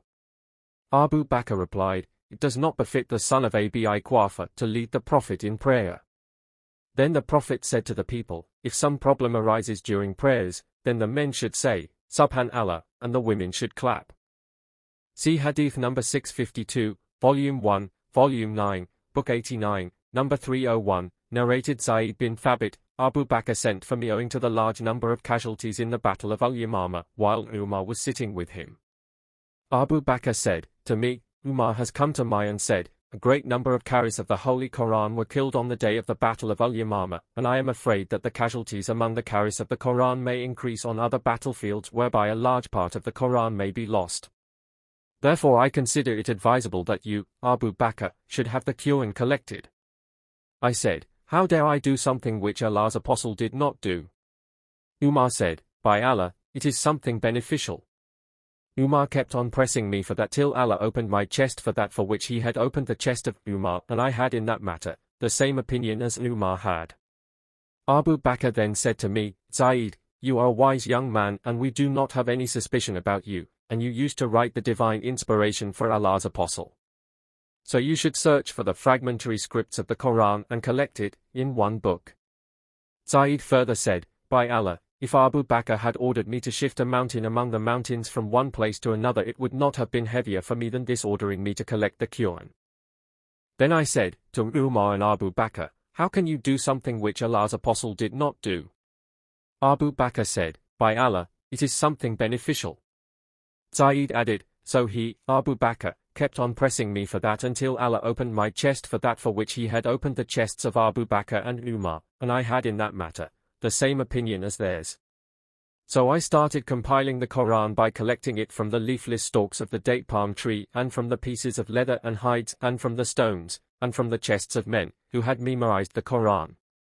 I found the last verses of Surat at-Tawbah, verily there has come unto you an apostle, Muhammad, from amongst yourselves, 9. 128 to 129, from Khuzaimah or Abi Khuzaimah, and I added to it the rest of the surah. The manuscripts of the Quran remained with Abu Bakr till Allah took him unto him. Then it remained with Umar till Allah took him unto him, and then with Hafsa bint Umar.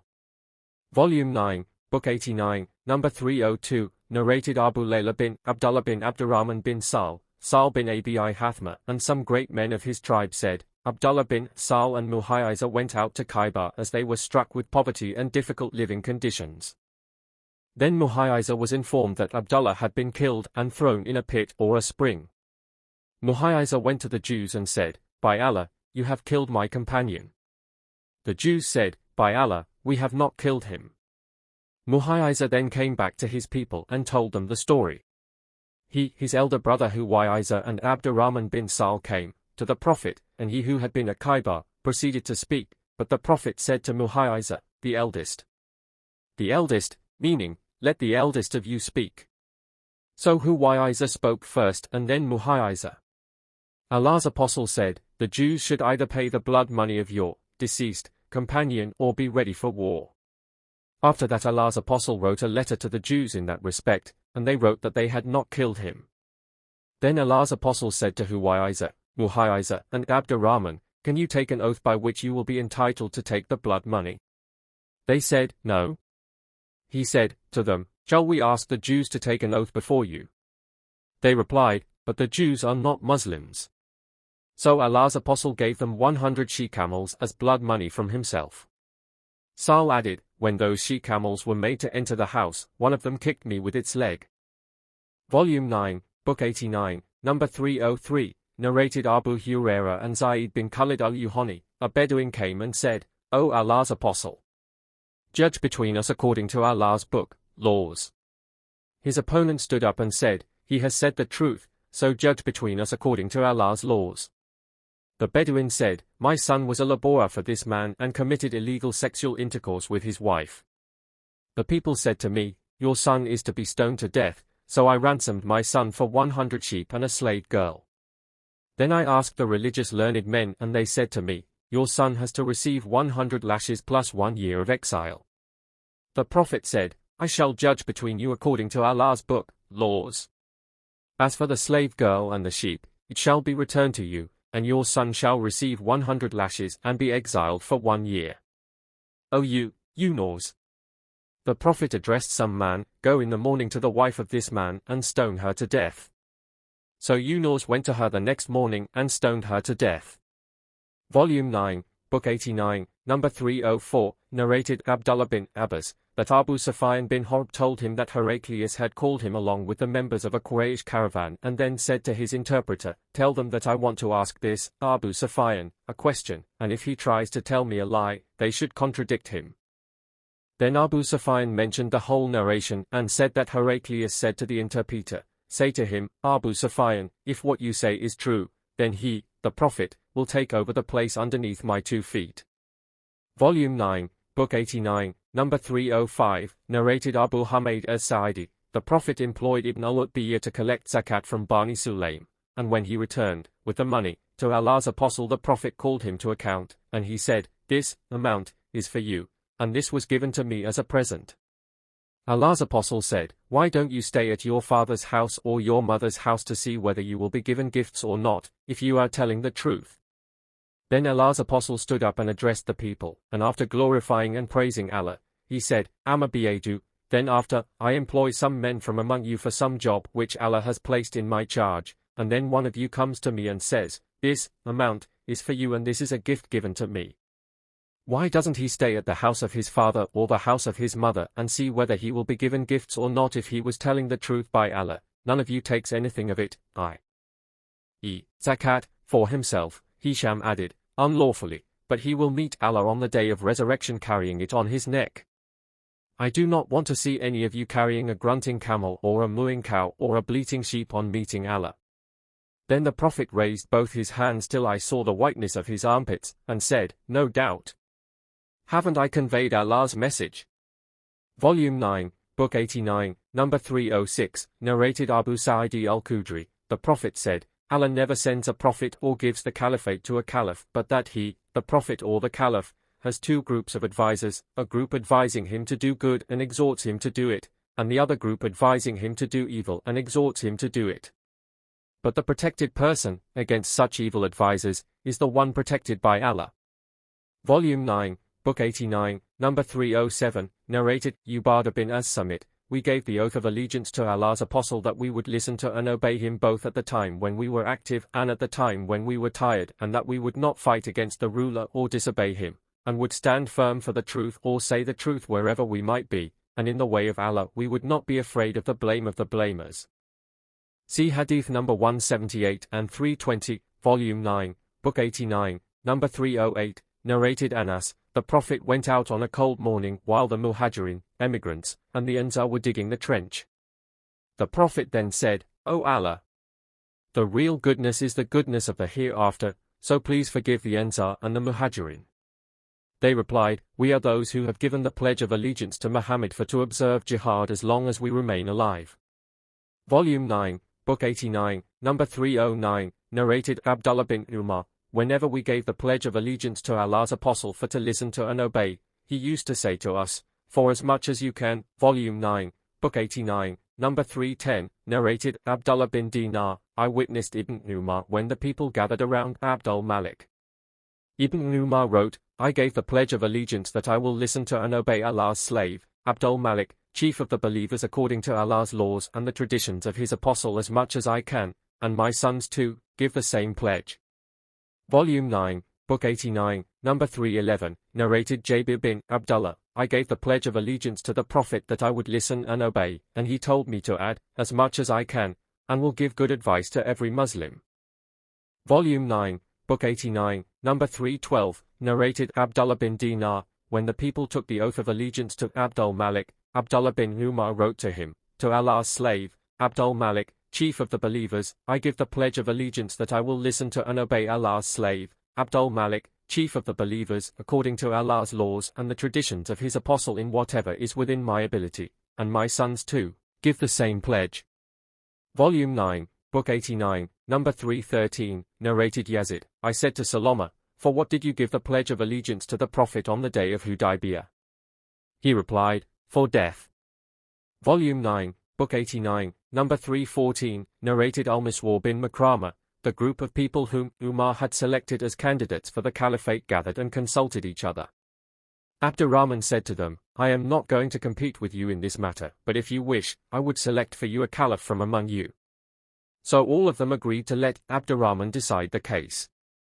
So when the candidates placed the case in the hands of Abdurrahman, the people went towards him and nobody followed the rest of the group nor obeyed any after him. So the people followed Abdurrahman and consulted him all those nights till there came the night we gave the oath of allegiance to Uthman. Al-Miswar bin Makrama added, Abdurrahman called on me after a portion of the night had passed and knocked on my door till I got up, and he said to me, I see you have been sleeping. By Allah, during the last 3 nights I have not slept enough. Go and call Az Zubair and Sa'd. So I called them for him and he consulted them and then called me saying, call Ali for me. I called Ali and he held a private talk with him till very late at night, and then Al got up to leave having had much hope to be chosen as a caliph, but Abdurrahman was afraid of something concerning Ali. Abdurrahman then said to me, call Uthman for me.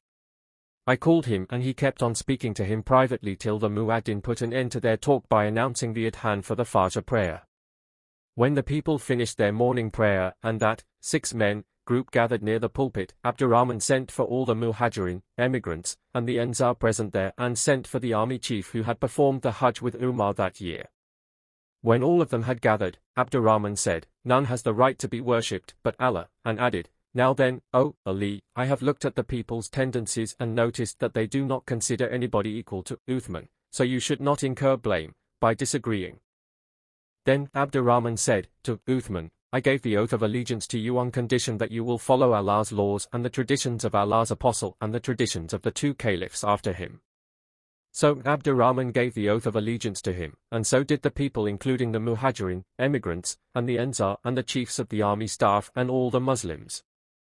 Volume 9, Book 89, number 315, narrated Salama, we gave the oath of allegiance to the Prophet under the tree.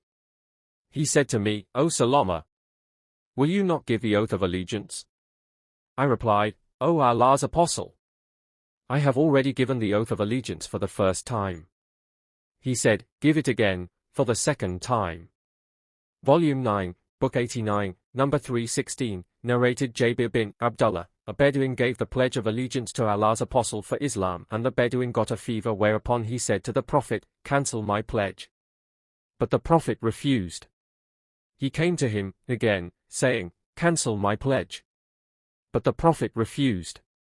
Then, the Bedouin left Medina. Allah's apostle said, Medina is like a pair of bellows, furnace it expels its impurities and brightens and clears its good.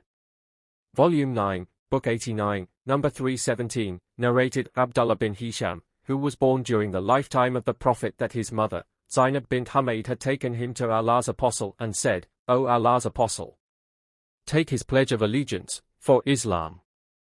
The Prophet said, Abdullah bin Hisham is a little child, and passed his hand over his head and invoked Allah for him. Abdullah bin Hisham used to slaughter 1 sheep as a sacrifice on behalf of all of his family. Volume 9, Book 89, number 318, narrated Jabir bin Abdullah, a Bedouin gave the pledge of allegiance to Allah's apostle for Islam. Then the Bedouin got fever at Medina, came to Allah's apostle and said, O Allah's apostle, cancel my pledge, but Allah's apostle refused. Then he came to him, again, and said, O Allah's apostle, cancel my pledge. But the Prophet refused. Then he came to him, again, and said, O Allah's apostle, cancel my pledge. But the Prophet refused. The Bedouin finally went out of Medina, whereupon Allah's apostle said, Medina is like a pair of bellows, furnace it expels its impurities and brightens and clears its good. Volume 9, Book 89, number 319, narrated Abu Hurairah, Allah's apostle said, there will be 3 types of people whom Allah will neither speak to them on the day of resurrection nor will purify them from sins, and they will have a painful punishment. They are 1. A man possessed superfluous water, more than he needs, on a way, and he withholds it from the travelers. 2. A man who gives a pledge of allegiance to an imam, ruler, and gives it only for worldly benefits. If the imam gives him what he wants, he abides by his pledge, otherwise he does not fulfill his pledge. 3. And a man who sells something to another man after the last prayer, and swears by Allah, a false oath, that he has been offered so much for it, whereupon the buyer believes him and buys it, although in fact, the seller has not been offered such a price. See Hadith number 838, Volume 3, Volume 9, Book 89, number 320, narrated, Ubadah bin as-Samit, Allah's Apostle said to us while we were in a gathering, give me the oath, pledge of allegiance for, 1. Not to join anything in worship along with Allah, 2. Not to steal, 3. Not to commit illegal sexual intercourse, 4. Not to kill your children, 5. Not to accuse an innocent person, to spread such an accusation among people, 6. Not to be disobedient, when ordered, to do good deeds. The Prophet added, whoever amongst you fulfill his pledge, his reward will be with Allah, and whoever commits any of those sins and receives the legal punishment in this world for that sin, then that punishment will be an expiation for that sin, and whoever commits any of those sins and Allah does not expose him, then it is up to Allah. If he wishes he will punish him, or if he wishes, he will forgive him. So we gave the pledge for that. See Hadith number 17, Volume 1, Volume 9, Book 89, number 321, narrated, Aisha, the Prophet used to take the pledge of allegiance from the women by words only after reciting this holy verse, 60. 12.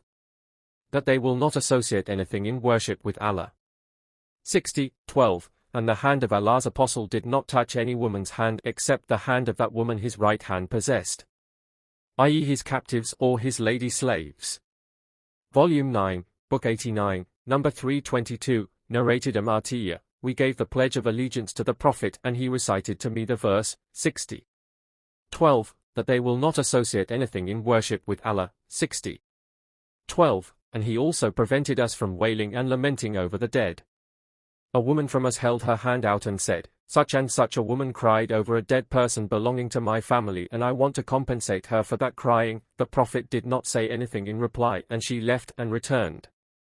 None of those women abided by her pledge except Sulaim, Al-Allah, and the daughter of Abi Sabra, the wife of Al-Mu'ad, or the daughter of Abi Sabra, and the wife of Mu'ad. Volume 9, Book 89, number 323, narrated Jabir, a Bedouin came to the Prophet and said, please take my pledge of allegiance for Islam. So the Prophet took from him the pledge of allegiance for Islam. He came the next day with a fever and said to the Prophet, cancel my pledge. But the Prophet refused, and when the Bedouin went away, the Prophet said, Medina is like a pair of bellows, furnace it expels its impurities and brightens and clears its good. Volume 9, Book 89, number 324, narrated Al-Qasim bin Muhammad, Aisha said, O my head! Allah's Apostle said, if that, i.e., your death, should happen while I am still alive, I would ask Allah to forgive you and would invoke Allah for you. Aisha said, O my life which is going to be lost! By Allah, I think that you wish for my death, and if that should happen then you would be busy enjoying the company of one of your wives in the last part of that day. The Prophet said, but I should say, O my head! I feel like calling Abu Bakr and his son and appoint the former as my successors lest people should say something or wish for something. Allah will insist on Abu Bakr becoming a caliph, and the believers will prevent anyone else from claiming the caliphate, or Allah will prevent anyone else from claiming the caliphate, and the believers will insist on Abu Bakr becoming the caliph. Volume 9, Book 89, number 325, narrated Abdullah bin Umar, it was said to Umar, will you appoint your successor? Umar said, if I appoint a caliph as my successor, it is true that somebody who was better than I, i.e., Abu Bakr, did so, and if I leave the matter undecided, it is true that somebody who was better than I, i.e., Allah's Apostle, did so. On this, the people praised him. Umar said, people are of two kinds, either one who is keen to take over the caliphate or one who is afraid of assuming such a responsibility. I wish I could be free from its responsibility in that I would receive neither reward nor retribution. I won't bear the burden of the caliphate in my death as I do in my life. Volume 9, Book 89, number 326, narrated Anas bin Malik, that he heard Umar's second speech he delivered when he sat on the pulpit on the day following the death of the Prophet. Umar recited the Tashahhud while Abu Bakr was silent. Umar said, "I wish that Allah's Apostle had outlived all of us, i.e., had been the last to die. But if Muhammad is dead, Allah nevertheless has kept the light amongst you from which you can receive the same guidance as Allah guided Muhammad with that. And Abu Bakr is the companion of Allah's Apostle, he is the second of the two in the cave. He is the most entitled person among the Muslims to manage your affairs. Therefore get up and swear allegiance to him." Some people had already taken the oath of allegiance to him in the shed of Bani Sa'ida, but the oath of allegiance taken by the public was taken at the pulpit. I heard Umar saying to Abu Bakr on that day, "Please ascend the pulpit," and kept on urging him till he ascended the pulpit, whereupon all the people swore allegiance to him. Volume 9, Book 89, number 327, narrated Jubair bin Mut'im. A woman came to the Prophet and spoke to him about something, and he told her to return to him.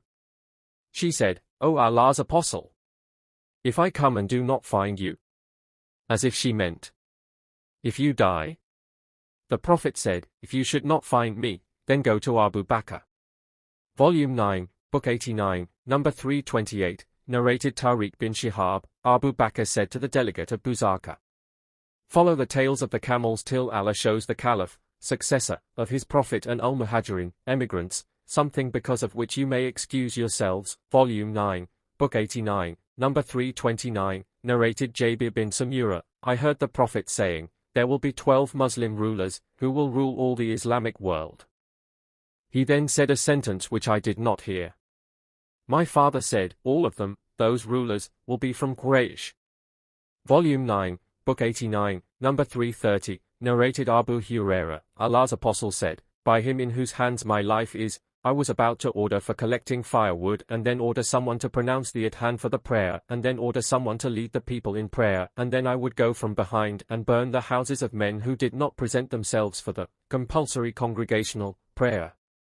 By him in whose hands my life is, if any one of you had known that he would receive a bone covered with meat or two small pieces of meat present in between two ribs, he would come for Isha prayer."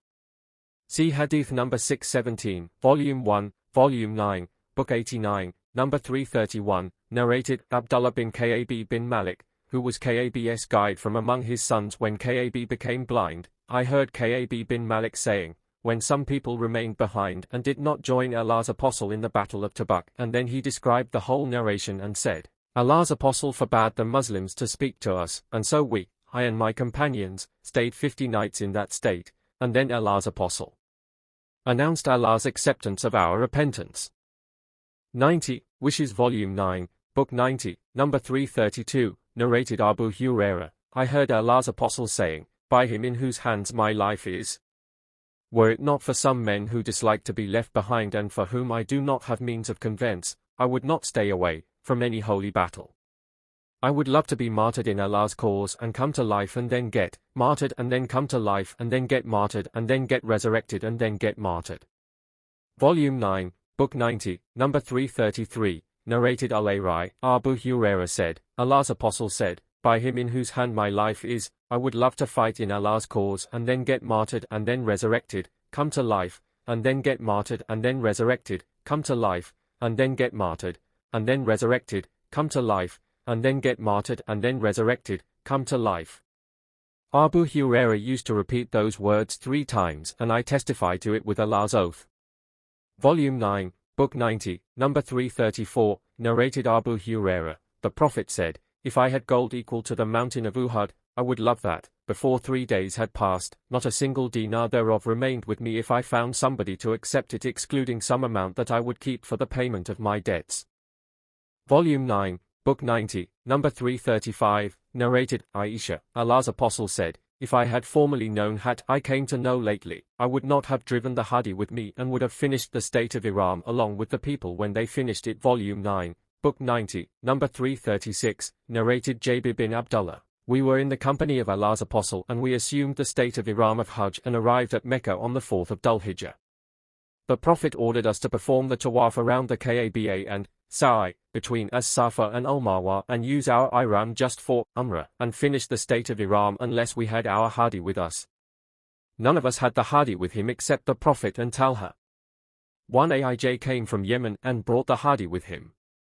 Ali said, I had assumed the state of Iran with the same intention as that with which Allah's apostle had assumed it. The people said, how can we proceed to Mina and our male organs are dribbling?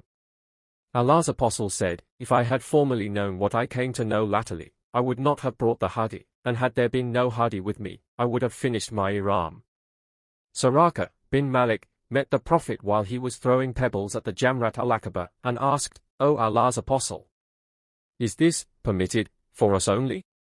The Prophet replied, no, it is forever. Aisha had arrived at Mecca while she was menstruating, therefore the Prophet ordered her to perform all the ceremonies of Hajj except the tawaf around the Kaaba, and not to perform her prayers unless and until she became clean.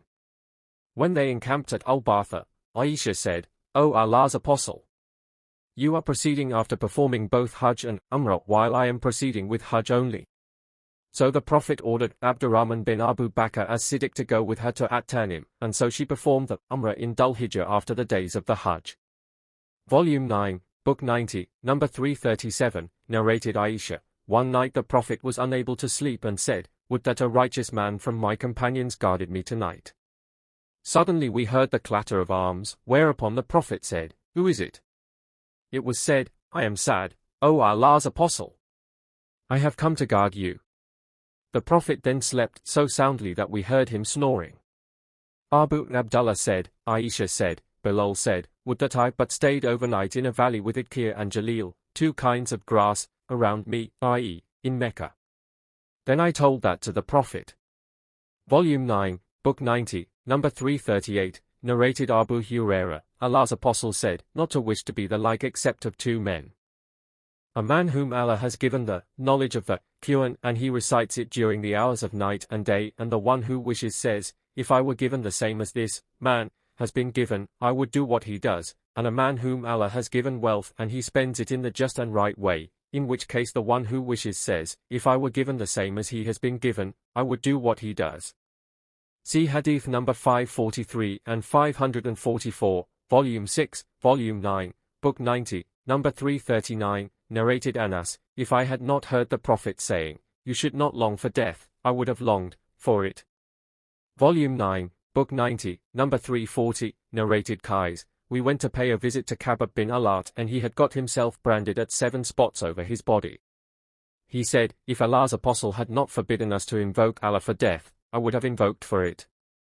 Volume 9, Book 90, number 341, narrated Sa'd bin Ubaid, the mauler of Abdurrahman bin Asha, Allah's apostle said, none of you should long for death, for if he is a good man, he may increase his good deeds, and if he is an evildoer, he may stop the evil deeds and repent.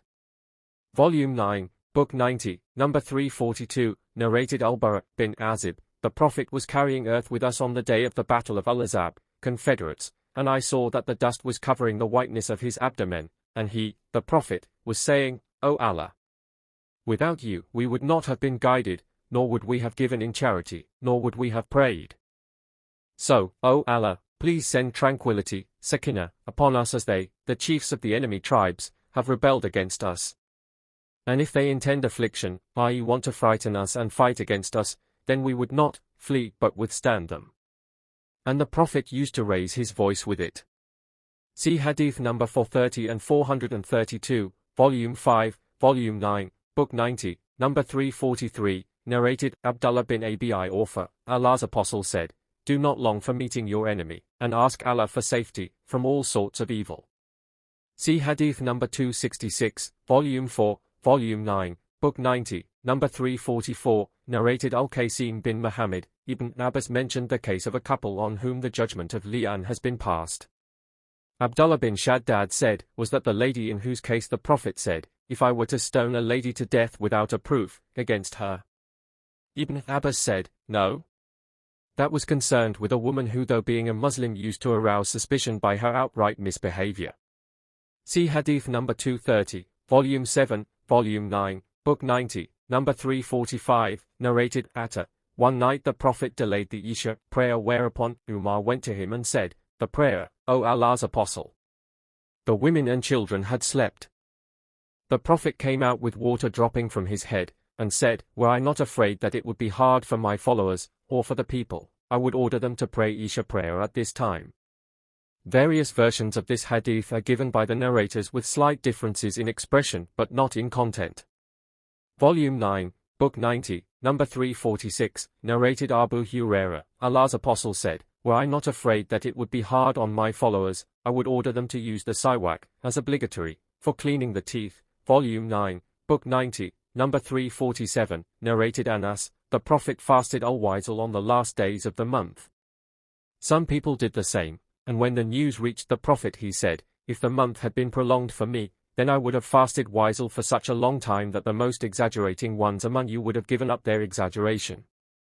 I am not like you, my Lord always makes me eat and drink." Volume 9, Book 90, number 348, narrated Abu Hurairah, Allah's Apostle forbade al-Wisl.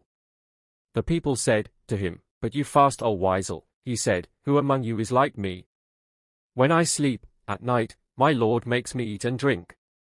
But when the people refused to give up al-Wisl, he fasted al-Wisl along with them for 2 days, and then they saw the crescent, whereupon the Prophet said, "If the crescent had not appeared I would have fasted for a longer period," as if he intended to punish them herewith. Volume 9, Book 90, number 349, narrated Aisha, "I asked the Prophet about the wall outside the Kaaba. Is it regarded as part of the Kaaba? He replied, "Yes." I said, "Then why didn't the people include it in the Kaaba?" He said, "Because your people ran short of money." I asked, "Then why is its gate so high?" He replied, "Your people did so in order to admit to it whom they would and forbid whom they would. Were your people not still close to the period of ignorance, and were I not afraid that their hearts might deny my action, then surely I would include the wall in the Kaaba and make its gate touch the ground." Volume 9, Book 90, number 350, narrated Abu Hurairah, Allah's Apostle said, "But for the emigration, I would have been one of the Ansar, and if the people took their way in a valley, or a mountain pass, I would take the Ansar's valley or the mountain pass." Volume 9, Book 90, number 351, narrated Abdullah bin Zaid, the Prophet said, "But for the emigration, I would have been one of the Ansar, and if the people took their way in a valley, or a mountain pass, I would take Ansar's valley or their mountain pass." 91. Accepting information given by a truthful person. Volume 9, Book 91, number 352, narrated Malik, "We came to the Prophet and we were young men nearly of equal ages and we stayed with him for 20 nights. Allah's Apostle was a very kind man, and when he realized our longing for our families, he asked us about those whom we had left behind. When we informed him, he said, 'Go back to your families and stay with them and teach them religion and order them to do good deeds.' The Prophet mentioned things, some of which I remembered and some I did not. Then he said, 'Pray as you have seen me praying, and when it is the time of prayer, one of you should pronounce the call, adhan, for the prayer, and the eldest of you should lead the prayer.'" Volume 9, Book 91, number 353, narrated Ibn Mas'ud, Allah's Apostle said, "The call for prayer, adhan of Bilal, should not stop any one of you from taking his suha, for he pronounces the adhan in order that whoever among you is praying the night prayer may return to eat his suha, and whoever among you is sleeping may get up, for it is not yet dawn when it is like this." Yahya, the sub-narrator, stretched his 2 index fingers sideways. Volume 9, Book 91, number 354, narrated Abdullah bin Umar, the Prophet said, "Bilal pronounces the adhan at night so that you may eat and drink till Ibn Maktum pronounces the adhan for the Fajr prayer." Volume 9, Book 91, number 355, narrated Abdullah, the Prophet led us in Zuhr prayer and prayer 5 rakat. Somebody asked him whether the prayer had been increased. He, the Prophet, said, "And what is that?" They, the people, replied, "You have prayed 5 rakat." Then the Prophet offered 2 prostrations of Sahu, after he had finished his prayer with the Taslim. Volume 9, Book 91, number 356, narrated Abu Hurairah, Allah's Apostle finished his prayer after offerings 2 rakat only. Dhul Yadain asked him whether the prayer had been reduced, or you had forgotten. The Prophet said, "Is Dhul Yadain speaking the truth?" The people said, "Yes."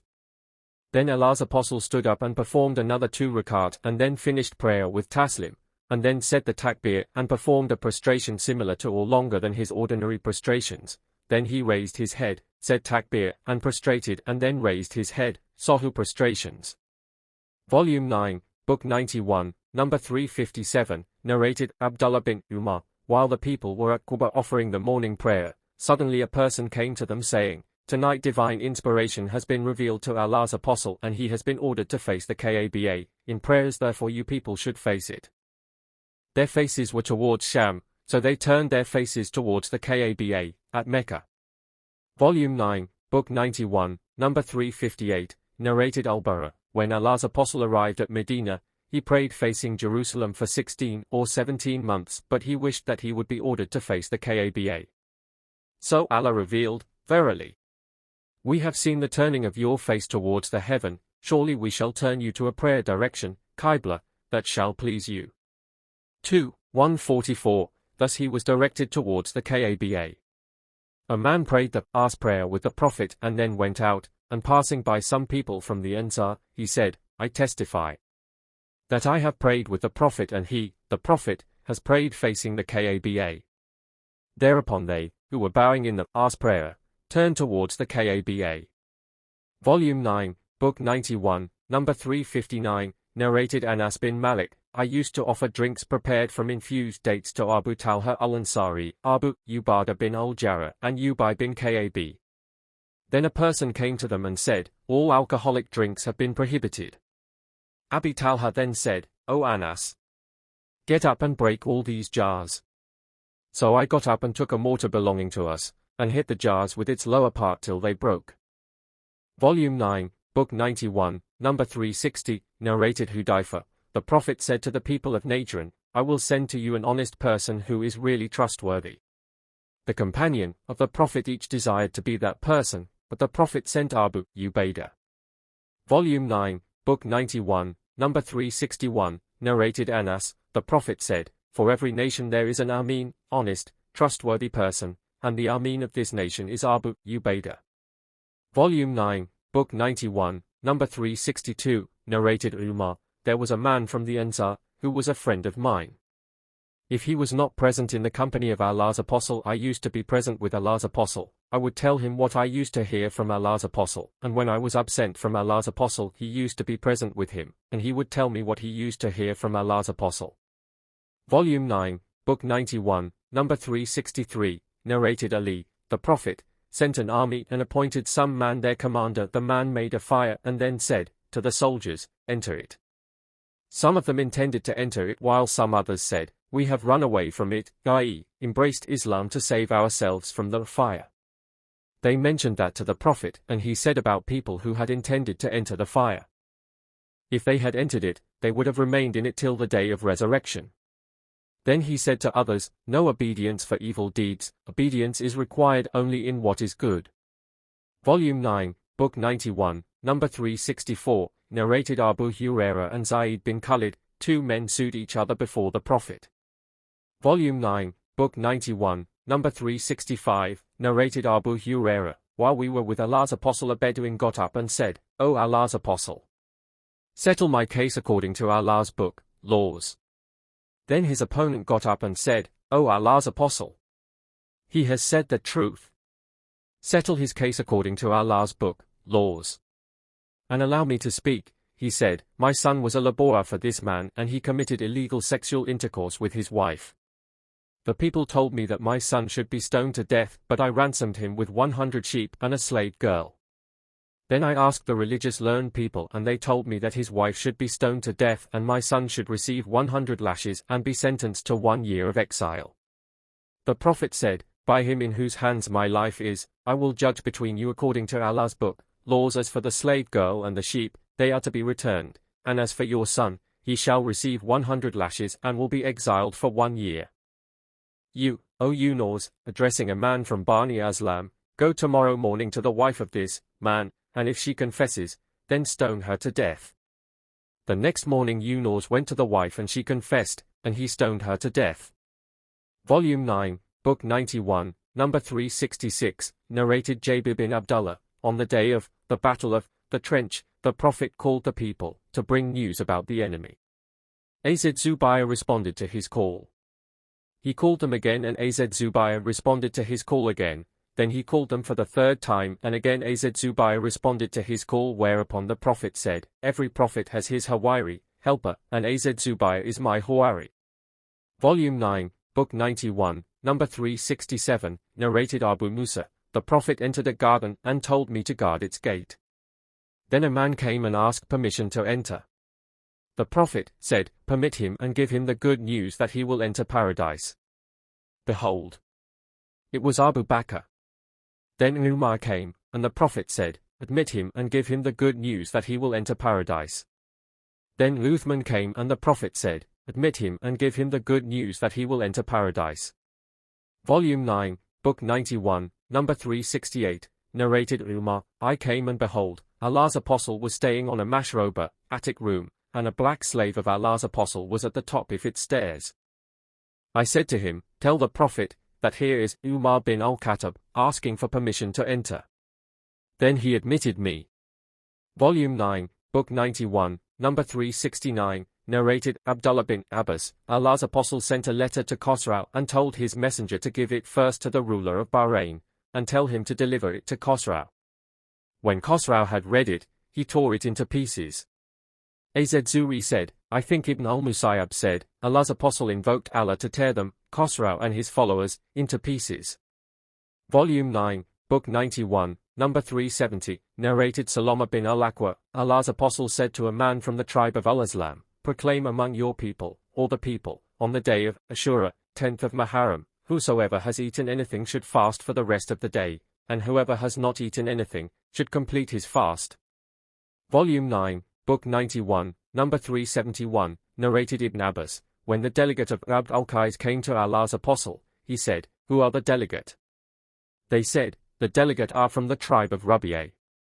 The Prophet said, 'Welcome, O the delegate, and welcome, O people. Neither you will have any disgrace nor will you regret.' They said, 'O Allah's Apostle, between you and us there are the infidels of the tribe of Muda, so please order us to do something good, religious deeds, that by acting on them we may enter paradise, and that we may inform our people, whom we have left behind, about it.' They also asked the Prophet about drinks. He forbade them from 4 things and ordered them to do 4 things. He ordered them to believe in Allah, and asked them, 'Do you know what is meant by belief in Allah?' They said, 'Allah and his Apostle know best.' He said, 'To testify that none has the right to be worshipped except Allah, the one who has no partners with him, and that Muhammad is Allah's Apostle, and to offer prayers perfectly and to pay zakat.' The narrator thinks that fasting in Ramadan is included, and to give 1/5 of the war booty to the state. Then he forbade 4 drinking utensils ad-duba, al-hantam, al-mazafat, and an-nakir, or probably, al-mukayya. And then the Prophet said, 'Remember all these things by heart and preach it to those whom you have left behind.' Volume 9, Book 91, number 372, narrated Torba al-Anbari, "Ash-Shobai asked me, 'Did you notice how al-Hasan used to narrate hadiths from the prophets?' I stayed with Ibn Umar for about 2 or 1.5 years, and I did not hear him narrating anything from the Prophet except his hadith. He, Ibn Umar, said, 'Some of the companions of the Prophet including Sa'd, were going to eat meat, but one of the wives of the Prophet called them, saying, "It is the meat of a mastigio." The people then stopped eating it. On that Allah's Apostle said, "Carry on eating, for it is lawful." Or said, "There is no harm in eating it, but it is not from my meals." 92. Holding fast to the Quran and Sunnah, Volume 9, Book 92, number 373, narrated Tariq bin Shihab, a Jew said to Umar, "O chief of the believers, if this verse, 'This day I have perfected your religion for you, completed my favors upon you, and have chosen for you Islam as your religion. 5:3 had been revealed upon us, we would have taken that day as an Eid festival day." Umar said, "I know definitely on what day this verse was revealed. It was revealed on the day of Arafat, on a Friday." Volume 9, Book 92, number 374, narrated Anas bin Malik, that he heard Umar speaking while standing on the pulpit of the Prophet in the morning, following the death of the Prophet, when the people had sworn allegiance to Abu Bakr. He said the tashahhud before Abu Bakr, and said, "Amma biyadu," then after, "Allah has chosen for his apostle what is with him, paradise, rather than what is with you, the world." This is that book, Quran, with which Allah guided your apostle, so stick to it, for then you will be guided on the right path as Allah guided his apostle with it. Volume 9, Book 92, number 375, narrated Ibn Abbas, the Prophet embraced me and said, O Allah, teach him the knowledge of the book, Quran.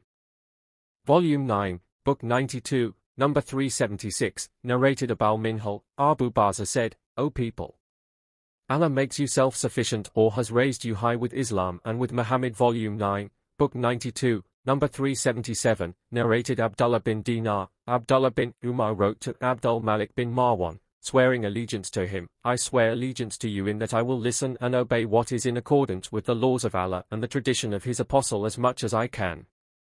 Volume 9, Book 92, number 378, narrated Said bin al-Musayyab, Abu Hurairah said that Allah's apostle said, I have been sent with a Jawami al-Kalim, the shortest expression with the widest meaning, and have been made victorious with awe, cast in my enemies' hearts, and while I was sleeping, I saw that the keys of the treasures of the world were placed in my hand.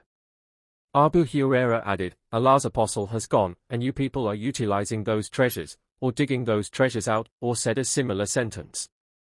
Volume 9, Book 92, number 379, narrated Abu Hurairah, the Prophet said, there was no prophet among the prophets but was given miracles because of which people had security or had belief, but what I was given was the divine inspiration which Allah revealed to me. So I hope that my followers will be more than those of any other prophet on the day of resurrection. Volume 9, Book 92, number 380, narrated Abu Wail, I sat with Shaiba in this mosque, Al-Masjid al-Haram, and he said, Umar once sat beside me here as you are now sitting, and said, I feel like distributing all the gold and silver that are in it, i.e., the Kaaba, among the Muslims. I said, you cannot do that. Umar said, why? I said, your two previous companions, the Prophet and Abu Bakr, did not do it. Umar said, they are the two persons whom one must follow. See Hadith number 664, Volume 2, Volume 9, Book 92, number 381, narrated Hudayfa, Allah's apostle said to us, honesty descended from the heavens and settled in the roots of the hearts of men, faithful believers, and then the Quran was revealed and the people read the Quran, and learnt it from it, and also learnt it from the Sunnah.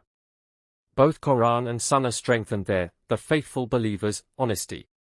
See Hadith number 208, Volume 9, Book 92, number 382, narrated Abdullah, the best talk, speech, is Allah's book Quran, and the best way is the way of Muhammad, and the worst matters are the heresies, those new things which are introduced into the religion, and whatever you have been promised will surely come to pass, and you cannot escape it. Volume 9, Book 92, number 383, narrated Abu Hurairah and Zayd bin Khalid, we were with the Prophet when he said, to two men, I shall judge between you according to Allah's book, laws. Volume 9, Book 92, number 384, narrated Abu Hurairah, Allah's apostle said, all my followers will enter paradise except those who refuse. They said, O Allah's apostle, who will refuse? He said, whoever obeys me will enter paradise, and whoever disobeys me is the one who refuses to enter it. Volume 9, Book 92, number 385, narrated Jabir bin Abdullah, some angels came to the Prophet while he was sleeping. Some of them said, he is sleeping. Others said, his eyes are sleeping but his heart is awake. Then they said, there is an example for this companion of yours. One of them said, then set forth an example for him. Some of them said, he is sleeping. The others said, his eyes are sleeping but his heart is awake. Then they said, his example is that of a man who has built a house and then offered therein a banquet and sent an inviter, messenger, to invite the people. So whoever accepted the invitation of the inviter, entered the house and ate of the banquet, and whoever did not accept the invitation of the inviter, did not enter the house, nor did he eat of the banquet. Then the angels said, interpret this example to him so that he may understand it. Some of them said, he is sleeping. The others said, his eyes are sleeping but his heart is awake. And then they said, the houses stands for paradise and the call maker is Muhammad, and whoever obeys Muhammad, obeys Allah, and whoever disobeys Muhammad, disobeys Allah. Muhammad separated the people, i.e., through his message, the good is distinguished from the bad, and the believers from the disbelievers. Volume 9, Book 92, number 386, narrated Hammam, Hudayfa said, O the group of Al-Qurra, follow the straight path, for then you have taken a great lead, and will be the leaders, but if you divert right or left, then you will go astray far away. Volume 9, Book 92, number 387, narrated Abu Musa, the Prophet said, My example and the example of what I have been sent with is that of a man who came to some people and said, O people, I have seen the enemy's army with my own eyes, and I am the naked warner, so protect yourselves. Then a group of his people obeyed him and fled at night, proceeding stealthily till they were safe, while another group of them disbelieved him and stayed at their places till morning, when the army came upon them, and killed and ruined them completely. So this is the example of that person who obeys me and follows what I have brought, the Quran and the Sunnah, and the example of the one who disobeys me and disbelieves the truth I have brought. Volume 9, Book 92, number 388, narrated Abu Hurairah, when Allah's apostle died and Abu Bakr was elected as a caliph after him, some of the Arabs reverted to disbelief. Umar said to Abu Bakr, How dare you fight the people? While Allah's apostle said, I have been ordered to fight the people till they say, None has the right to be worshipped but Allah, and whoever says, None has the right to be worshipped but Allah waives his wealth and his life from me unless he deserves a legal punishment lusty, and his account will be with Allah. Abu Bakr said, By Allah, I will fight him who discriminates between zakat and prayers, for zakat is the compulsory right to be taken from the wealth by Allah. If they refuse to give me even a tying rope which they used to give to Allah's apostle, I would fight them for withholding it. Umar said, By Allah, it was nothing, except I saw that Allah had opened the chest of Abu Bakr to the fight, and I came to know for certain that was the truth. Volume 9, Book 92, number 389, narrated Abdullah bin Abbas, Uyayna bin Hizn bin Hudayfa bin Bad came and stayed at Medina with his nephew Ulha bin Qais bin Hizn, who was one of those whom Umar used to keep near him, as the Qurra, learned men knowing Quran by heart, were the people of Umar's meetings and his advisers, whether they were old or young. Uyayna said to his nephew, O my nephew, have you an approach to this chief so as to get for me the permission to see him? His nephew said, I will get the permission for you to see him. Ibn Abbas added, So he took the permission for Uyayna, and when the latter entered, he said, O the son of Al-Khattab, by Allah, you neither give us sufficient provision nor judge among us with justice. On that, Umar became so furious that he intended to harm him. Ulha said, O chief of the believers, Allah said to his apostle, Hold to forgiveness, command what is good, right, and leave the foolish, i.e. do not punish them. 7, 199, and this person is among the foolish. By Allah, Umar did not overlook that verse when Ulha recited it before him, and Umar said to observe the orders of Allah's book strictly. See Hadith number 166, Volume 6, Volume 9, Book 92, number 390, narrated Asma bint Abu Bakr, I came to Aisha during the solar eclipse. The people were standing, offering prayer, and she too was standing and offering prayer. I asked, What is wrong with the people? She pointed towards the sky with her hand and said, Subhan Allah. I asked her, Is there a sign? She nodded with her head, meaning, yes. When Allah's apostle finished the prayer, he glorified and praised Allah and said, There is not anything that I have not seen before, but I have seen now at this place of mine, even paradise and hell. It has been revealed to me that you people will be put to trial nearly like the trial of Ad-Dajjal, in your graves. As for the true believer or a Muslim, the subnarrator is not sure as to which of the two words Asma had said. He will say, Muhammad came with clear signs from Allah, and we responded to him, accepted his teachings, and believed what he said. It will be said to him, Sleep in peace, we have known that you were a true believer who believed with certainty. As for a hypocrite or a doubtful person, the subnarrator is not sure as to which word Asma said. He will say, I do not know, but I heard the people saying something, and so I said the same. Volume 9, Book 92, number 391, narrated Abu Hurairah, the Prophet said, Leave me as I leave you, for the people who were before you were ruined because of their questions and their differences over their prophets. So, if I forbid you to do something, then keep away from it. And if I order you to do something, then do of it as much as you can. Volume 9, Book 92, number 392, narrated Sa'd bin Abi Waqqas, the Prophet said, the most sinful person among the Muslims is the one who asked about something which had not been prohibited, but was prohibited because of his asking. Volume 9, Book 92, number 393, narrated Zayd bin Thabit, the Prophet took a room made of date palm leaves mats in the mosque. Allah's Apostle prayed in it for a few nights till the people gathered, to pray the night prayer, Tarawih, behind him.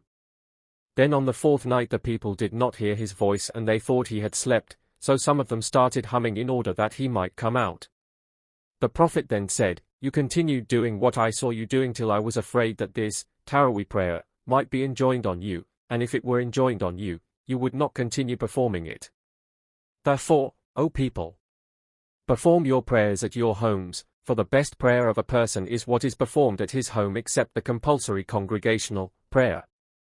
See Hadith number 229, Volume 3, see Hadith number 134, Volume 8, Volume 9, Book 92, number 394, narrated Abu Musa al-Ash'ari, Allah's Apostle was asked about things which he disliked, and when the people asked too many questions, he became angry and said, "Ask me any question." A man got up and said, "O Allah's Apostle, who is my father?" The Prophet replied, "Your father is Hudayfa." Then another man got up and said, "O Allah's Apostle, who is my father?" The Prophet said, "Your father is Salim, Mawla Shaiba." When Umar saw the signs of anger on the face of Allah's Apostle, he said, "We repent to Allah." Volume 9, Book 92, number 395, narrated Warad, the clerk of Al-Mughira, Muawiyah wrote to Al-Mughira, "Write to me what you have heard from Allah's Apostle." So he, Al-Mughira, wrote to him, "Allah's Prophet used to say at the end of each prayer, La ilaha illallah wahdahu la sharika lahu, lahul mulku, wa lahul hamdu wa hula ala kulli shay'in qadir.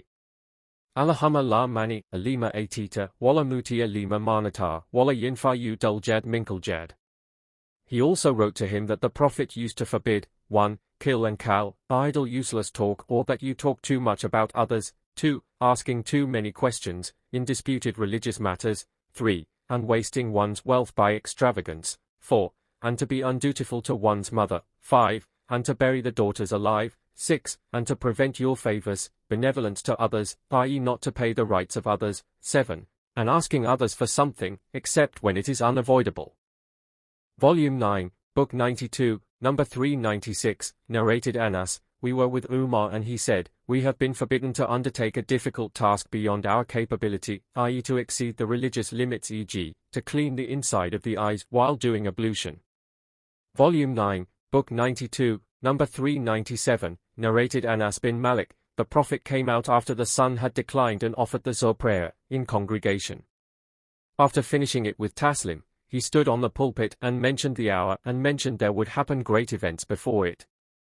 Then he said, whoever wants to ask me any question, may do so, for by Allah, you will not ask me about anything but I will inform you of its answer as long as I am at this place of mine."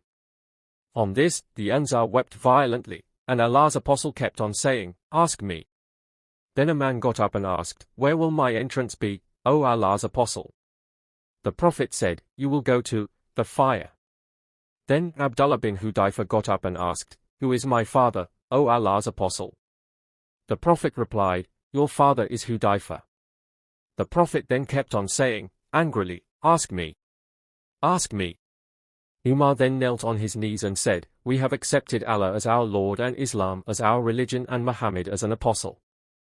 Allah's Apostle became quiet when Umar said that.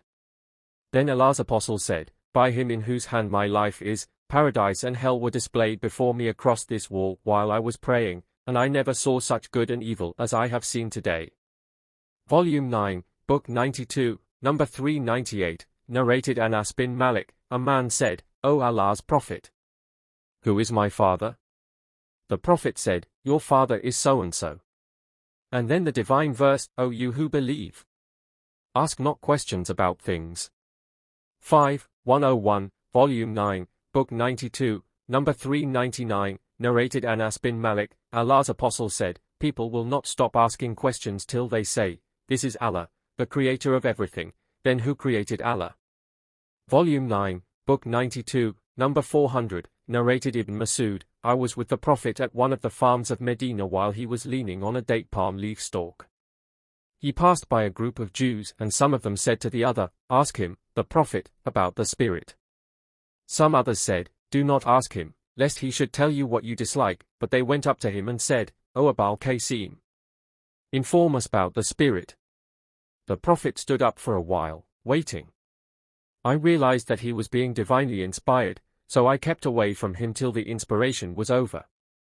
Then the prophet said, "O Muhammad, they ask you regarding the Spirit. Say, the Spirit, its knowledge is with my Lord, i.e., nobody has its knowledge except Allah." 1785. This is a miracle of the Quran that all the scientists up till now do not know about the Spirit, i.e., how life comes to a body and how it goes away at its death. See Hadith number 245, Volume 6, Volume 9, Book 92, number 401. Narrated Ibn Umar, the Prophet wore a gold ring and then the people followed him and wore gold rings too.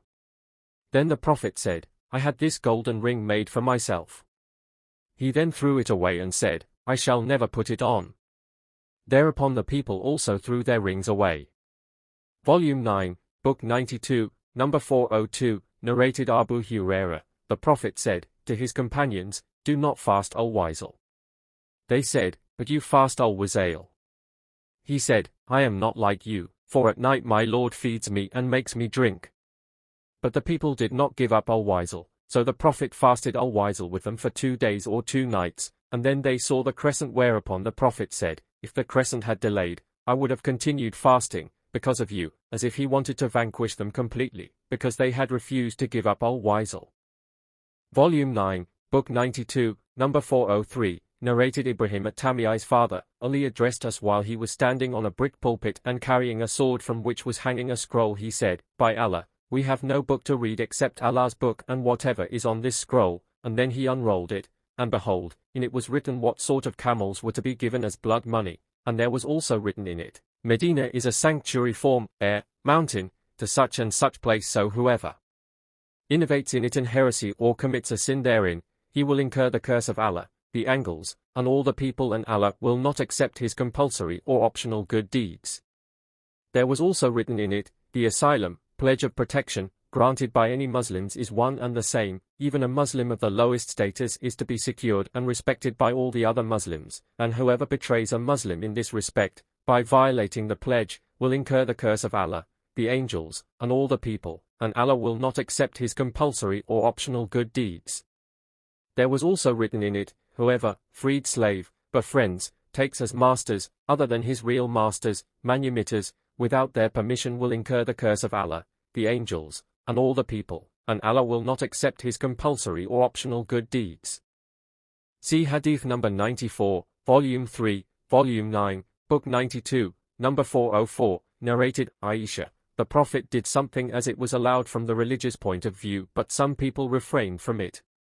When the Prophet heard of that, he, after glorifying and praising Allah, said, "Why do some people refrain from doing something which I do? By Allah, I know Allah more than they." Volume 9, Book 92, number 405, narrated Ibn Abi Mulaika. Once the 2 righteous men, i.e., Abu Bakr and Umar, were on the verge of destruction, and that was because when the delegate of Bani Tamim came to the Prophet, one of them, either Abu Bakr or Umar, recommended Al-Aqra bin Habis at-Tamimi al-Hanzali, the brother of Bani Majashi, to be appointed as their chief, while the other recommended somebody else. Abu Bakr said to Umar, "You intended only to oppose me." Umar said, "I did not intend to oppose you." Then their voices grew louder in front of the Prophet, whereupon there was revealed, "O you who believe, do not raise your voices above the voice of the Prophet. A great reward." 49, 2-3, Ibn Azad Zubayr said, "Thenceforward when Umar talked to the Prophet, he would talk like one who whispered a secret and would even fail to make the Prophet hear him, in which case the Prophet would ask him to repeat his words." Volume 9, Book 92, number 406, narrated Aisha, the mother of believers, Allah's apostle during his fatal ailment said, "Order Abu Bakr to lead the people in prayer." I said, "If Abu Bakr stood at your place, in prayers, the people will not be able to hear him because of his weeping, so order Umar to lead the people in prayer." He again said, "Order Abu Bakr to lead the people in prayer." Then I said to Hafsa, "Will you say, to the Prophet, if Abu Bakr stood at your place, the people will not be able to hear him because of his weeping, so order Umar to lead the people in prayer. Hafsa did so, whereupon Allah's Apostle said, You are like the companions of Joseph, CQN 12:30-32. Order Abu Bakr to lead the people in prayer. Hafsa then said to me, I have never received any good from you.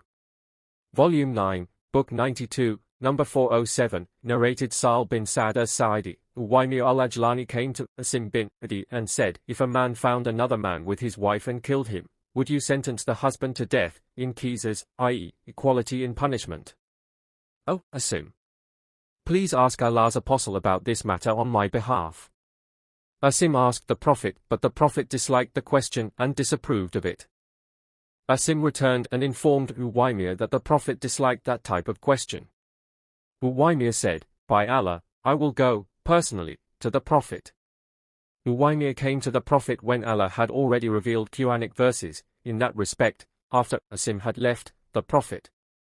So the Prophet said to Uwaymir, Allah has revealed Quranic verses regarding you and your wife. The Prophet then called for them, and they came and carried out the order of Li'an. Then Uwaymir said, O Allah's Apostle! Now if I kept her with me, I would be accused of telling a lie. So Uwaymir divorced her although the Prophet did not order him to do so. Later on this practice of divorcing became the tradition of couples involved in a case of Li'an. The Prophet said to the people, Wait for her. If she delivers a red short, small, child like a warra, a short red animal, then I will be of the opinion that he, Uwaymir, has told a lie, but if she delivered a black big-eyed one with big buttocks, then I will be of the opinion that he has told the truth about her. Ultimately she gave birth to a child that proved the accusation.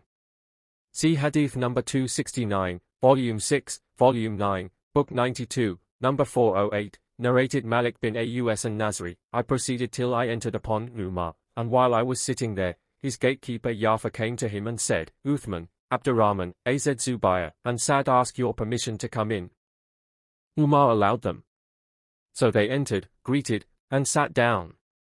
After a while the gatekeeper came, and said, Shall I admit Ali and Abbas? Umar allowed them to enter. Al-Abbas said, O chief of the believers, judge between me and the oppressor, Ali. Then there was a dispute, regarding the property of Bani Nadir, between them, Abbas and Ali. Uthman and his companions said, O chief of the believers, judge between them and relieve one from the other. Umar said, Be patient. Beseech you by Allah, with whose permission the heaven and the earth exist. Do you know that Allah's Apostle said, Our property is not to be inherited, and whatever we leave is to be given in charity, and by this Allah's Apostle meant himself. On that the group said, He verily said so. Umar then faced Ali and Abbas and said, I beseech you both by Allah, do you both know that Allah's Apostle said so? They both replied, Yes. Umar then said, Now I am talking to you about this matter, in detail. Allah favored Allah's Apostle with some of this wealth which he did not give to anybody else, as Allah said, What Allah bestowed as fai, booty on his Apostle for which you made no expedition. 59. 6. So that property was totally meant for Allah's Apostle, yet he did not collect it and ignore you, nor did he withhold it with your exclusion, but he gave it to you and distributed it among you till this much of it was left behind, and the Prophet used to spend of this as the yearly expenditures of his family and then take what remained of it and spent it as he did with other Allah's wealth. The Prophet did so during all his lifetime, and I beseech you by Allah, do you know that? They replied, Yes. Umar then addressed Ali and Abbas, saying, I beseech you both by Allah, do you know that? Both of them replied, Yes. Umar added, Then Allah took his apostle unto him. Abu Bakr then said, I am the successor of Allah's Apostle, and took over all the Prophet's property and disposed of it in the same way as Allah's Apostle used to do, and you were present then. Then he turned to Ali and Abbas and said, You both claim that Abu Bakr did so-and-so in managing the property, but Allah knows that Abu Bakr was honest, righteous, intelligent, and a follower of what is right in managing it. Then Allah took Abu Bakr unto him. I said, I am the successor of Allah's Apostle and Abu Bakr. So I took over the property for 2 years and managed it in the same way as Allah's Apostle and Abu Bakr used to do. Then you both, Ali and Abbas, came to me and asked for the same thing. O Abbas, You came to me to ask me for your share from nephew's property, and this, Ali, came to me asking for his wife's share from her father's property, and I said to you both, if you wish, I will place it in your custody on condition that you both will manage it in the same way as Allah's Apostle and Abu Bakr did and as I have been doing since I took charge of managing it, otherwise, do not speak to me any more about it. Then you both said, give it to us on that condition. So I gave it to you on that condition. Now I beseech you by Allah, did I not give it to them on that condition?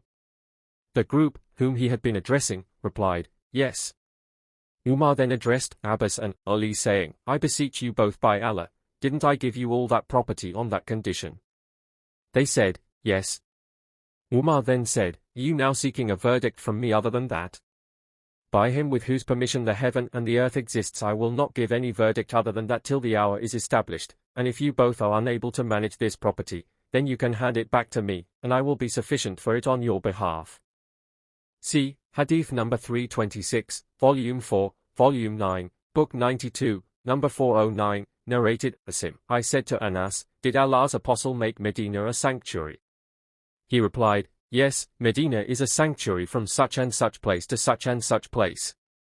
It is forbidden to cut its trees, and whoever innovates an heresy in it or commits a sin therein, will incur the curse of Allah, the angels, and all the people. Then Musa bin Anas told me that Anas added, or gives refuge to such an heretic or a sinner. Volume 9, Book 92, number 410, narrated, Abdullah bin Amr, I heard the Prophet saying, Allah will not deprive you of knowledge after he has given it to you, but it will be taken away through the death of the religious learned men with their knowledge.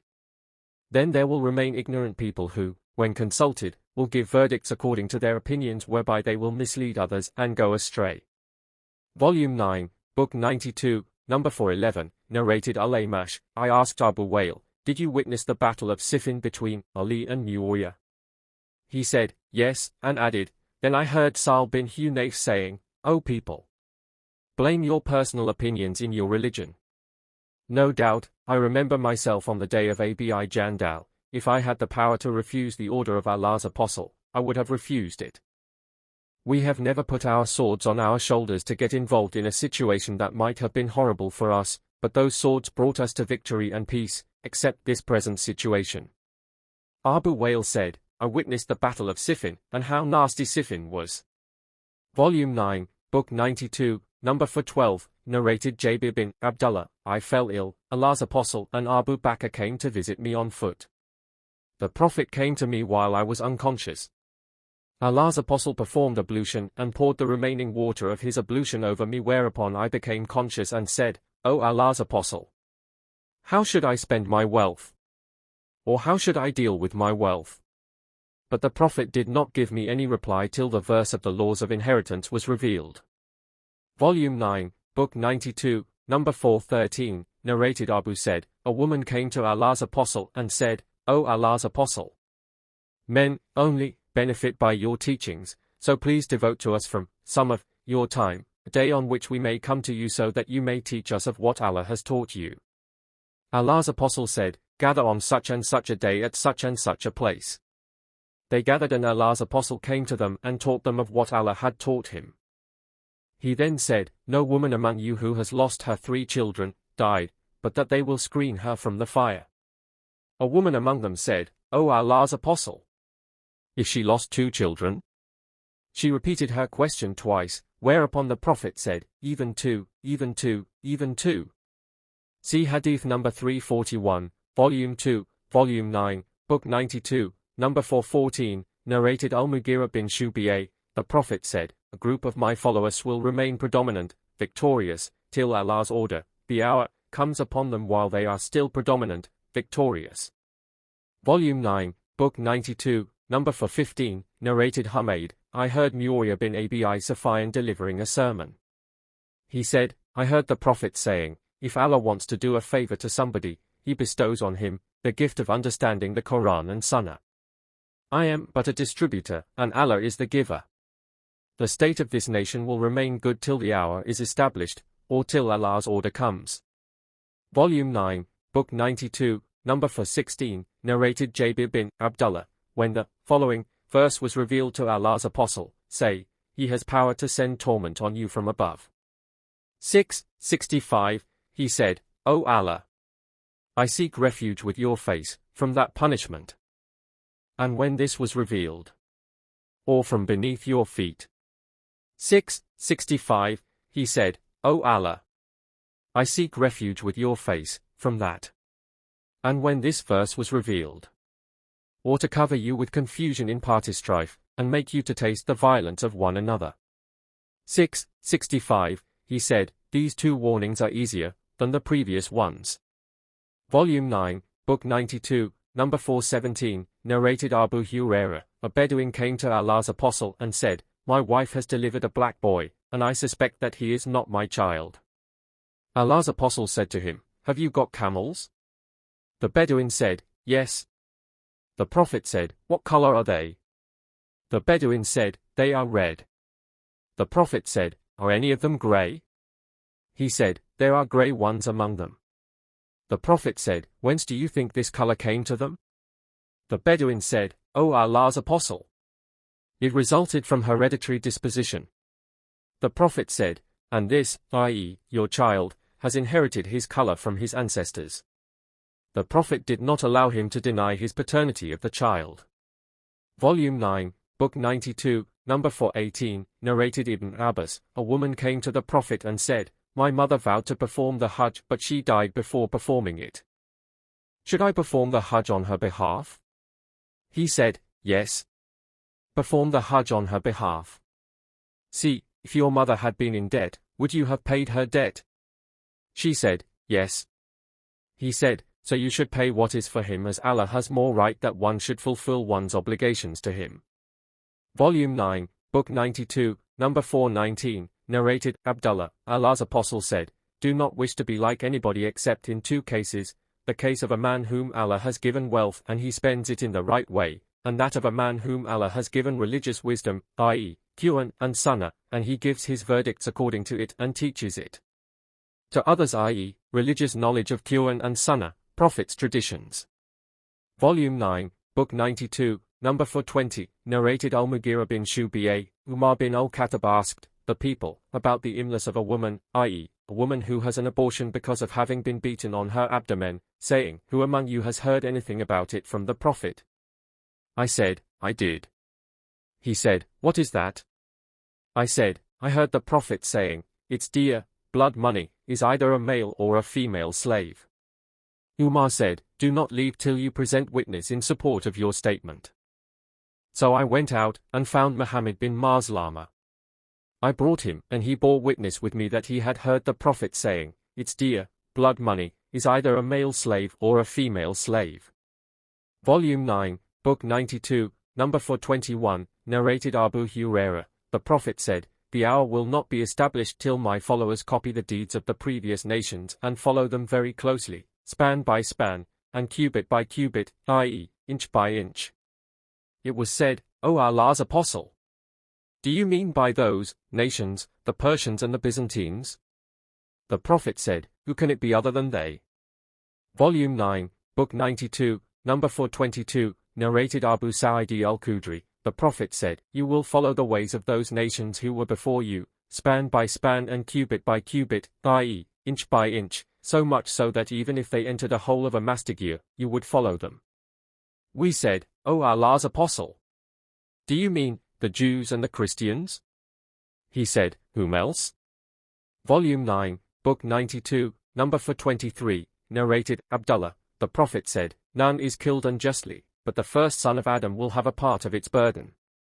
Sufyan said, a part of its blood, because he was the first to establish the tradition of murdering. Volume 9, Book 92, number 424t, narrated Jabir bin Abdullah as-Salami, a Bedouin gave the pledge of allegiance for embracing Islam to Allah's Apostle, and then he got an attack of fever in Medina and came to Allah's Apostle, and said, O Allah's Apostle, cancel my pledge. Allah's Apostle refused to do so. The Bedouin came to him again and said, cancel my pledge, but he refused again, and then again, the Bedouin came to him and said, cancel my pledge, and Allah's Apostle refused. The Bedouin finally went away, and Allah's Apostle said, Medina is like a pair of bellows, furnace, it expels its impurities while it brightens and clears its good. 9. For 24, narrated Ibn Abbas, I used to teach Quran to Abdurrahman bin Auf.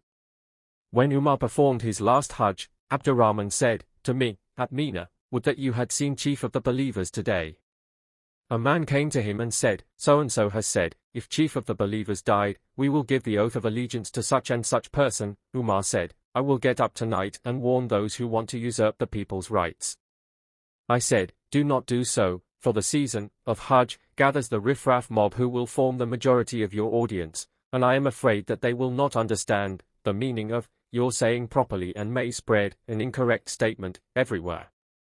You should wait till we reach Medina, the place of migration and the place of the Sunnah, the Prophet's traditions. There you will meet the companions of Allah's Apostle from the Muhajirin and the Ansar who will understand your statement and place it in its proper position. Umar said, by Allah, I shall do so the first time I stand to address the people in Medina.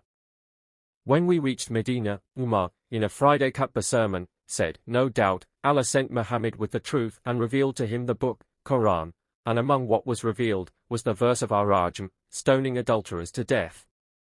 See Hadith number 817, Volume 8, Volume 9, Book 92, number 425, narrated Muhammad, we were with Abu Hurairah while he was wearing 2 linen garments dyed with red clay. He cleaned his nose with his garment, saying, Bravo!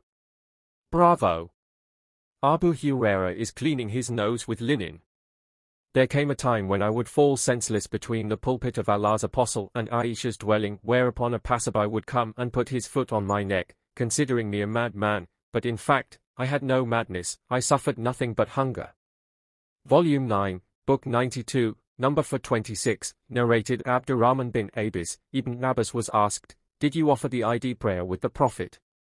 He said, yes, had it not been for my close relation to the Prophet, I would not have performed it with him. Because of my being too young, the Prophet came to the mark which is near the home of Kathir bin as-Salt and offered the ID prayer and then delivered the sermon. I do not remember if any adhan or iqama were pronounced for the prayer.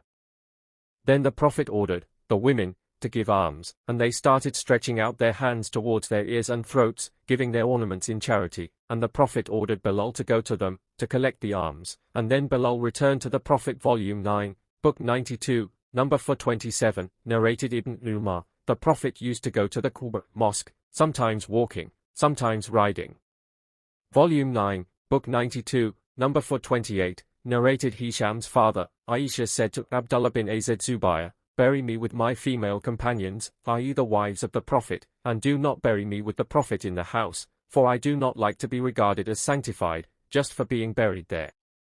Narrated Hisham's father, Umar sent a message to Aisha, saying, will you allow me to be buried with my 2 companions, the Prophet and Abu Bakr? She said, yes, by Allah, though it was her habit that if a man from among the companions of the Prophet sent her a message asking her to allow him to be buried there, she would say, no, by Allah, I will never give permission to anyone to be buried with them. Volume 9, Book 92, number 429, narrated Anas bin Malik, Allah's Apostle used to perform the Ars prayer and then one could reach the Awali, a place in the outskirts of Medina, while the sun was still quite high. Narrated Yunus, the distance of the Awali from Medina was 4 or 3 miles.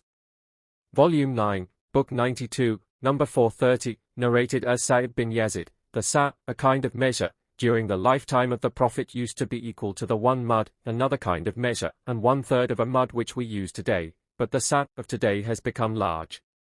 Volume 9, Book 92, number 431, narrated Anas bin Malik, Allah's Apostle said, O Allah, bestow your blessings on their measures, and bestow your blessings on their sa and mud.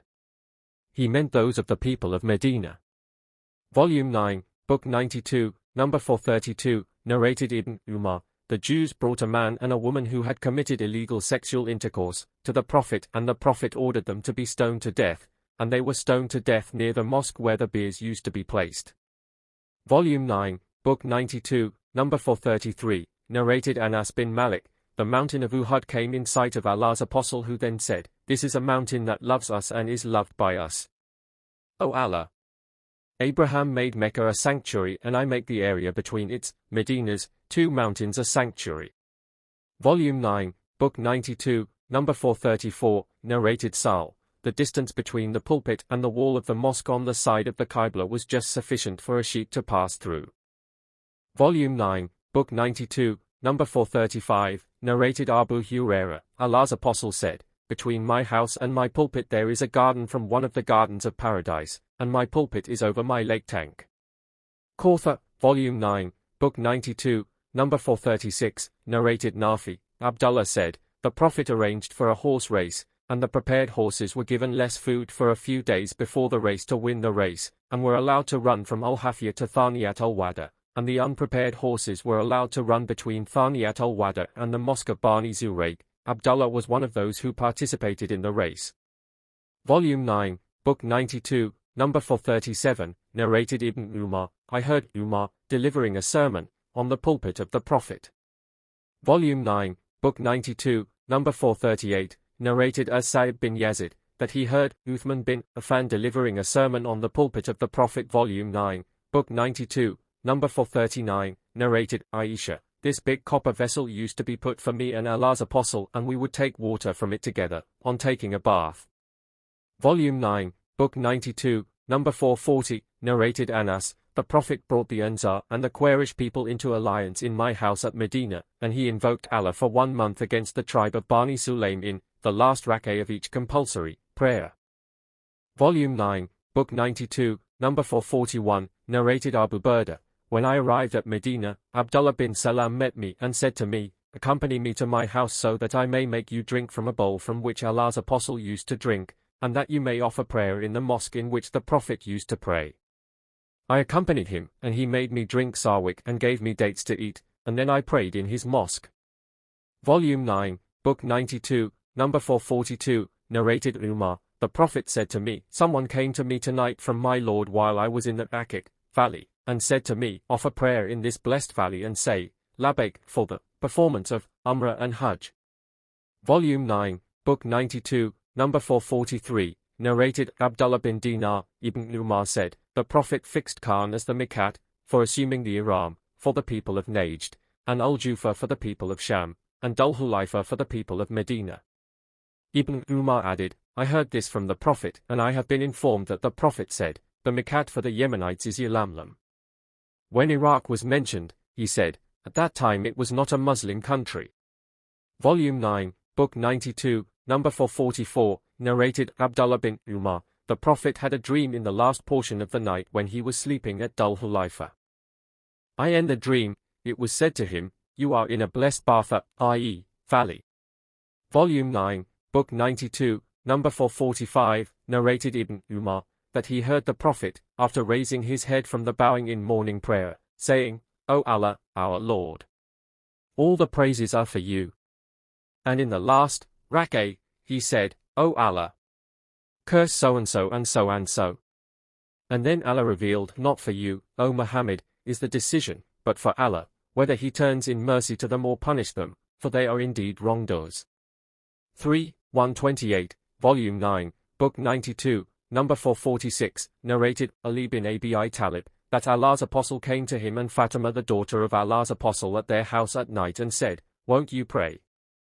Ali replied, "O Allah's Apostle, our souls are in the hands of Allah, and when he wants us to get up, he makes us get up."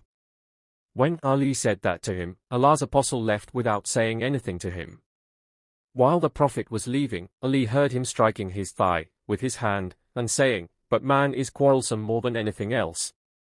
1854, Volume 9, Book 92, number 447, narrated Abu Hurairah. While we were in the mosque, Allah's Apostle came out and said, "Let us proceed to the Jews." So we went out with him till we came to Beit al-Midras. The Prophet stood up there and called them, saying, "O assembly of Jews, surrender to Allah, embrace Islam, and you will be safe."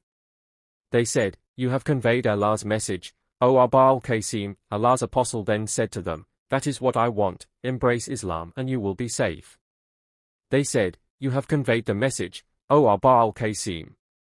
Allah's Apostle then said to them, "That is what I want," and repeated his words for the third time and added, "Know that the earth is for Allah, and I want to exile you from this land, so whoever among you has property he should sell it, otherwise, Know that the land is for Allah and His Apostle. Volume 9, Book 92, number 448, narrated Abu Sa'id al-Khudri, Allah's Apostle said, Noah will be brought before Allah on the day of resurrection, and will be asked, Did you convey the message of Allah? He will reply, Yes, O Lord. And then Noah's nation will be asked, Did he, Noah, convey Allah's message to you? They will reply, No warner came to us. Then Noah will be asked, Who are your witnesses? He will reply, My witnesses are Muhammad and his followers. Thereupon you, Muslims, will be brought and you will bear witness. Then the Prophet recited, And thus we have made of you, Muslims, a just and the best nation, that you might be witness over the nations, and the Apostle a witness over you. 2, 143, Volume 9, Book 92, number 449, narrated Abu Sa'id al-Khudri and Abu Hurairah, Allah's Apostle sent the brother of the tribe of Bani Adi al-Ansari as governor of Khaybar. Then the man returned, bringing janib, a good kind of date. Allah's Apostle asked him, Are all the dates of Khaybar like that? He replied, No, by Allah, O Allah's Apostle. We take 1 sa' of these, good, dates for 2 sa's of mixed dates. Allah's Apostle then said, Do not do so. You should either take 1 sa' of this kind, for 1 sa' of the other, or sell one kind and then buy with its price the other kind, of dates, and you should do the same in weighing. Volume 9, Book 92, number 450, narrated Amr bin al-As, that he heard Allah's Apostle saying, If a judge gives a verdict according to the best of his knowledge and his verdict is correct, i.e. agrees with Allah and his Apostle's verdict, he will receive a double reward, and if he gives a verdict according to the best of his knowledge and his verdict is wrong, i.e. against that of Allah and his Apostle, even then he will get a reward.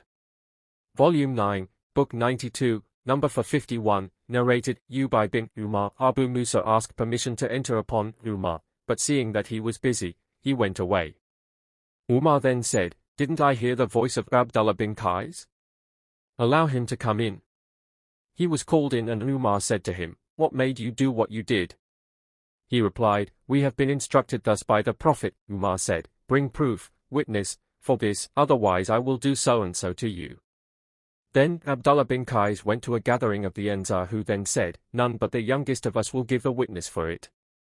So Abu Sa'id al-Khudri got up and said, We used to be instructed thus, by the Prophet. Umar said, This tradition of the Prophet remained hidden from me. Business in the market kept me busy. Volume 9, Book 92, number 452, narrated Al-Ayraj, Abu Hurairah said, You people claim that Abu Hurairah narrates many narrations of Allah's Apostle. Anyhow, with Allah will be our appointment. I was a poor man, and used to stick to Allah's Apostle contented with what will fill my stomach, and the Muhajirin, emigrants, used to be busy trading in the markets, and the Ansar used to be busy looking after their properties. One day I heard Allah's Apostle saying, Who will spread his reader, a garment covering the upper part of the body, till I finished my speech and then fold it, i.e. wrap it over your body, in which case he will never forget anything he had heard from me. So I spread my garment which I was wearing, and by him who sent Muhammad with the truth, ever since, I have never forgotten whatever I heard from him, the Prophet. See Hadith number 119, Volume 1, Volume 9, Book 92, number 453, narrated Muhammad bin al-Munkadir, I saw Jabir bin Abdullah swearing by Allah that Ibn Sayyad was the Dajjal. I said to Jabir, How can you swear by Allah? Jabir said, I have heard Umar swearing by Allah regarding this matter in the presence of the Prophet, and the Prophet did not disapprove of it. Volume 9, Book 92, number 454, narrated Abu Hurairah, Allah's Apostle said, Horses may be used for 3 purposes. For a man they may be a source of reward, in the hereafter, for another, a means of protection, and for another, a source of sin. The man for whom they are a source of reward, is the one who keeps them for Allah's cause and ties them with long ropes and lets them graze in a pasture or garden. Whatever those long ropes allow them to eat of that pasture or garden, will be written as good deeds for him, and if they break their ropes and run 1 or 2 rounds, then all their footsteps and dung will be written as good deeds for him, and if they pass a river and drink from it though he has had no intention of watering them, even then, that will be written as good deeds for him. So such horses are a source of reward for that man. For the man who keeps horses for his livelihood in order not to ask others for help or beg his bread, and at the same time he does not forget Allah's right of what he earns through them and of their backs, that he presents it to be used in Allah's cause, such horses are a shelter for him, from poverty. For the man who keeps them just out of pride and for showing off, they are a source of sin. Then Allah's apostle was asked about donkeys. He said, Allah has not revealed anything to me regarding them except this comprehensive verse, then anyone who has done good equal to the weight of an atom, or a small ant, shall see it, and anyone who has done evil equal to the weight of an atom, or a small ant, shall see it. 99, 7-8, Volume 9, Book 92, Number 455, narrated, Aisha, a woman asked the Prophet, Hadith 456.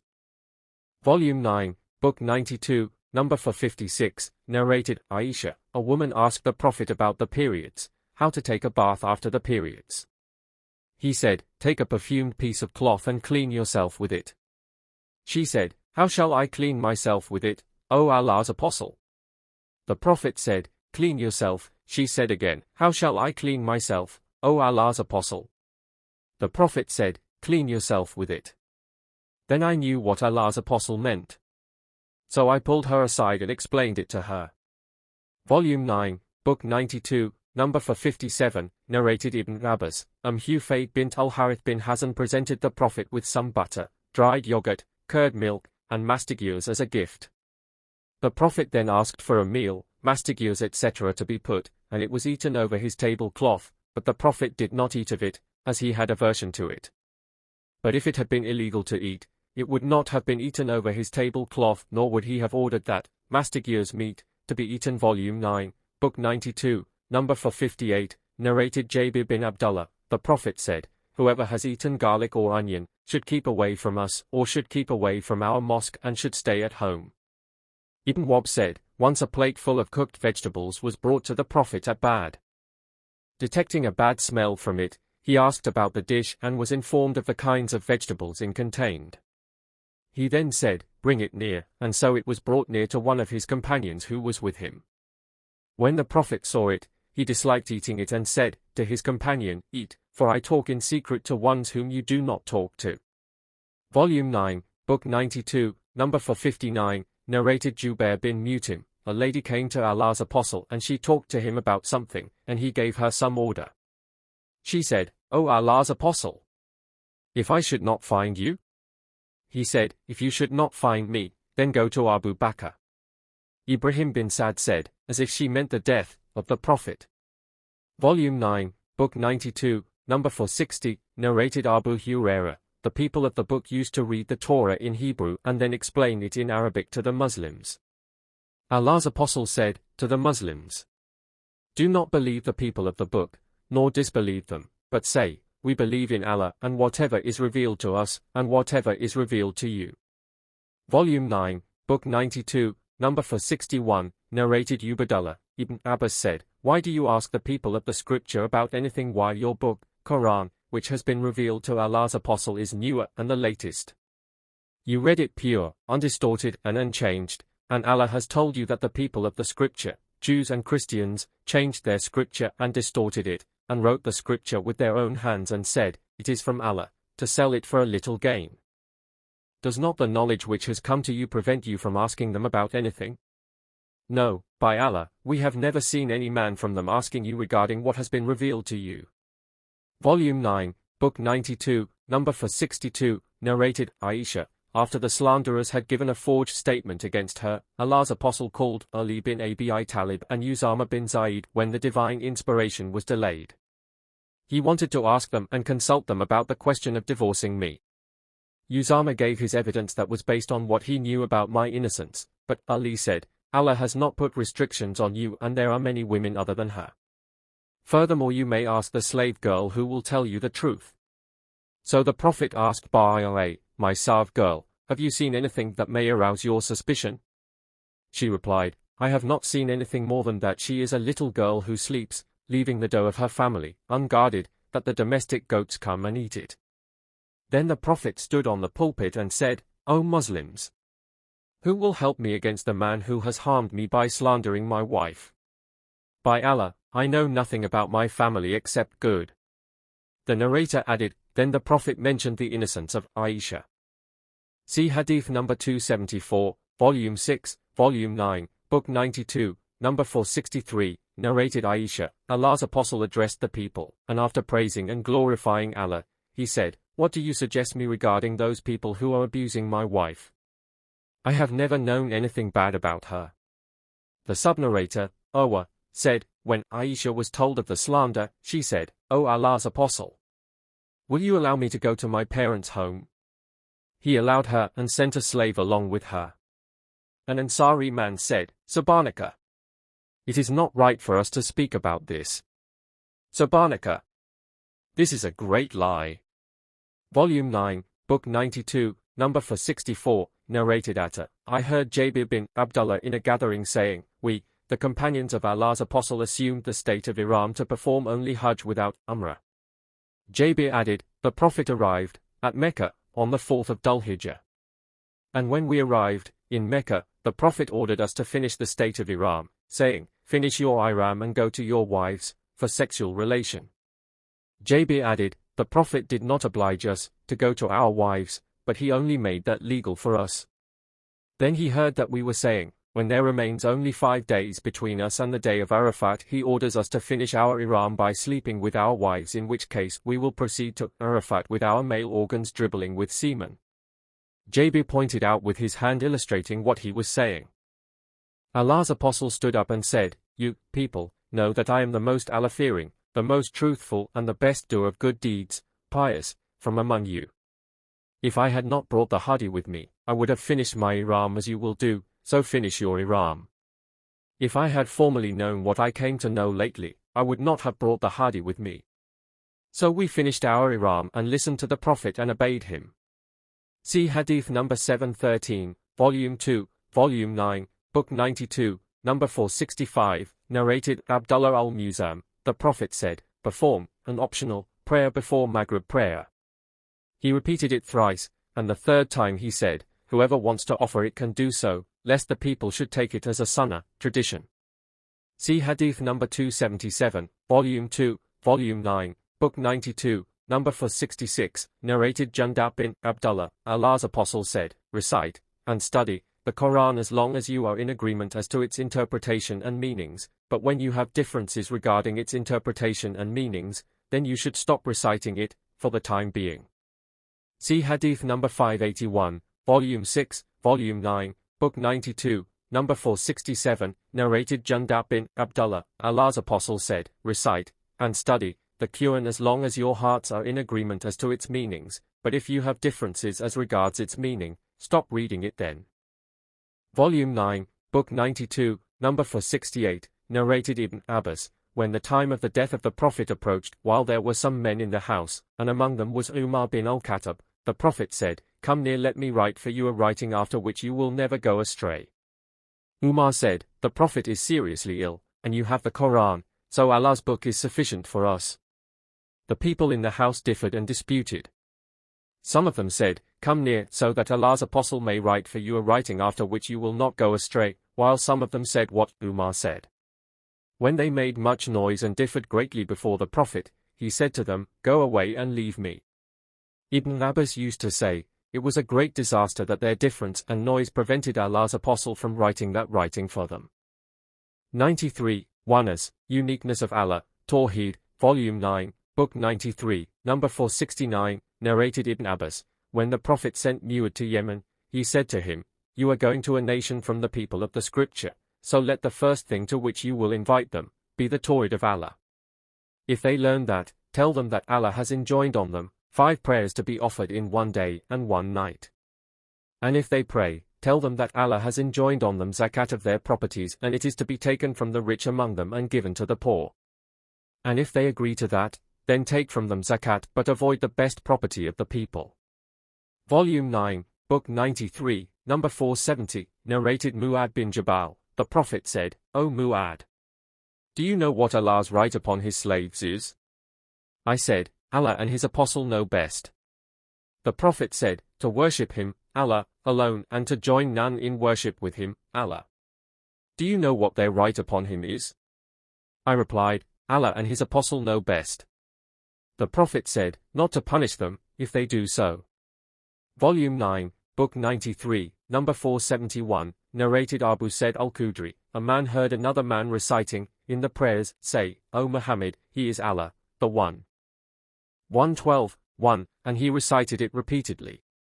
When it was morning, he went to the Prophet and informed him about that, as if he considered that the recitation of that surah by itself was not enough. Allah's Apostle said, by him in whose hand my life is, it is equal to 1/3 of the Quran. Volume 9, Book 93, number 472, narrated Aisha, the Prophet sent an army unit under the command of a man who used to lead his companions in the prayers and would finish his recitation with the Surah 112, say, O Muhammad, he is Allah, the One. 112, 1, when they returned from the battle, they mentioned that to the Prophet. He said to them, ask him why he does so. They asked him and he said, I do so because it mentions the qualities of the Beneficent and I love to recite it in my prayer. The Prophet said to them, tell him that Allah loves him. Volume 9, Book 93, number 473, narrated Jarir bin Abdullah, Allah's Apostle said, Allah will not be merciful to those who are not merciful to mankind. Volume 9, Book 93, number 474, narrated Usama bin Zaid, we were with the Prophet when suddenly there came to him a messenger from one of his daughters who was asking him to come and see her son who was dying. The Prophet said to the messenger, go back and tell her that whatever Allah takes is his, and whatever he gives is his, and everything with him has a limited fixed term in this world. So order her to be patient and hope for Allah's reward. But she sent the messenger to the Prophet again, swearing that he should come to her. So the prophets got up, and so did Sa'd bin Ubadah and Mu'adh bin Jabal, and went to her. When the child was brought to the Prophet, his breath was disturbed in his chest as if it were in a water skin. On that the eyes of the Prophet became flooded with tears, whereupon Sa'd said to him, O Allah's Apostle, what is this? The Prophet said, this is mercy which Allah has put in the heart of his slaves, and Allah bestows his mercy only on those of his slaves who are merciful to others. See Hadith number 373, Volume 2, Volume 9, Book 93, number 475, narrated Abu Musa al-Ash'ari, the Prophet said, none is more patient than Allah against the harmful and annoying words he hears from the people. They ascribe children to him, yet he bestows upon them health and provision. Volume 9, Book 93, number 476, narrated Ibn Umar, the Prophet said, the keys of the unseen are 5 and none knows them but Allah. 1. None knows what is in the womb but Allah. 2. None knows what will happen tomorrow but Allah. 3. None knows when it will rain but Allah. 4. None knows where he will die but Allah knows that. 5. And none knows when the hour will be established but Allah.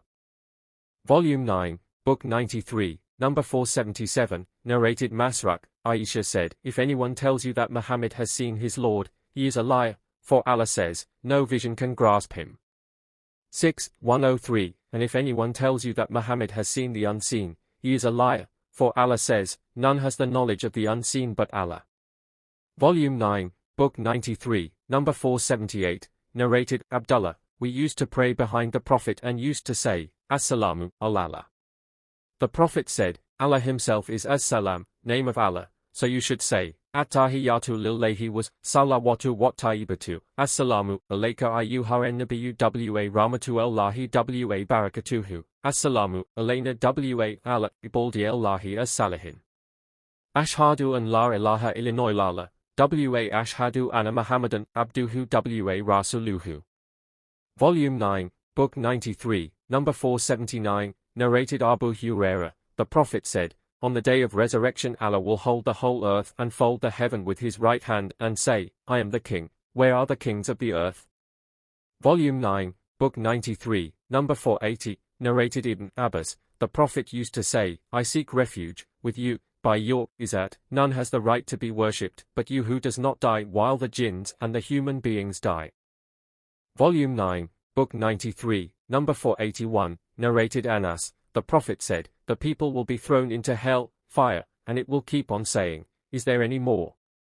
Till the Lord of the worlds puts his foot over it, whereupon its different sides will come close to each other, and it will say, Kad. Kad. Enough. Enough. By your izzat, honor and power, and your karam, generosity, Paradise will remain spacious enough to accommodate more people until Allah will create some more people and let them dwell in the superfluous space of paradise. Volume 9, Book 93, number 482, narrated Ibn Abbas, the Prophet used to invoke Allah at night, saying, O Allah, all the praises are for you, you are the Lord of the heavens and the earth. All the praises are for you, you are the maintainer of the heaven and the earth and whatever is in them. All the praises are for you, you are the light of the heavens and the earth. Your word is the truth, and your promise is the truth, and the meeting with you is the truth, and paradise is the truth, and the hell fire is the truth, and the hour is the truth. O Allah, I surrender myself to you, and I believe in you and I depend upon you, and I repent to you and with you, your evidences, I stand against my opponents, and to you I leave the judgment, for those who refuse my message. O Allah, forgive me my sins that I did in the past or will do in the future, and also the sins I did in secret or in public. You are my only God, whom I worship, and there is no other God for me, i.e. I worship none but you. Volume 9, Book 93, number 483, narrated Sufyan, regarding the above narration, that the Prophet added, You are the truth, and your word is the truth. Volume 9, Book 93, number 484, narrated Abu Musa, we were with the Prophet on a journey, and whenever we ascended a high place, we used to say, Allahu Akbar. The Prophet said, Don't trouble yourselves too much. You are not calling a deaf or an absent person, but you are calling one who hears, sees, and is very near. Then he came to me while I was saying in my heart, La havla wala quwwata illa billah, there is neither might nor power but with Allah. He said to me, O Abdullah bin Qais, say, La havla wala quwwata illa billah, there is neither might nor power but with Allah, for it is one of the treasures of paradise. Or said, Shall I tell you of it?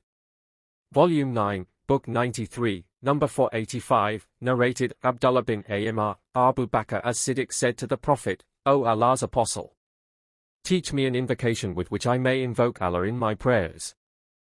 The Prophet said, Say, O Allah, I have wronged my soul very much, oppressed myself, and none forgives the sins but you, so please bestow your forgiveness upon me. No doubt, you are the oft-forgiving, most merciful. Volume 9, Book 93, number 486, narrated Aisha, the Prophet said, Gabriel called me and said, Allah has heard the statement of your people and what they replied to you. Volume 9, Book 93, number 487, narrated Jabir bin Abdullah, as-Salami, Allah's Apostle used to teach his companions to perform the prayer of istikhara for each and every matter just as he used to teach them the surahs from the Quran. He used to say, if any one of you intends to do something, he should offer a 2 rakat prayer other than the compulsory prayers, and after finishing it, he should say, O Allah, I consult you, for you have all knowledge, and appeal to you to support me with your power and ask for your bounty, for you are able to do things while I am not, and you know while I do not, and you are the knower of the unseen.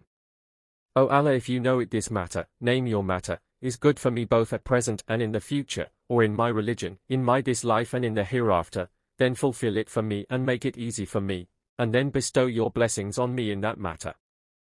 O Allah, if you know that this matter is not good for me in my religion, in my this life and in my coming hereafter, or at present or in the future, then divert me from it and choose for me what is good wherever it may be, and make me be pleased with it.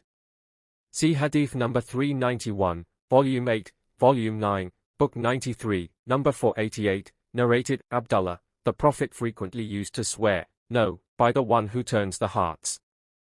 Volume 9, Book 93, number 489, narrated Abu Hurairah, Allah's Apostle said, Allah has 99 names, 100 less one, and he who memorized them all by heart will enter paradise.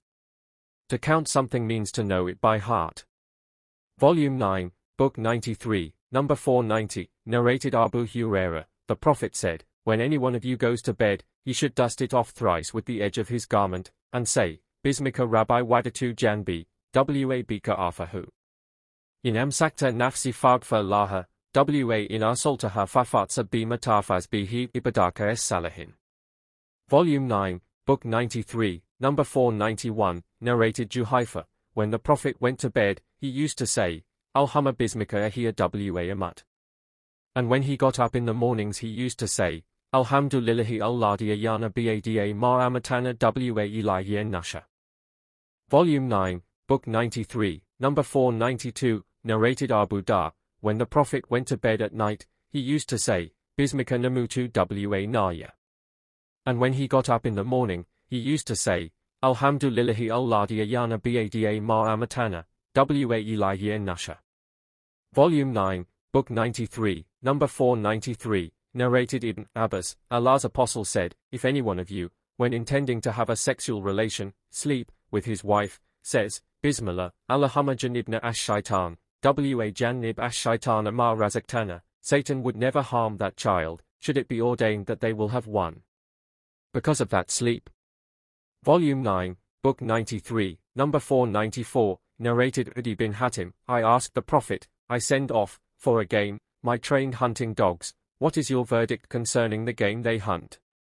He said, if you send off your trained hunting dogs and mention the name of Allah, then, if they catch some game, eat thereof.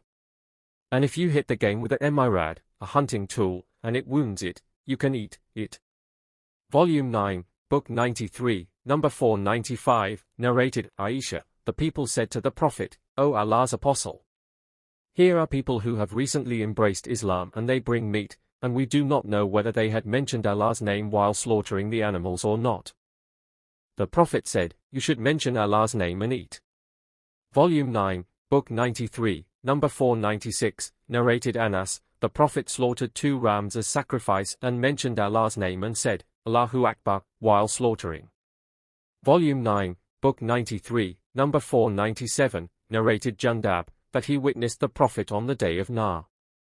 The Prophet offered prayer and then delivered a sermon saying, whoever slaughtered his sacrifice before offering prayer, should slaughter another animal in place of the first, and whoever has not yet slaughtered any, should slaughter a sacrifice and mention Allah's name while doing so.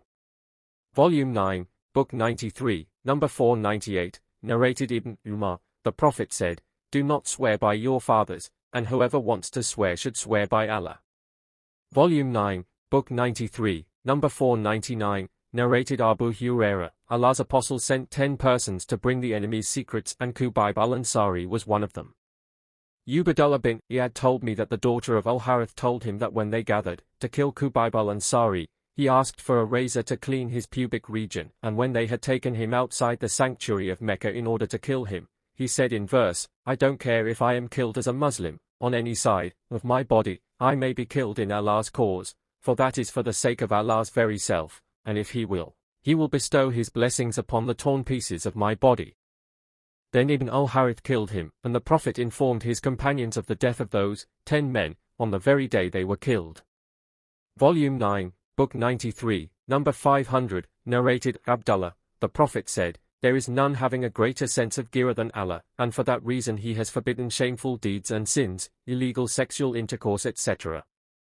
And there is none who likes to be praised more than Allah does. See Hadith number 147, Volume 7, Volume 9, Book 93, Number 501, narrated Abu Hurairah, the Prophet said, when Allah created the creation, He wrote in His book and He wrote that about Himself, and it is placed with Him on the throne. Verily my mercy overcomes my anger. Volume 9, Book 93, Number 502, narrated Abu Hurairah, the Prophet said, Allah says, I am just as my slave thinks I am, i.e., I am able to do for him what he thinks I can do for him, and I am with him if he remembers me.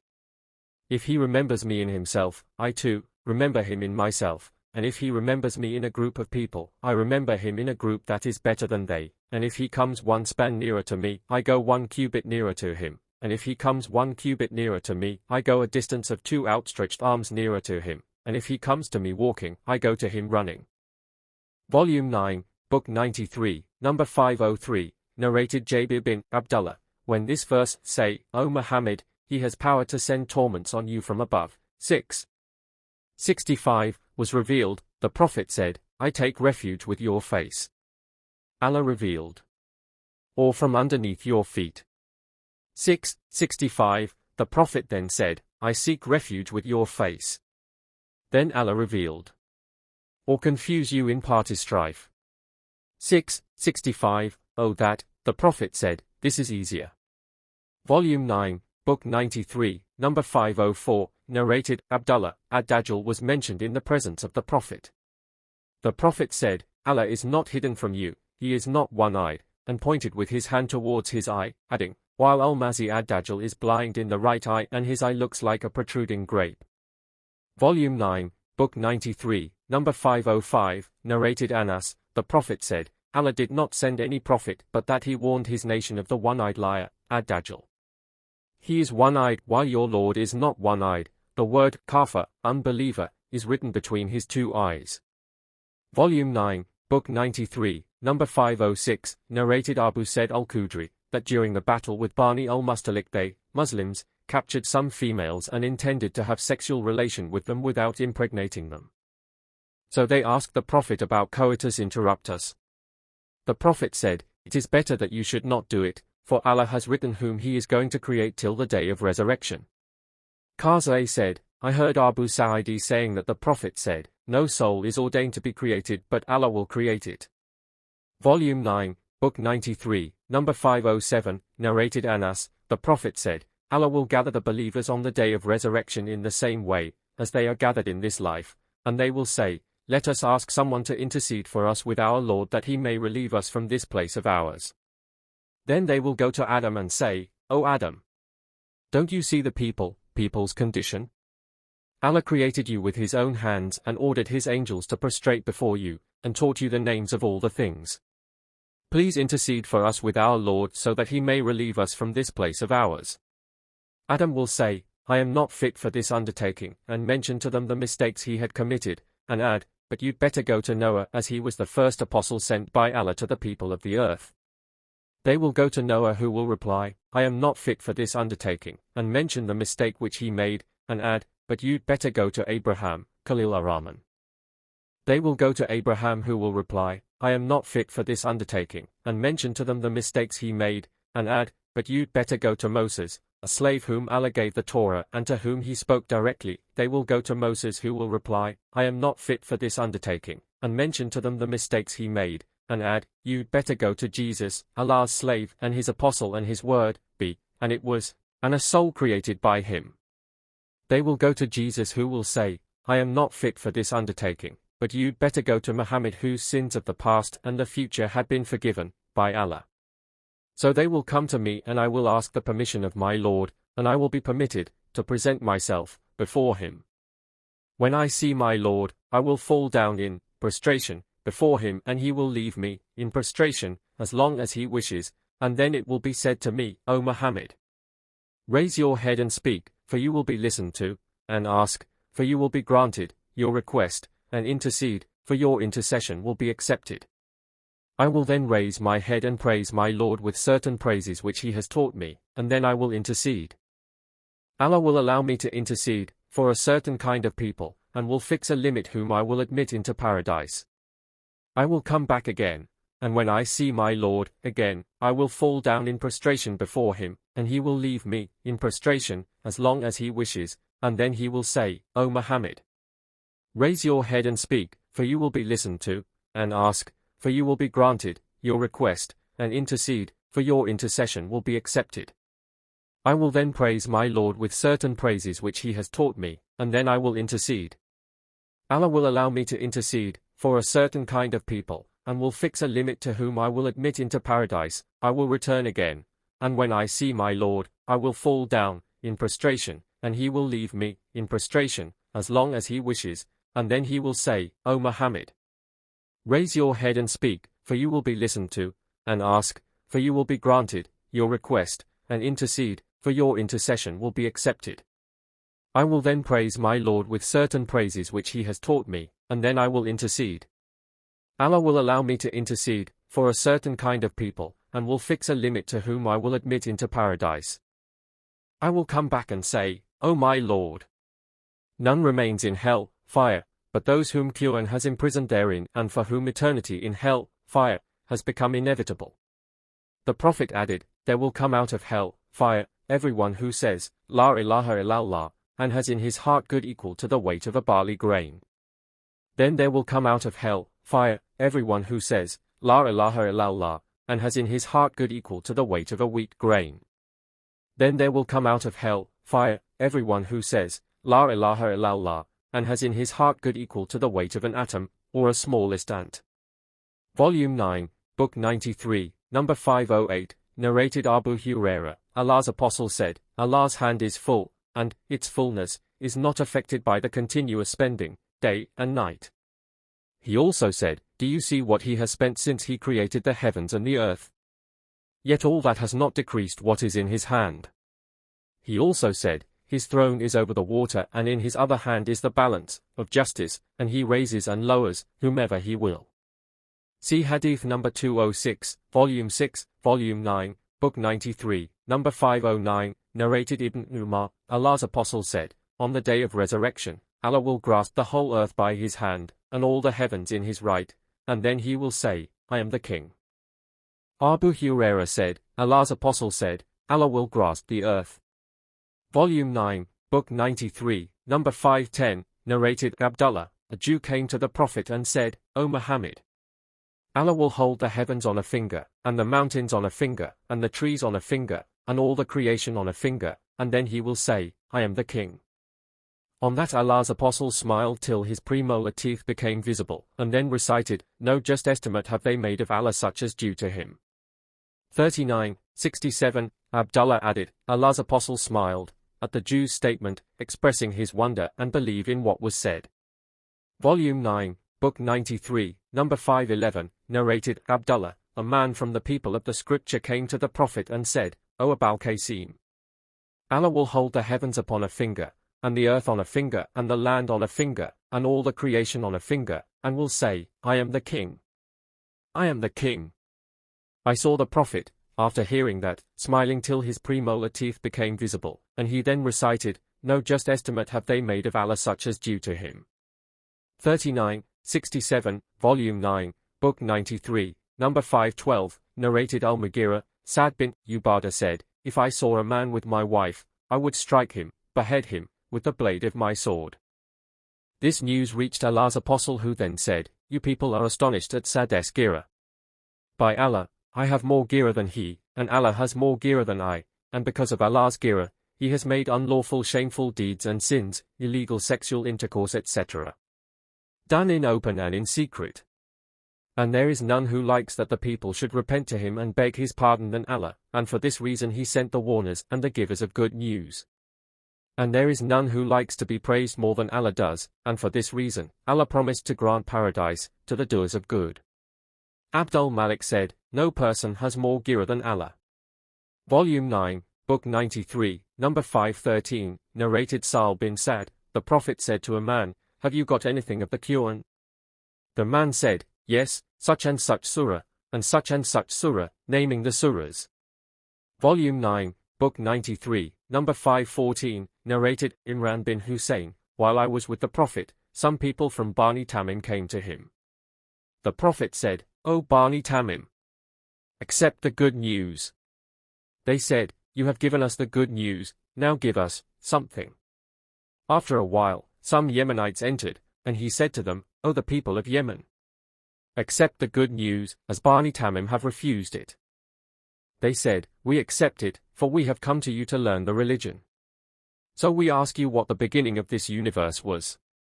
The Prophet said, there was Allah and nothing else before him, and his throne was over the water, and he then created the heavens and the earth and wrote everything in the book. Then a man came to me and said, O Imran, follow your she-camel, for it has run away. So I set out seeking it, and behold, it was beyond the mirage. By Allah, I wished that it, my she-camel, had gone, but that I had not left the gathering. Volume 9, Book 93, number 515, narrated Abu Huraira, the Prophet said, the right hand of Allah is full, and its fullness is not affected by the continuous spending night and day. Do you see what he has spent since he created the heavens and the earth? Yet all that has not decreased what is in his right hand. His throne is over the water, and in his other hand is the bounty or the power to bring about death, and he raises some people and brings others down. See Hadith number 508, Volume 9, Book 93, number 516, narrated Anas, Sa'id bin Horita came to the Prophet complaining about his wife. The Prophet kept on saying to him, be afraid of Allah and keep your wife. Aisha said, if Allah's apostle were to conceal anything of the Quran, he would have concealed this verse. Zainab used to boast before the wives of the Prophet and used to say, you were given in marriage by your families, while I was married to the Prophet by Allah from over 7 heavens.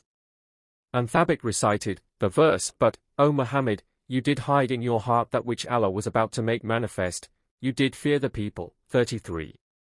37, was revealed in connection with Zainab and Zayd bin Haritha. Volume 9, Book 93, number 517, narrated Anas bin Malik, the verse of Al-Hijab, veiling of women, was revealed in connection with Zainab bint Jahsh. On the day of her marriage with him, the Prophet gave a wedding banquet with bread and meat, and she used to boast before other wives of the Prophet and used to say, Allah married me to the Prophet in the heavens. Volume 9, Book 93, number 518, narrated Abu Hurairah, the Prophet said, when Allah had finished his creation, he wrote over his throne, my mercy preceded my anger. Volume 9, Book 93, number 519, narrated Abu Hurairah, the Prophet said, whoever believes in Allah and his apostle offers prayers perfectly and fasts the month of Ramadan, then it is incumbent upon Allah to admit him into paradise, whether he emigrates for Allah's cause or stays in the land where he was born. They, the companions of the Prophet, said, O Allah's apostle, should we not inform the people of that? He said, there are 100 degrees in paradise which Allah has prepared for those who carry on jihad in his cause.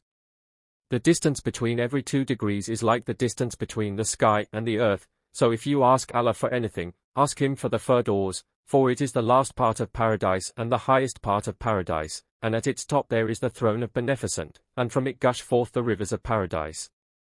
Volume 9, Book 93, number 520, narrated Abu Dar, I entered the mosque while Allah's apostle was sitting there. When the sun had set, the Prophet said, O Abu Dar, do you know where this sun goes? I said, Allah and his apostle know best. He said, it goes and asks permission to prostrate, and it is allowed, and, one day, it, as if being ordered to return whence it came, then it will rise from the west. Then the Prophet recited, that, and the sun runs on its fixed course, for a term decreed, 36. 38, as it is recited by Abdullah. Volume 9, Book 93, number 521, narrated Zayd bin Thabit, Abu Bakr sent for me, so I collected the queue until I found the last part of Surat at-Tawbah with Abi Kuzaima al-Ansari and did not find it with anybody else. The verses are, verily, there has come to you an apostle, Muhammad, from amongst yourselves. Till the end of Surat Bara'ah, i.e., at-Tawbah. 9, 128 to 129, Volume 9, Book 93, number 522, narrated Yunus, as 521. Volume 9, Book 93, number 523, narrated Ibn Abbas, the Prophet used to say at the time of difficulty, La ilaha illallah al-alamul halim. La ilaha illallah rabbul orshalazim, La ilaha illallah rabbas samawati rabbu el-ord, wa rabbu el-orsh al-karim.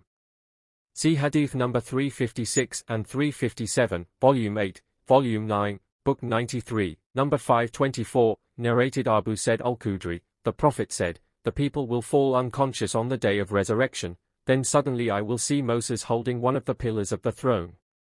Abu Hurairah said, the Prophet said, I will be the first person to be resurrected and will see Moses holding the throne.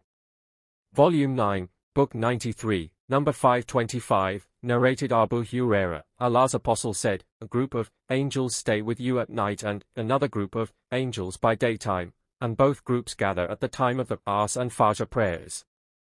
Then those angels who have stayed with you overnight ascend to heaven, and Allah asks them about you, and he knows everything about you. In what state did you leave my slaves? The angels reply, when we left them, they were praying, and when we reached them they were praying. Volume 9, Book 93, number 525y, narrated Abu Hurairah, Allah's apostle said, if somebody gives in charity something equal to a date from his honestly earned money, for nothing ascends to Allah except good, then Allah will take it in his right hand, and bring it up for its owner as any one of you brings up a baby horse, till it becomes like a mountain. Abu Hurairah said, the Prophet said, nothing ascends to Allah except good.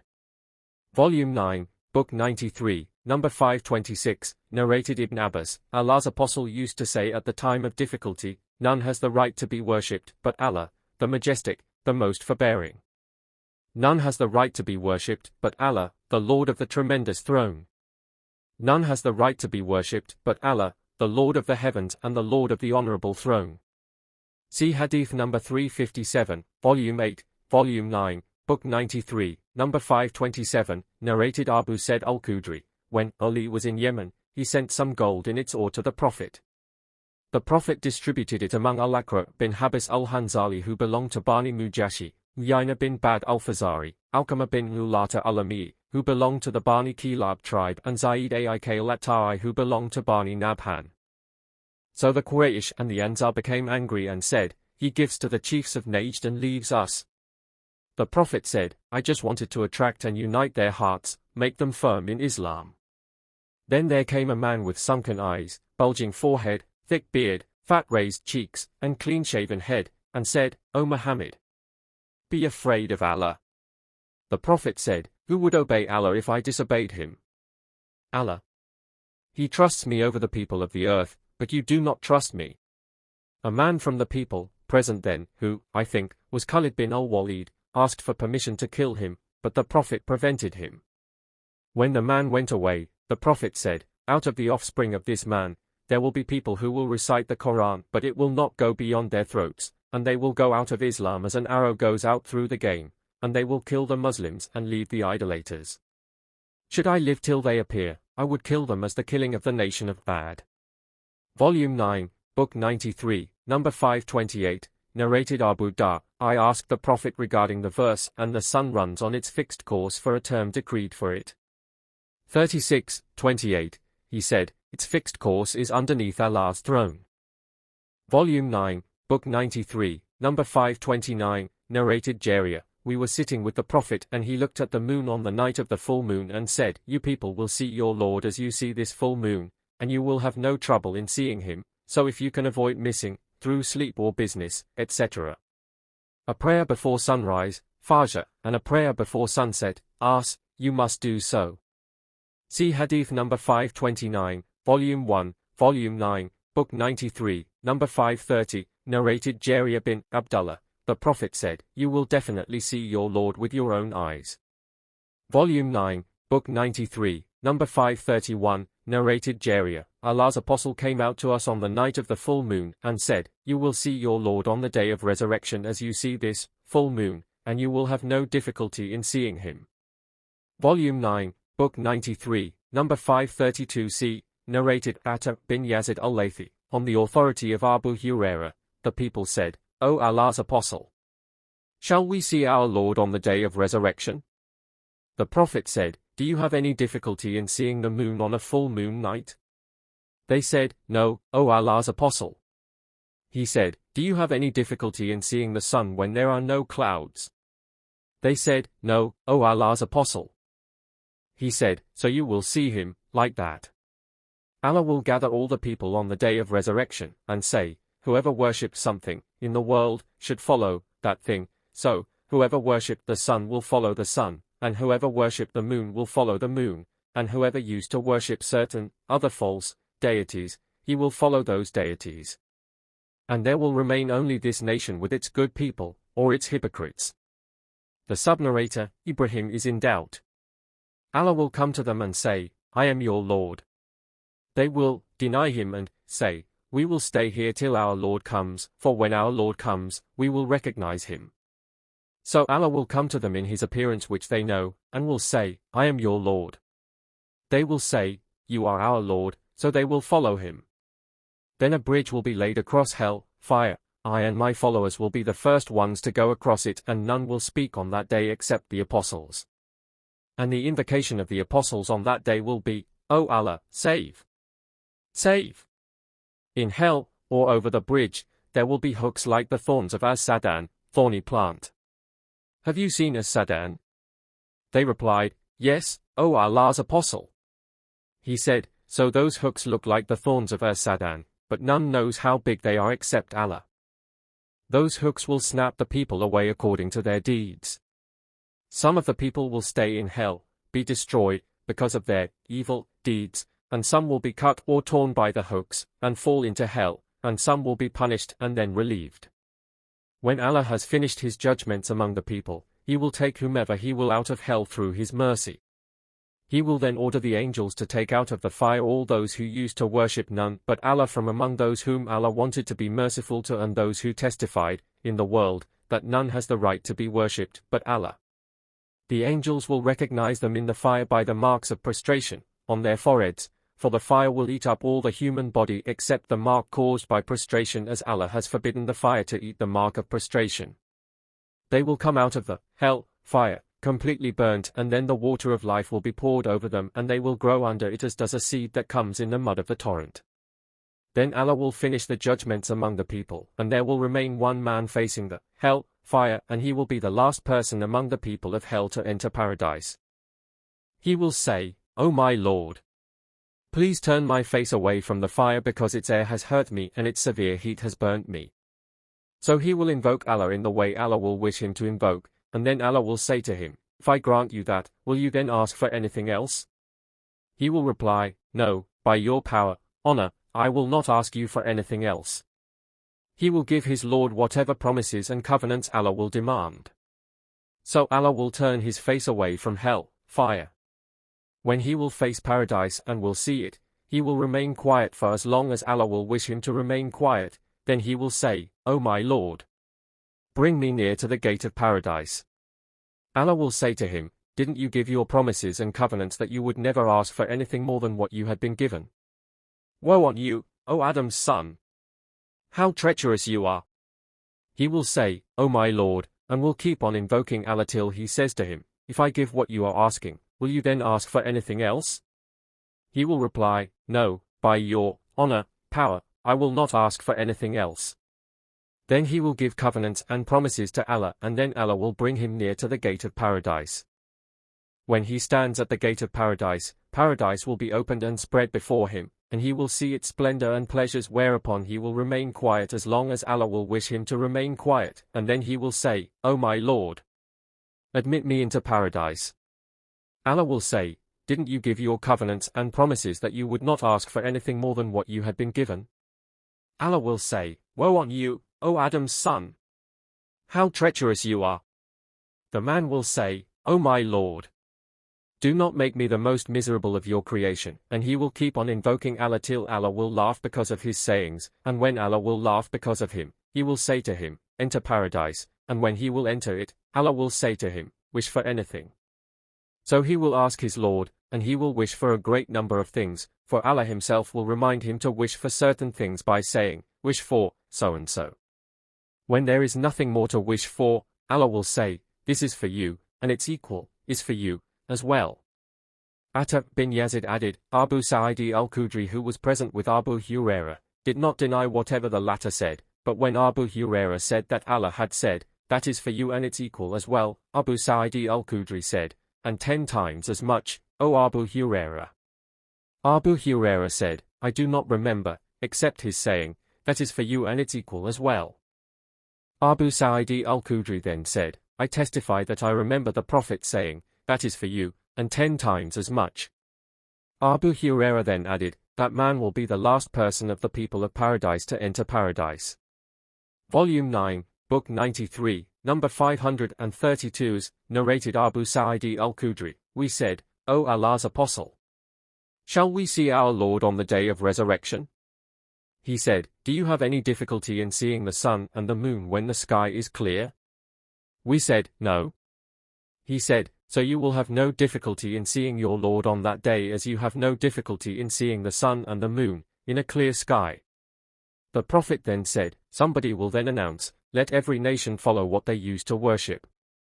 So the companions of the cross will go with their cross, and the idolaters will go with their idols, and the companions of every god, false deities, will go with their god, till there remain those who used to worship Allah, both the obedient ones and the mischievous ones, and some of the people of the scripture. Then hell will be presented to them as if it were a mirage. Then it will be said to the Jews, 'What did you use to worship?' They will reply, 'We used to worship Ezra, the son of Allah.' It will be said to them, 'You are liars, for Allah has neither a wife nor a son. What do you want, now? They will reply, we want you to provide us with water. Then it will be said to them, drink, and they will fall down in hell, instead. Then it will be said to the Christians, what did you use to worship? They will reply, we used to worship Messiah, the Son of Allah. It will be said, you are liars, for Allah has neither a wife nor a son. What do you want, now? They will say, we want you to provide us with water.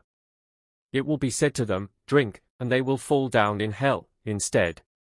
When there remain only those who used to worship Allah alone, both the obedient ones and the mischievous ones, it will be said to them, what keeps you here when all the people have gone?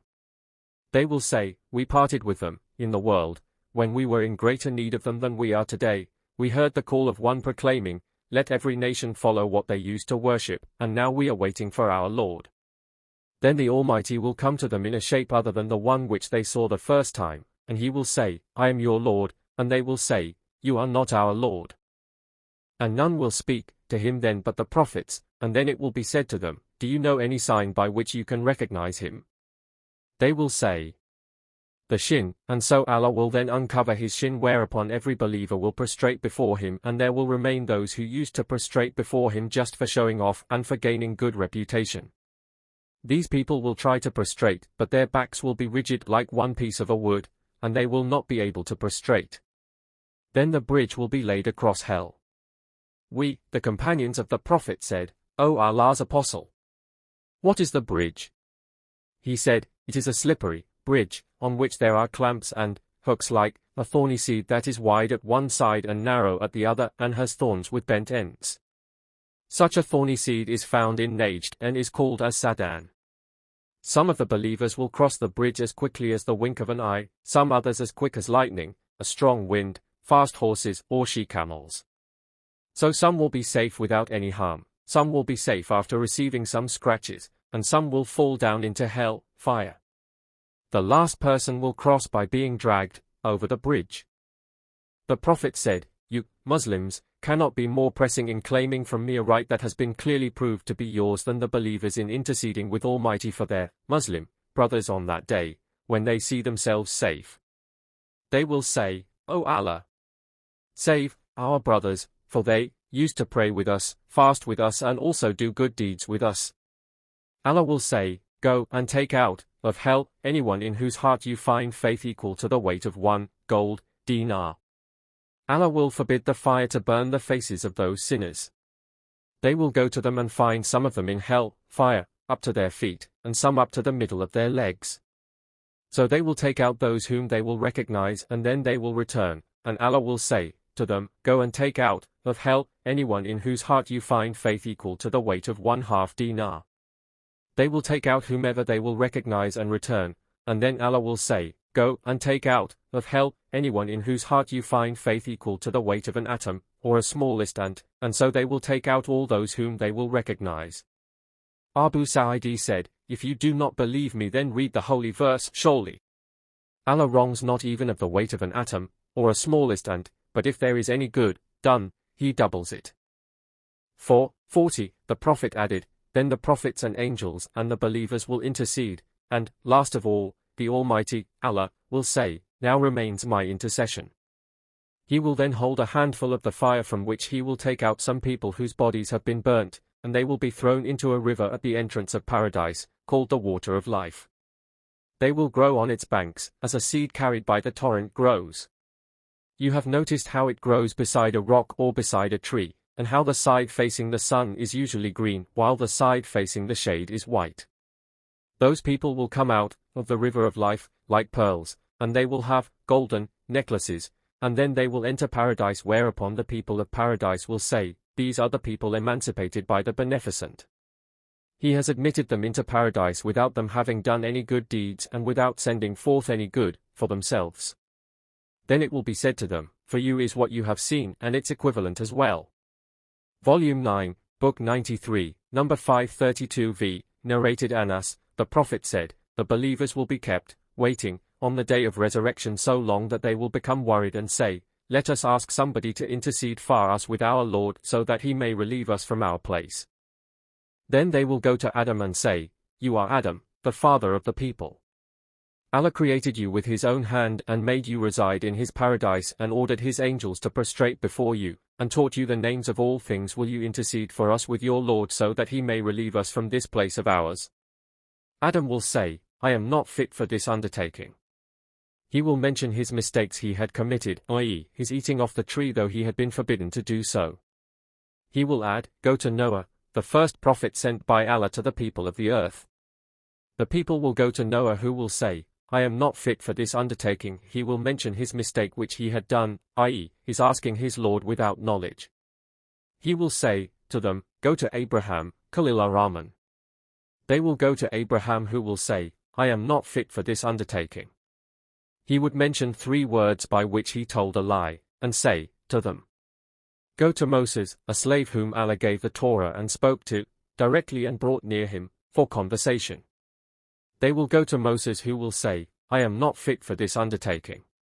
He will mention his mistake he made, i.e., killing a person, and will say to them, Go to Jesus, Allah's slave and his apostle, and a soul created by him and his word. And it was. They will go to Jesus who will say, I am not fit for this undertaking, but you'd better go to Muhammad the slave whose past and future sins have been forgiven by Allah.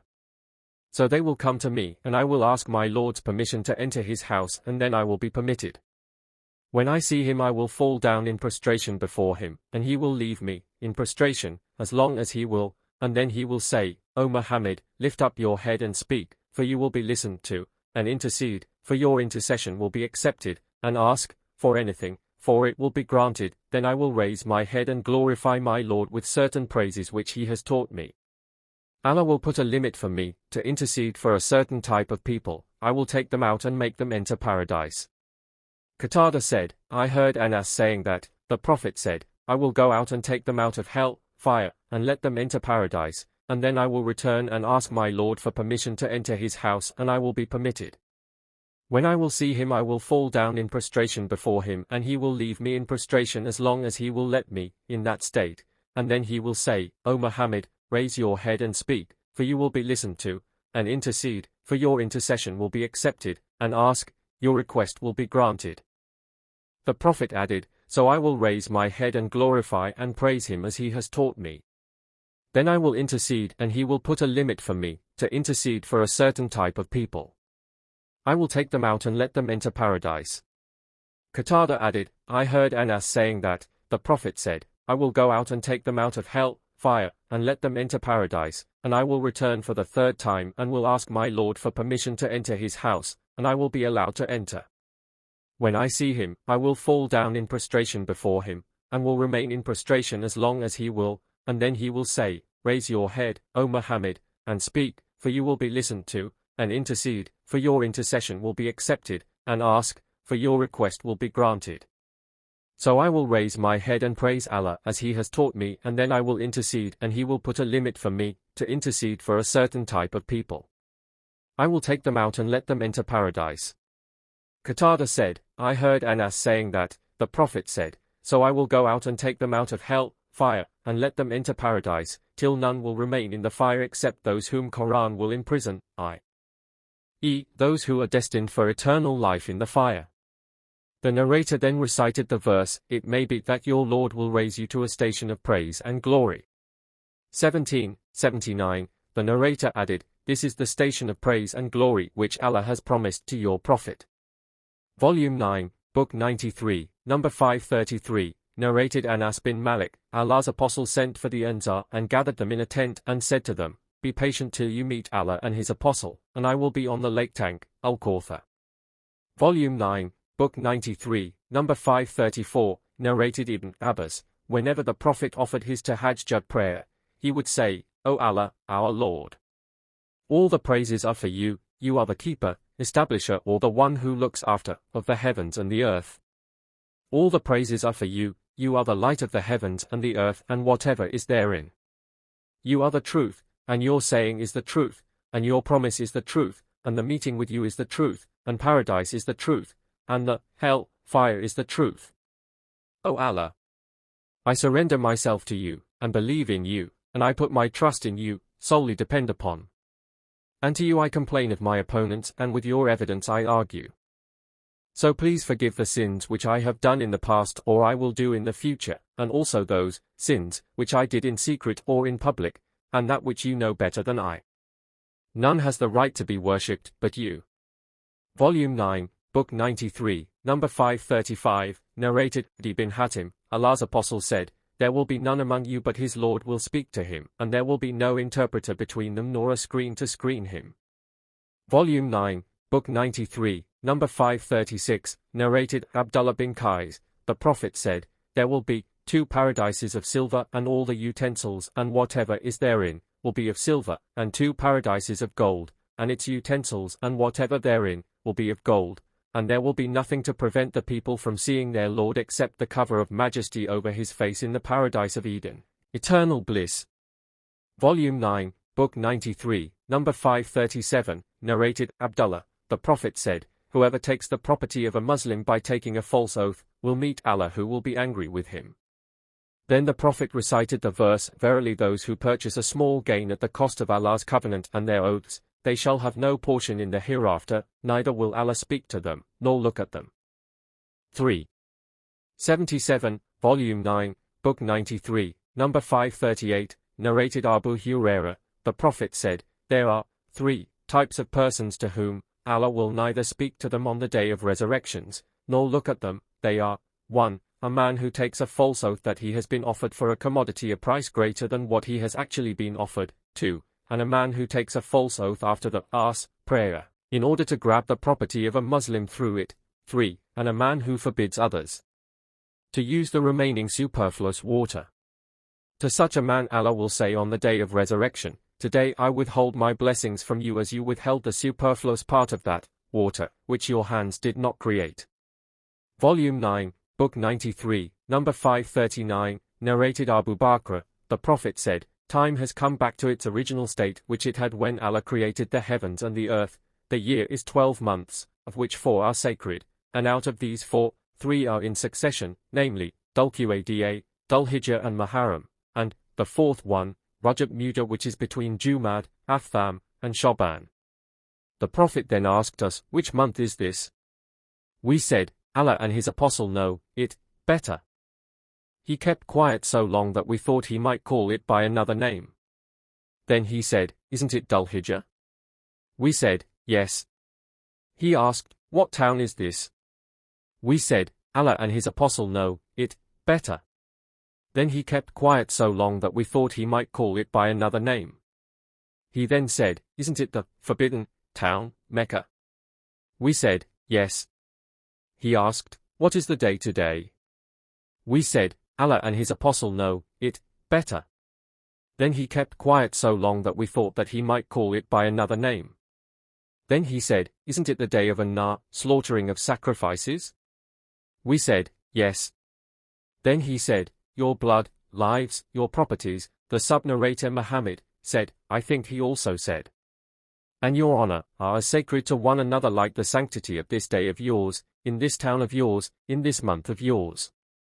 You shall meet your Lord and he will ask you about your deeds. Beware. Don't go astray after me by striking the necks of one another. Lo! It is incumbent upon those who are present to inform it to those who are absent, for perhaps the informed one might comprehend it, understand it, better than some of the present audience. Whenever the sub-narrator Muhammad mentioned that statement, he would say, the Prophet said the truth. And then the Prophet added, no doubt. Haven't I conveyed Allah's message to you? No doubt. Haven't I conveyed Allah's message to you? Volume 9, Book 93, number 540, narrated Usama, a son of one of the daughters of the Prophet was dying, so she sent a person to call the Prophet. He sent her a message, whatever Allah takes is for him, and whatever he gives is for him, and everything has a limited fixed term, in this world, so she should be patient and hope for Allah's reward. She then sent for him again, swearing that he should come.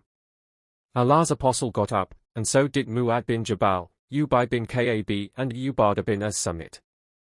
When he entered the house, they gave the child to Allah's Apostle while its breath was disturbed in his chest. The sub-narrator said, I think he said, as if it was a water skin. Allah's Apostle started weeping, whereupon Sa'd bin Ubadah said, do you weep? The Prophet said, Allah is merciful only to those of his slaves who are merciful to others. Volume 9, Book 93, number 541, narrated Abu Hurairah, the Prophet said, Paradise and hell, fire, quarreled in the presence of their Lord. Paradise said, O Lord, what is wrong with me that only the poor and humble people enter me? Hell, fire, said, I have been favored with the arrogant people. So Allah said to Paradise, You are my mercy, and said to hell, You are my punishment which I inflict upon whom I wish, and I shall fill both of you. The Prophet added, As for Paradise, it will be filled with good people, because Allah does not wrong any of his created things, and he creates for hell, fire, whomever he will, and they will be thrown into it, and it will say thrice, Is there any more, till Allah will put his foot over it and it will become full and its sides will come close to each other and it will say, Cat, cat, cat. Enough. Enough. Enough. Volume 9, Book 93, number 542, narrated Anas, the Prophet said, Some people who will be scorched by hell, fire, as a punishment for sins they have committed, and then Allah will admit them into paradise by the grant of his mercy. These people will be called Al-Jahannamiyyin, the people of hell. Volume 9, Book 93, number 543, narrated Abdullah, a Jewish rabbi came to Allah's apostle and said, O Muhammad, Allah will put the heavens on one finger and the earth on one finger, and the trees and the rivers on one finger, and the rest of the creation on one finger, and then will say, pointing out with his hand, I am the king. On that Allah's apostle smiled and said, No just estimate have they made of Allah such as due to him. 39:67, Volume 9, Book 93, number 544, narrated Ibn Abbas, Once I stayed overnight at the house of my aunt, Maymuna while the Prophet was with her, to see how was the night prayer of Allah's apostle. Allah's apostle talked to his wife for a while and then slept. When it was the last third of the night, or part of it, the Prophet got up and looked towards the sky and recited the verse, Verily, in the creation of the heavens and the earth, there are indeed signs for the men of understanding. 3:190. Then he got up and performed the ablution, brushed his teeth and offered 11 rakat. Then Bilal pronounced the adhan, whereupon the Prophet offered a 2 rakat, sunnah, prayer and went out to lead the people in Fajr, morning compulsory congregational prayer. Volume 9, Book 93, number 545, narrated Abu Hurairah, Allah's apostle said, When Allah created the creations, he wrote with him on his throne, My mercy has preceded my anger. Volume 9, Book 93, number 546, narrated Abdullah bin Mas'ud, Allah's apostle the true and truly inspired, narrated to us, The creation of every one of you starts with the process of collecting the material for his body within 40 days and 40 nights in the womb of his mother. Then he becomes a clot of thick blood for a similar period, 40 days, and then he becomes like a piece of flesh for a similar period. Then an angel is sent to him, by Allah, and the angel is ordered, to write 4 things, his livelihood, his date of death, his deeds, and whether he will be a wretched one or a blessed one, in the hereafter, and then the soul is breathed into him. So one of you may do good deeds characteristic of the people of paradise so much that there is nothing except a cubit between him and paradise, but then what has been written for him decides his behavior and he starts doing evil deeds characteristic of the people of hell, fire, and, ultimately, enters hell, fire, and one of you may do evil deeds characteristic of the people of hell, fire, so much so that there is nothing except a cubit between him and hell, fire, then what has been written for him decides his behavior and he starts doing good deeds characteristic of the people of paradise and ultimately enters paradise. See Hadith number 430, Volume 4, Volume 9, Book 93, number 547, narrated Ibn Abbas, the Prophet said, O Gabriel, what prevents you from visiting us more often than you do? Then this verse was revealed, and we angels descend not but by command of your Lord. To him belongs what is before us and what is behind us. 1964. So this was the answer to Muhammad. Volume 9, Book 93, number 548, narrated Abdullah, while I was walking with Allah's apostle in one of the fields of Medina and he was walking leaning on a stick, he passed a group of Jews. Some of them said to the others, Ask him, the Prophet, about the Spirit. Others said, Do not ask him. But they asked him, and he stood leaning on the stick, and I was standing behind him, and I thought that he was being divinely inspired. Then he said, They ask you concerning the Spirit, say, The Spirit, its knowledge is with my Lord. And of knowledge you, O men, have been given only a little. 1785, on that some of the Jews said to the others, Didn't we tell you not to ask? Volume 9, Book 93, number 549, narrated Abu Huraira, Allah's Apostle said, Allah guarantees to the person who carries out jihad for his cause and nothing compelled him to go out but the jihad in his cause, and belief in his words, that he will either admit him into paradise or return him with his reward or the booty he has earned to his residence from where he went out. See Hadith number 555. Volume 9, Book 93, number 550, narrated Abu Musa, a man came to the Prophet and said, A man fights for pride and haughtiness, another fights for bravery, and another fights for showing off. Which of these cases is in Allah's cause? The Prophet said, The one who fights that Allah's word, Islam, should be superior, fights in Allah's cause. See Hadith number 65, Volume 4, Volume 9, Book 93, number 551, narrated Al-Mughira bin Shu'bah, I heard the Prophet saying, Some people from my followers will continue to be victorious over others till Allah's order, the hour, is established. See Hadith number 414, Volume 9, Book 93, number 552, narrated Muawiyah, I heard the Prophet saying, A group of my followers will keep on following Allah's laws strictly, and they will not be harmed by those who will disbelieve them or stand against them till Allah's order, the hour, will come while they will be in that state. Volume 9, Book 93, number 553, narrated Ibn Abbas, the Prophet stood before Musaylama, the liar, who was sitting with his companions then, and said to him, If you ask me for this piece of palm leaf stalk, even then I would not give it to you. You cannot avoid what Allah has ordained for you, and if you turn away from Islam, Allah will surely ruin you. Volume 9, Book 93, number 554, narrated Ibn Mas'ud, while I was walking in company with the Prophet in one of the fields of Medina, the Prophet was reclining on a palm leaf stalk which he carried with him. We passed by a group of Jews. Some of them said to the others, Ask him about the Spirit. The others said, Do not ask him, lest he would say something that you hate. Some of them said, We will ask him. So a man from among them stood up and said, O Abul Qasim, what is the Spirit? The Prophet kept quiet, and I knew that he was being divinely inspired. Then he said, They ask you concerning the Spirit, say, The Spirit, its knowledge is with my Lord. And of knowledge you, mankind, have been given only a little. 1785, Volume 9, Book 93, number 555, narrated Abu Huraira, Allah's Apostle said, Allah guarantees, the person who carries out jihad in his cause and nothing compelled him to go out but jihad in his cause and the belief in his word, that he will either admit him into paradise, martyrdom, or return him with reward or booty he has earned to his residence from where he went out.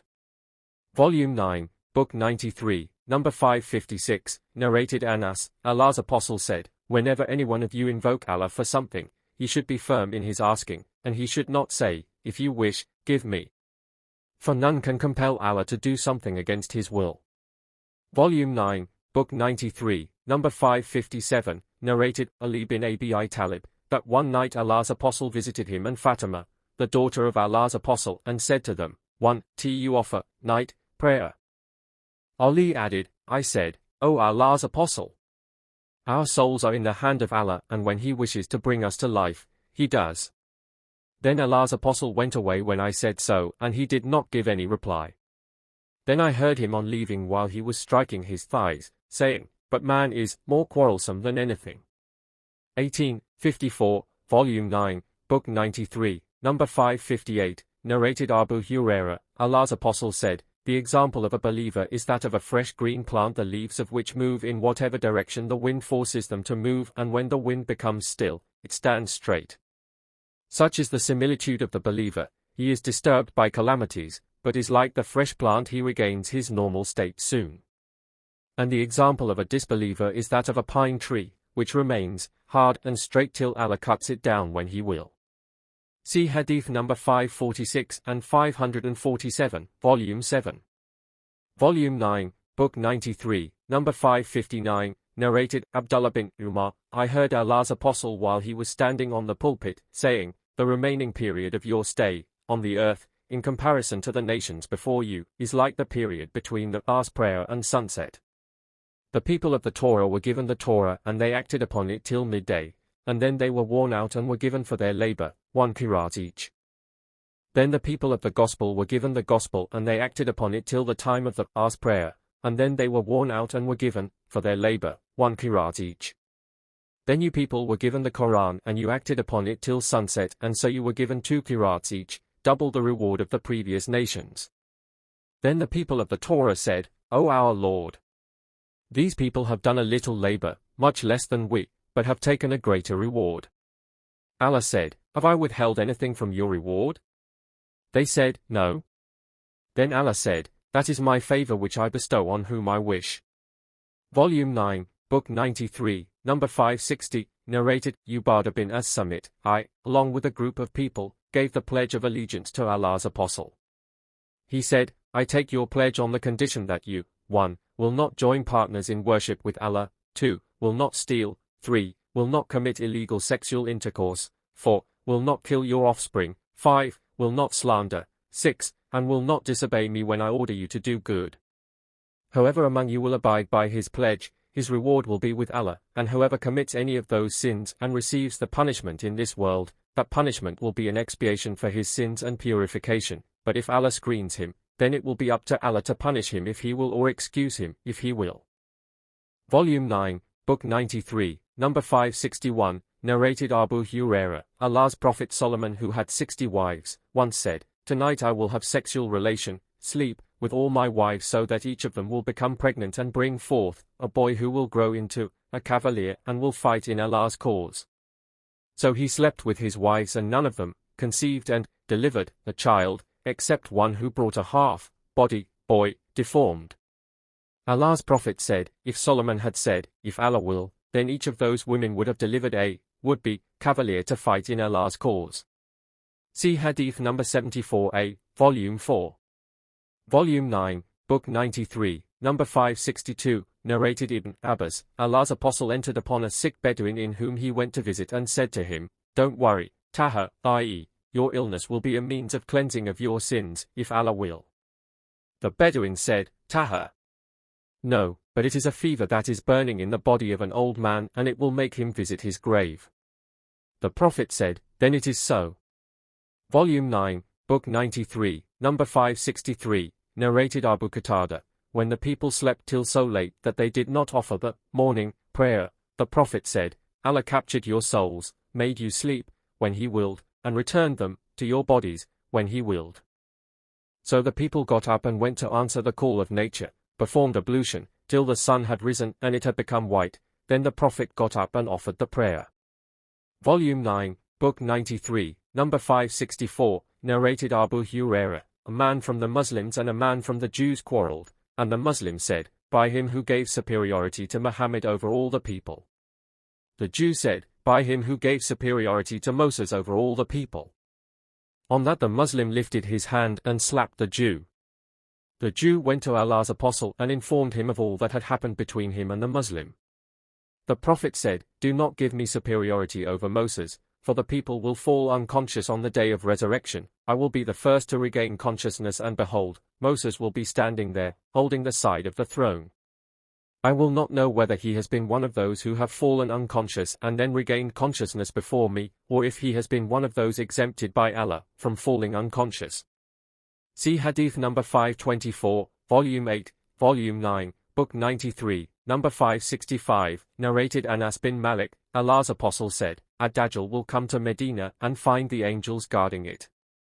If Allah will, neither Ad-Dajjal nor plague will be able to come near it.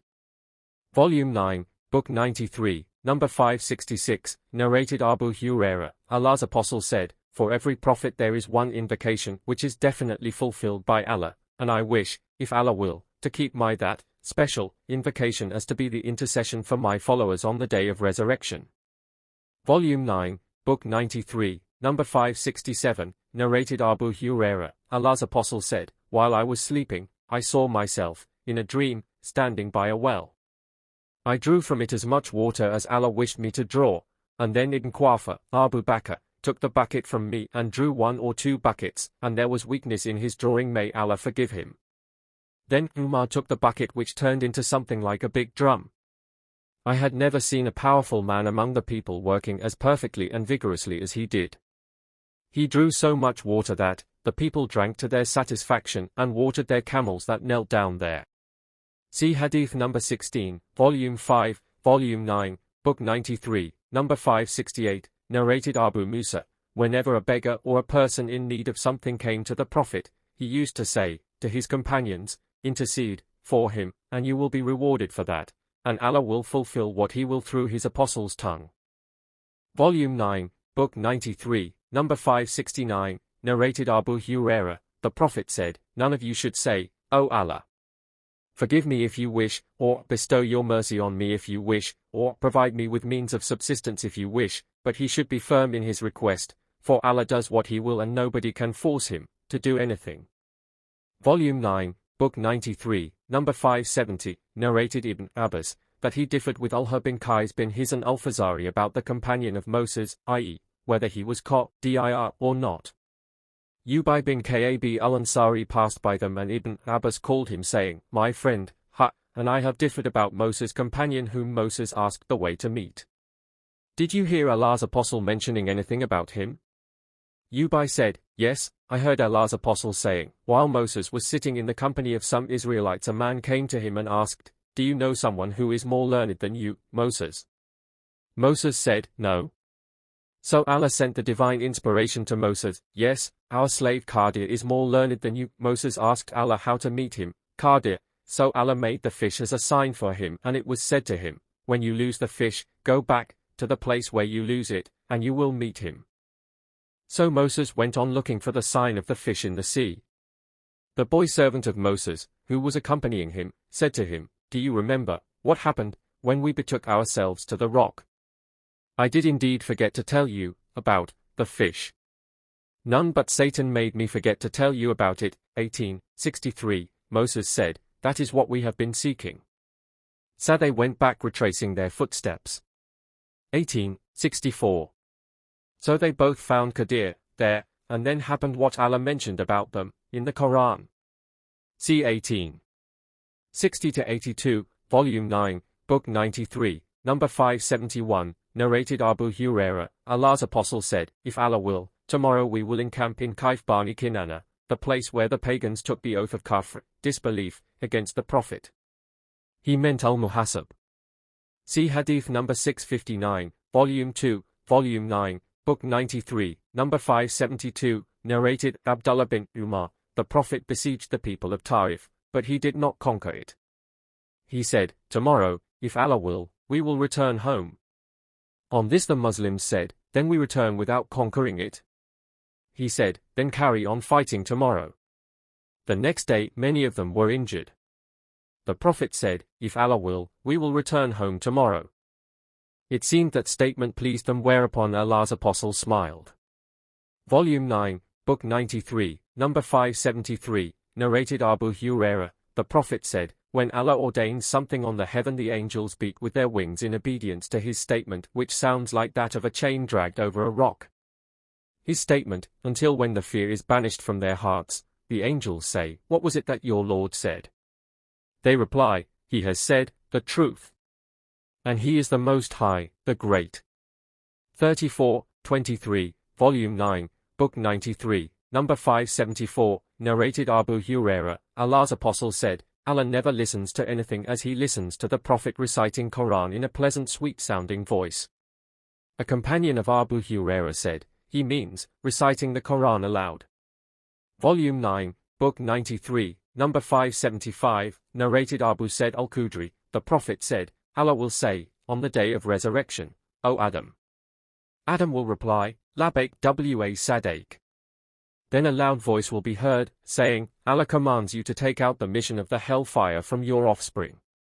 Volume 9, Book 93, number 576, narrated Aisha. "I never felt so jealous of any woman as I felt of Khadijah, for Allah ordered him, the Prophet, to give Khadijah the glad tidings of a palace in paradise for her." Volume 9, Book 93, number 577, narrated Abu Huraira, Allah's Apostle said, if Allah loves a person, he calls Gabriel, saying, Allah loves so and so, O Gabriel love him, so Gabriel would love him and then would make an announcement in the heavens, Allah has loved so and so therefore you should love him also. So all the dwellers of the heavens would love him, and then he is granted the pleasure of the people on the earth.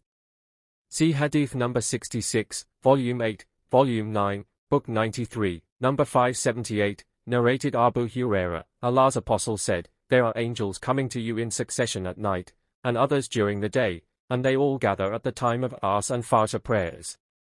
Then the angels who have stayed with you overnight ascend to the heaven, and he, Allah, asks them though he perfectly knows their affairs. In what state have you left my slaves? They say, when we left them, they were praying, and when we came to them they were praying. Volume 9, Book 93, number 579, narrated Abu Dar, the Prophet said, Gabriel came to me and gave me the glad tidings that anyone who died without worshipping anything besides Allah would enter paradise. I asked, Gabriel, even if he committed theft, and even if he committed illegal sexual intercourse? He said, yes, even if he committed theft, and even if he committed illegal sexual intercourse. Volume 9, Book 93, number 580, narrated Al-Bara bin Azib, Allah's Apostle said, O so-and-so, whenever you go to your bed, for sleeping, say, O Allah, I have surrendered myself over to you and have turned my face towards you, and leave all my affairs to you and depend on you and put my trust in you expecting your reward and fearing your punishment. There is neither fleeing from you nor refuge but with you. I believe in the book, Quran, which you have revealed and in your Prophet, Muhammad, whom you have sent. If you then die on that night, then you will die as a Muslim, and if you wake alive in the morning then you will receive the reward. See Hadith number 323, Volume 8, Volume 9, Book 93, number 581, narrated Abdullah bin Abi Awfa, Allah's Apostle said on the day of the Battle of the Clans, O Allah, the revealer of the Holy Book, the quick taker of accounts, defeat the clans and shake them. Volume 9, Book 93, number 582, narrated Ibn Abbas, regarding the verse, neither say your prayer aloud, nor say it in a low tone. 17, 110, this verse was revealed while Allah's Apostle was hiding himself in Mecca, and when he raised his voice while reciting the Quran, the pagans would hear him and abuse the Quran and its revealer and to the one who brought it.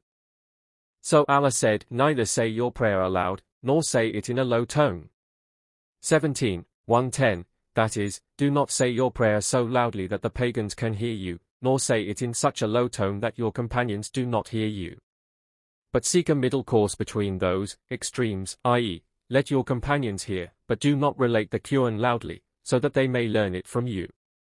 Volume 9, Book 93, number 583, narrated Abu Huraira, the Prophet said, Allah said, the son of Adam hurts me by abusing time, for I am time, in my hands are all things and I cause the revolution of night and day.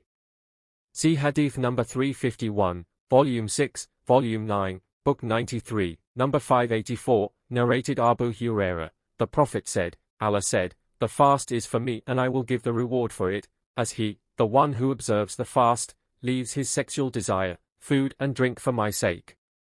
Fasting is a screen from hell, and there are two pleasures for a fasting person, one at the time of breaking his fast, and the other at the time when he will meet his Lord. And the smell of the mouth of a fasting person is better in Allah's sight than the smell of musk.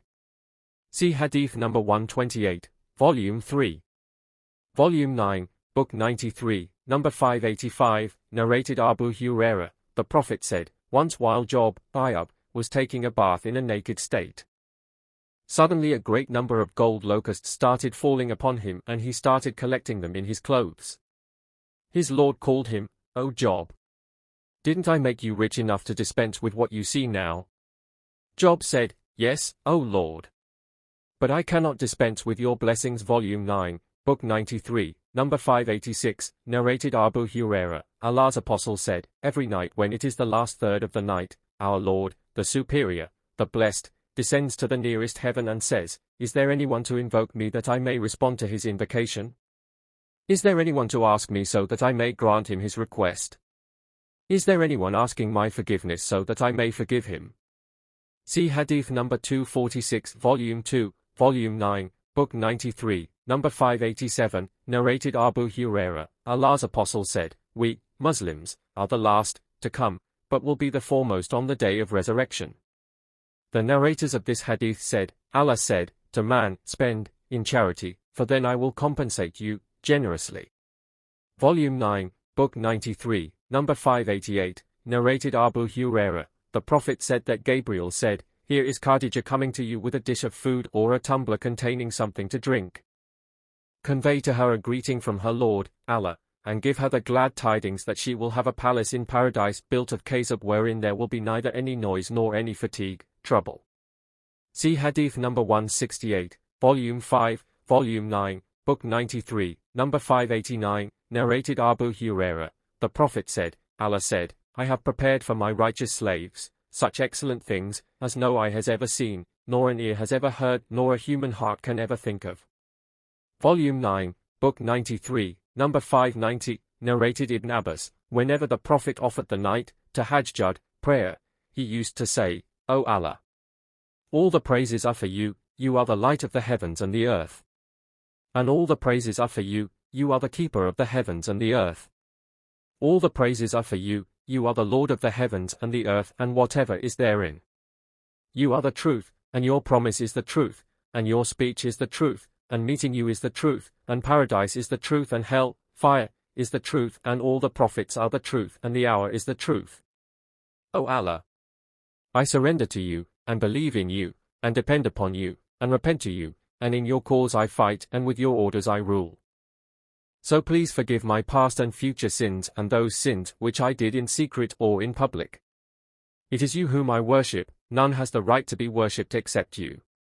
See Hadith number 329, Volume 8, Volume 9, Book 93, number 591, narrated Owa bin Az Zubair, Sa'idi bin al-Musayyab, Alqamah bin Waqas, and Ubaydullah bin Abdullah regarding the narrating of the forged statement against Aisha, the wife of the Prophet, when the slanderers said what they said and Allah revealed her innocence.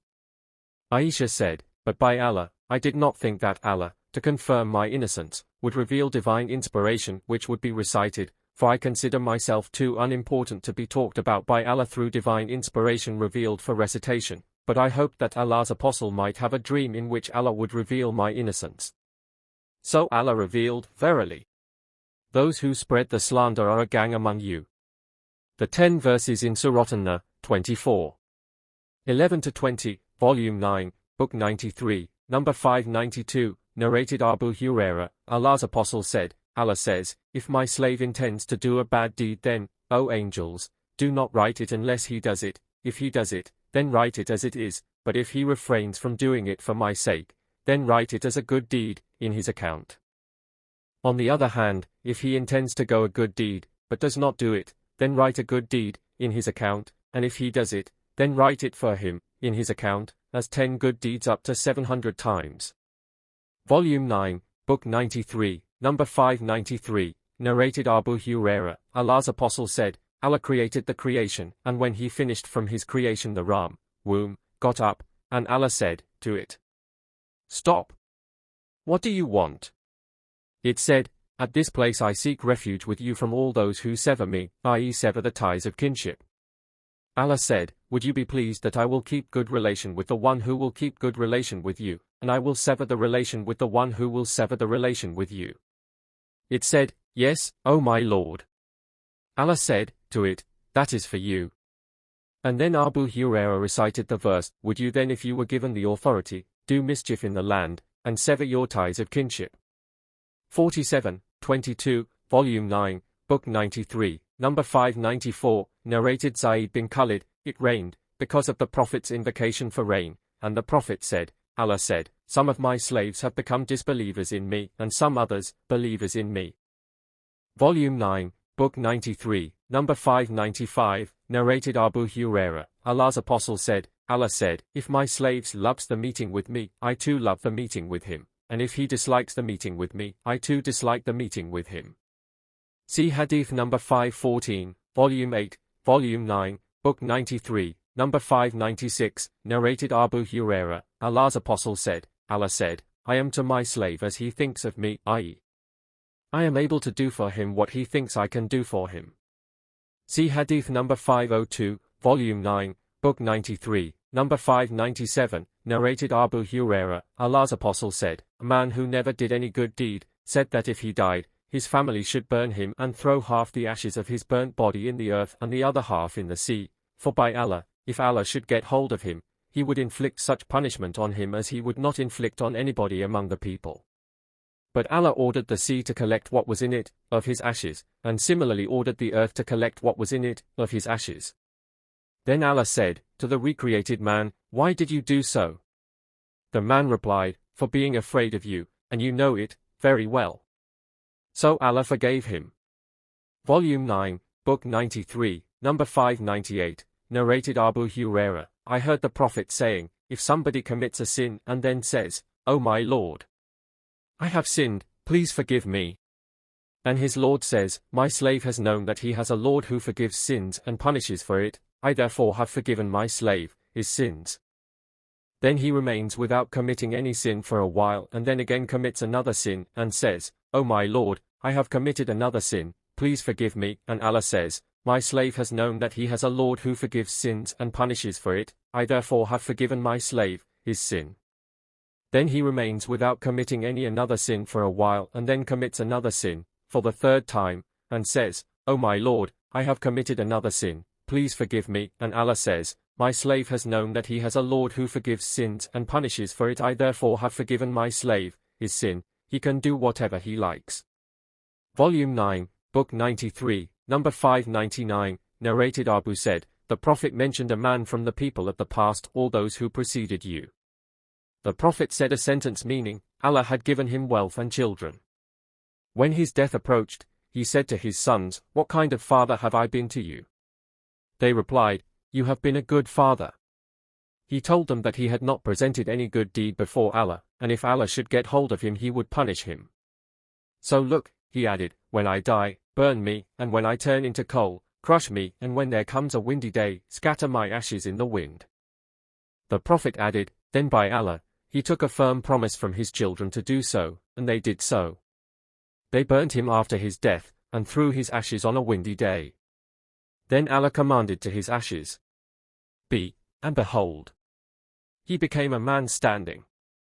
Allah said, O my slave, what made you do what you did? He replied, for fear of you. Nothing saved him then but Allah's mercy, so Allah forgave him. Volume 9, Book 93, number 600, narrated Anas, I heard the Prophet saying, on the day of resurrection I will intercede and say, O my Lord, admit into paradise, even those who have faith equal to a mustard seed in their hearts. Such people will enter paradise, and then I will say, O Allah, admit into paradise, even those who have the least amount of faith in their hearts. Anas then said, as if I were just now looking at the fingers of Allah's Apostle. Volume 9, Book 93, number 601, narrated Ma'bad bin Hilal al-Anzi, we, i.e., some people from Basra gathered and went to Anas bin Malik, and we went in company with Thabit al-Bunani so that he might ask him about the hadith of intercession on our behalf. Behold, Anas was in his palace, and our arrival coincided with his duha prayer. We asked permission to enter and he admitted us while he was sitting on his bed. We said to Thabit, do not ask him about anything else first but the hadith of intercession. He said, O Abu Hamza, there are your brethren from Basra coming to ask you about the hadith of intercession. Anas then said, Muhammad talked to us saying, on the day of resurrection the people will surge with each other like waves, and then they will come to Adam and say, please intercede for us with your Lord. He will say, I am not fit for that, but you'd better go to Abraham as he is the Khalil of the Beneficent. They will go to Abraham and he will say, I am not fit for that, but you'd better go to Moses as he is the one to whom Allah spoke directly. So they will go to Moses and he will say, I am not fit for that, but you'd better go to Jesus as he is a soul created by Allah and his word. And it was, they will go to Jesus and he will say, I am not fit for that, but you'd better go to Muhammad. They would come to me and I would say, I am for that. Then I will ask for my Lord's permission, and it will be given, and then he will inspire me to praise him with such praises as I do not know now. So I will praise him with those praises and will fall down, prostrate before him. Then it will be said, O Muhammad, raise your head and speak, for you will be listened to, and ask, for your will be granted, your request, and intercede, for your intercession will be accepted. I will say, O Lord, my followers. My followers. And then it will be said, Go and take out of hell, fire, all those who have faith in their hearts, equal to the weight of a barley grain. I will go and do so, and return to praise him with the same praises, and fall down, prostrate, before him. Then it will be said, O Muhammad, raise your head and speak, for you will be listened to, and ask, for you will be granted, your request, and intercede, for your intercession will be accepted. I will say, O Lord, my followers. My followers. It will be said, Go and take out of it all those who have faith in their hearts equal to the weight of a small ant or a mustard seed. I will go and do so, and return to praise him with the same praises, and fall down in prostration before him. It will be said, O Muhammad, raise your head and speak, for you will be listened to, and ask, for you will be granted, your request, and intercede, for your intercession will be accepted. I will say, O Lord, my followers. Then he will say, Go and take out all those in whose hearts there is faith even to the lightest mustard seed. Take them out of the fire. I will go and do so. When we left Anas, I said to some of my companions, Let's pass by Al-Hasan who is hiding himself in the house of Abi Khalifa and request him to tell us what Anas bin Malik has told us. So we went to him and we greeted him and he admitted us. We said to him, O Abu said, we came to you from your brother Anas bin Malik and he related to us a hadith about the intercession the like of which I have never heard. He said, What is that? Then we told him of the hadith and said, He stopped at this point, of the hadith. He said, What then? We said, He did not add anything to that. He said, Anas related the hadith to me 20 years ago when he was a young fellow. I don't know whether he forgot or if he did not like to let you depend on what he might have said. We said, O Abu said, Let us know that. He smiled and said, Man was created hasty. I did not mention that, but that I wanted to inform you of it. Anas told me the same as he told you and said that the Prophet added, I then return for a fourth time and praise him similarly and prostrate before him me the same as he, O Muhammad, raise your head and speak, for you will be listened to, and ask, for you will be granted, your request and intercede, for your intercession will be accepted. I will say, O Lord, allow me to intercede for whoever said, None has the right to be worshipped except Allah. Then Allah will say, By my power, and my majesty, and by my supremacy, and by my greatness, I will take out of hell, fire, whoever said, None has the right to be worshipped except Allah. Volume 9, Book 93, Number 602, narrated, Abdullah, Allah's Apostle said, The person who will be the last one to enter paradise and the last to come out of hell, fire, will be a man who will come out crawling, and his Lord will say to him, Enter paradise. He will reply, O Lord, paradise is full. Allah will give him the same order thrice, and each time the man will give him the same reply, i.e., paradise is full. Thereupon Allah will say to him, 10 times of the world is for you. Volume 9, Book 93, Number 603, narrated Adi bin Hatim, Allah's Apostle said, There will be none among you but his Lord will talk to him, and there will be no interpreter between him and Allah.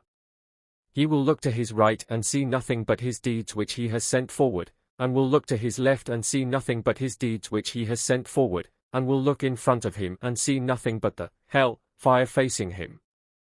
So save yourself from the hell fire even with half a date, given in charity. Al-Amash said, Amr bin Murrah said, Kaithama narrated the same and added, Even with a good word. Volume 9, Book 93, Number 604, narrated, Abdullah, a priest from the Jews came to the Prophet, and said, On the day of resurrection, Allah will place all the heavens on one finger, and the earth on one finger, and the waters and the land on one finger, and all the creation on one finger, and then he will shake them and say, I am the king. I am the king. I saw the Prophet smiling till his premolar teeth became visible, expressing his amazement and his belief in what he had said. Then the Prophet recited, No just estimate have they made of Allah such as due to him, up to, high is he above the partners they attribute to him. 39, 67, Volume 9, Book 93, number 605, narrated Safwan bin Mu'riz, a man asked Ibn Umar, "What have you heard from Allah's apostle regarding a Naja?"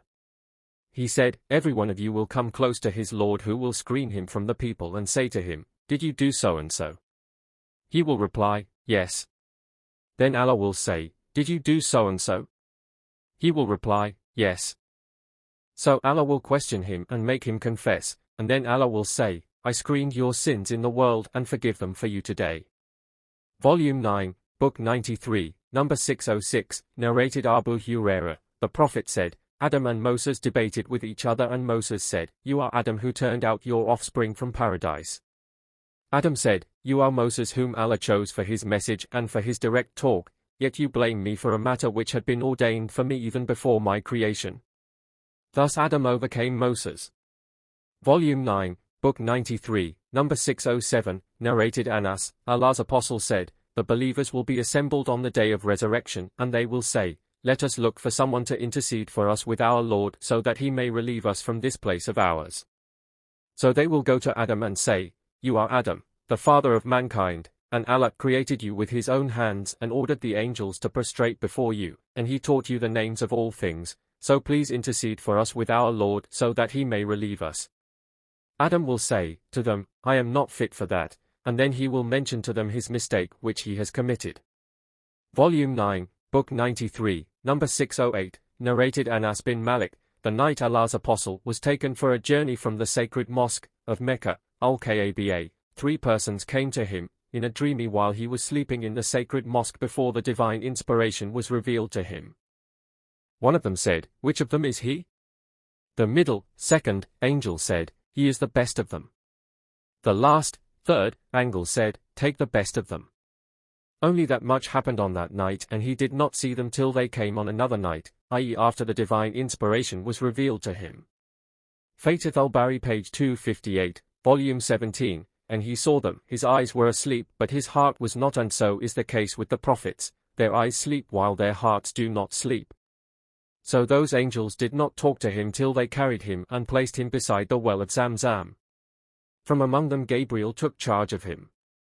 Gabriel cut open the part of his body, between his throat and the middle of his chest, heart, and took all the material out of his chest and abdomen and then washed it with Zamzam water with his own hands till he cleansed the inside of his body, and then a gold tray containing a gold bowl full of belief and wisdom was brought, and then Gabriel stuffed his chest and throat blood vessels with it and then closed it, the chest.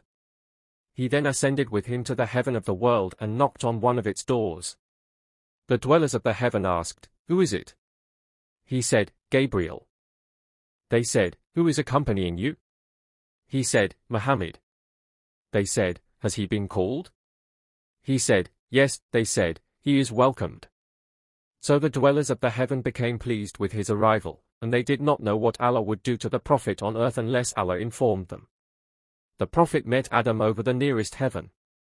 Gabriel said to the Prophet, "He is your father, greet him." The Prophet greeted him, and Adam returned his greeting and said, "Welcome, O my son. Oh, what a good son you are." Behold, he saw 2 flowing rivers while he was in the nearest sky. He asked, "What are these 2 rivers, O Gabriel?" Gabriel said, "These are the sources of the Nile and the Euphrates." Then Gabriel took him around that heaven, and behold, he saw another river at the bank of which there was a palace built of pearls and emerald. He put his hand into the river and found its mud like musk adfar. He asked, "What is this, O Gabriel?" Gabriel said, "This is the Kauthar which your Lord has kept for you." Then Gabriel ascended, with him, to the second heaven, and the angels asked the same questions as those on the first heaven, i.e., "Who is it?" Gabriel replied, "Gabriel." They asked, "Who is accompanying you?" He said, "Muhammad." They asked, "Has he been sent for?" He said, "Yes." Then they said, "He is welcomed." Then he, Gabriel, ascended with the Prophet to the third heaven, and the angels said the same as the angels of the first and the second heavens had said. Then he ascended with him to the fourth heaven, and they said the same. And then he ascended with him to the fifth heaven, and they said the same. And then he ascended with him to the sixth heaven, and they said the same. Then he ascended with him to the seventh heaven, and they said the same. On each heaven there were prophets whose names he had mentioned and of whom I remember Idris on the second heaven, Aaron on the fourth heavens, another prophet whose name I don't remember, on the fifth heaven, Abraham on the sixth heaven, and Moses on the seventh heaven because of his privilege of talking to Allah directly. Moses said to Allah, O Lord, I thought that none would be raised up above me. But Gabriel ascended with him, the prophet, for a distance above that, the distance of which only Allah knows, till he reached the lote tree, beyond which none may pass, and then the irresistible, the Lord of honor and majesty approached and came closer till he, Gabriel, was about 2 bow lengths or, even, nearer. It is said that it was Gabriel who approached and came closer to the prophet. Fath al-Bari page 263, 264, volume 17. Among the things which Allah revealed to him then, was, 50 prayers were enjoined on his followers in a day and a night. Then the prophet descended till he met Moses, and then Moses stopped him and asked, O Muhammad, what did your Lord enjoin upon you? The prophet replied, He enjoined upon me to perform 50 prayers in a day and a night. Moses said, Your followers cannot do that, go back so that your Lord may reduce it for you and for them. So the prophet turned to Gabriel as if he wanted to consult him about that issue. Gabriel told him of his opinion, saying, Yes, if you wish. So Gabriel ascended with him to the irresistible and said while he was in his place, O Lord, please lighten our burden as my followers cannot do that. So Allah deducted for him 10 prayers, whereupon he returned to Moses, who stopped him again and kept on sending him back to his Lord till the enjoined prayers were reduced to only 5 prayers. Then Moses stopped him when the prayers had been reduced to 5 and said, O Muhammad, by Allah, I tried to persuade my nation, Bani Israel, to do less than this, but they could not do it and gave it up. However, your followers are weaker in body, heart, sight and hearing, so return to your Lord so that he may lighten your burden. The prophet turned towards Gabriel for advice, and Gabriel did not disapprove of that. So he ascended with him for the 5th time. The prophet said, O Lord, my followers are weak in their bodies, hearts, hearing and constitution, so lighten our burden. On that the irresistible said, O Muhammad, the prophet replied, Labbaik and Sadaik. Allah said, the word that comes from me does not change, so it will be as I enjoined on you in the mother of the book. Allah added, every good deed will be rewarded as 10 times, so it is 50 prayers in the mother of the book in reward, but you are to perform only 5 in practice. The prophet returned to Moses, who asked, What have you done? He said, He has lightened our burden, He has given us for every good deed a 10-fold reward. Moses said, By Allah, I tried to make Bani Israel observe less than that, but they gave it up. So go back to your Lord that he may lighten your burden further. Allah's apostle said, O Moses, by Allah, I feel shy of returning too many times to my Lord. On that Gabriel said, Descend in Allah's name. The prophet then woke while he was in the sacred mosque at Mecca. Volume 9, Book 93, number 609, narrated Abu Sa'id al-Khudri. The prophet said, Allah will say to the people of paradise, O the people of paradise. They will say, Labbaik, O our Lord, and Sadaik, and all the good is in your hands. Allah will say, You satisfied? They will say, Why shouldn't we be satisfied, O our Lord, as you have given us what you have not given to any of your created beings? He will say, Shall I not give you something better than that? They will say, O our Lord, what else could be better than that? He will say, I bestow my pleasure on you and will never be angry with you after that. Volume 9, Book 93, number 610, narrated Abu Hurairah. Once the Prophet was preaching while a Bedouin was sitting there. The Prophet said, A man from among the people of paradise will request Allah to allow him to cultivate the land. Allah will say to him, Haven't you got whatever you desire? He will reply, Yes, but I like to cultivate the land. Allah will permit him, and he will sow the seeds, and within seconds the plants will grow and ripen, and the yield will be harvested and piled in heaps like mountains. On that Allah will say to him, Take, here you are, O son of Adam, for nothing satisfies you. On that the Bedouin said, O Allah's apostle, such man must be either from Quraysh or from Ansar, for they are farmers while we are not. On that Allah's apostle smiled. Volume 9, Book 93, number 611, narrated Abdullah. I asked Allah's apostle, what is the biggest sin in the sight of Allah? He said, to set up rivals unto Allah though He alone created you. I said, in fact, that is a tremendous sin, and added, what next? He said, to kill your son being afraid that he may share your food with you. I further asked, what next? He said, to commit illegal sexual intercourse with the wife of your neighbor. Volume 9, Book 93, number 612, narrated Abdullah, 2 person of Bani Taqif and 1 from Quraysh, or 2 persons from Quraysh and 1 from Bani Taqif, who had fat bellies but little wisdom, met near the Kaaba. One of them said, did you see that Allah hears what we say? The other said, He hears us if we speak aloud, but He does not hear if we speak in stealthy quietness, softly. The third fellow said, if He hears when we speak aloud, then He surely hears us if we speak in stealthy quietness, softly. So Allah revealed the verse, and you have not been screening against yourselves, lest your ears, and your eyes and your skins should testify against you. 41:22, Volume 9, Book 93, number 613, narrated Ikrimah, Ibn Abbas said, how can you ask the people of the scriptures about their books while you have Allah's book, the Quran, which is the most recent of the books revealed by Allah, and you read it in its pure undistorted form?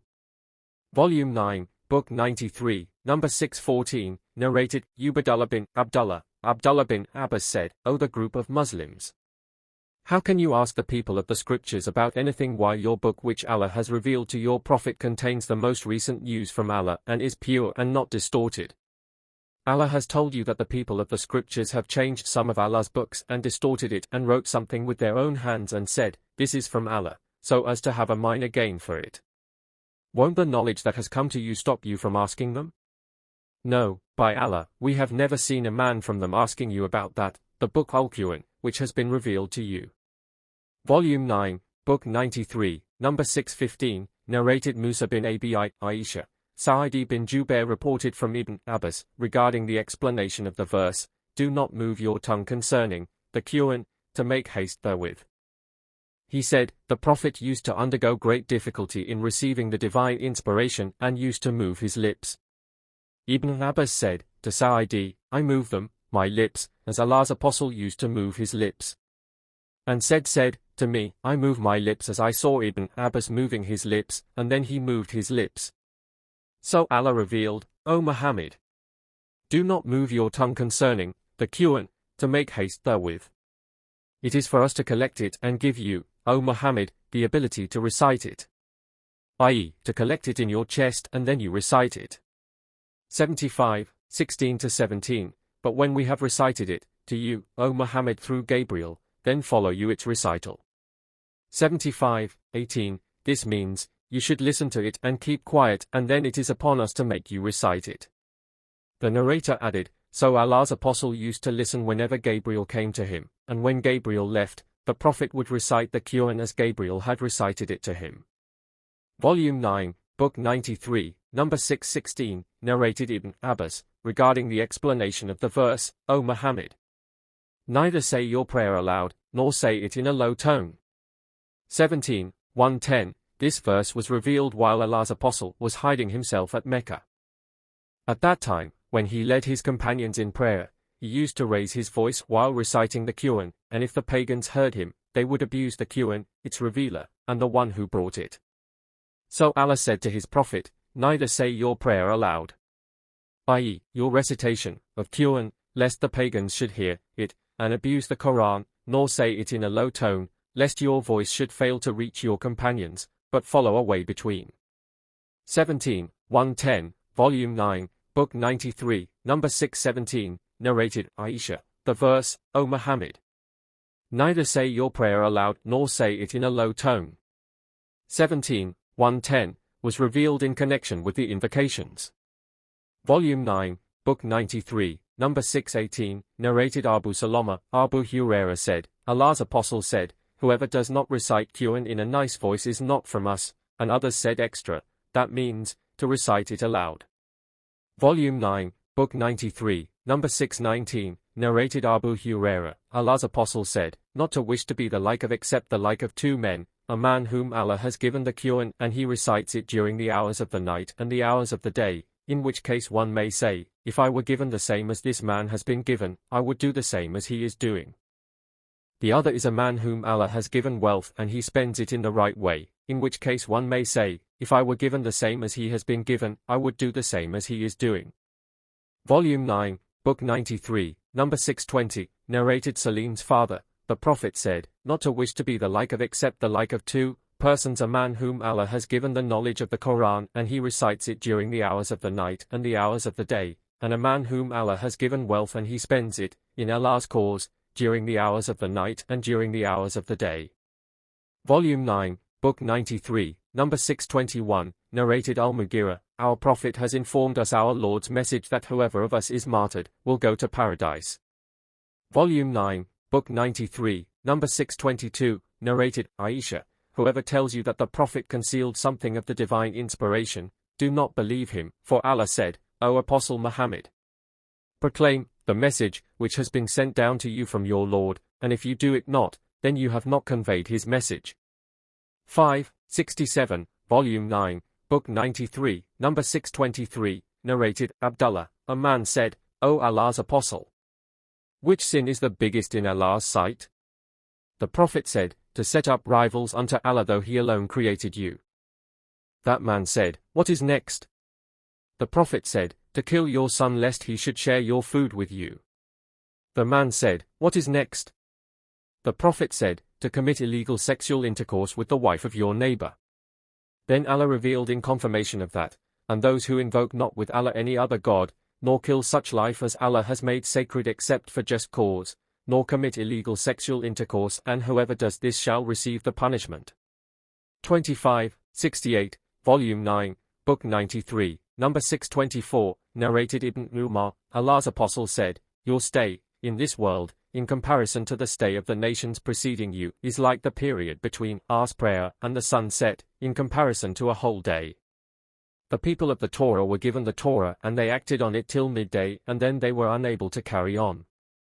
And they were given a reward equal to 1 qirat each. Then the people of the Gospel were given the Gospel and they acted on it till Asr prayer and then they were unable to carry on, so they were given la reward equal to 1 qirat each. Then you were given the Quran and you acted on it till sunset, therefore you were given a reward equal to 2 qirats each.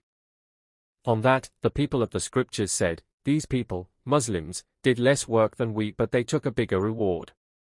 Allah said to them, have I done any oppression to you as regards your rights? They said, no. Then Allah said, that is my blessing which I grant to whomsoever I will. Volume 9, Book 93, number 625, narrated Ibn Mas'ud, a man asked the Prophet, what deeds are the best? The Prophet said, 1. To perform the daily compulsory prayers at their early, stated fixed times. 2. To be good and dutiful to one's own parents.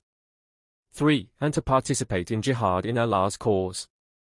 Volume 9, Book 93, number 626, narrated Al-Hasan, Amr bin Taglib said, some property was given to the Prophet and he gave it to some people and withheld it from some others. Then he came to know that they, the latter, were dissatisfied. So the Prophet said, I give to one man and leave, do not give, another, and the one to whom I do not give is dearer to me than the one to whom I give. I give to some people because of the impatience and discontent present in their hearts, and leave other people because of the content and goodness Allah has bestowed on them, and one of them is Amr bin Taglib. Amr bin Taglib said, the sentence which Allah's Apostle said in my favor is dearer to me than the possession of nice red camels. Volume 9, Book 93, number 627, narrated Anas, the Prophet said, my Lord says, if my slave comes nearer to me for a span, I go nearer to him for a cubit, and if he comes nearer to me for a cubit, I go nearer to him for the span of outstretched arms, and if he comes to me walking, I go to him running. Volume 9, Book 93, number 628, narrated Abu Hurairah, perhaps the Prophet mentioned the following, as Allah's saying, if my slave comes nearer to me for a span, I go nearer to him for a cubit, and if he comes nearer to me for a cubit, I go nearer to him for the span of outstretched arms. See Hadith number 502, Volume 9, Book 93, number 629, narrated Abu Hurairah, the Prophet said that your Lord said, every sinful deed can be expiated, and the fast is for me, so I will give the reward for it, and the smell which comes out of the mouth of a fasting person is better in Allah's sight than the smell of musk. See Hadith number 584, Volume 9, Book 93, number 630, narrated Ibn Abbas. The Prophet said that his Lord said, "It does not befit a slave that he should say that he is better than Jonah, Yunus, bin Matta." Volume 9, Book 93, number 631, narrated Shubi'a. Muawiyah bin Qurra reported that Abdullah bin al-Maghfal al-Muzani said, "I saw Allah's Apostle on the day of the conquest of Mecca, riding his she-camel and reciting Surat al-Fath, 48, or part of Surat al-Fath.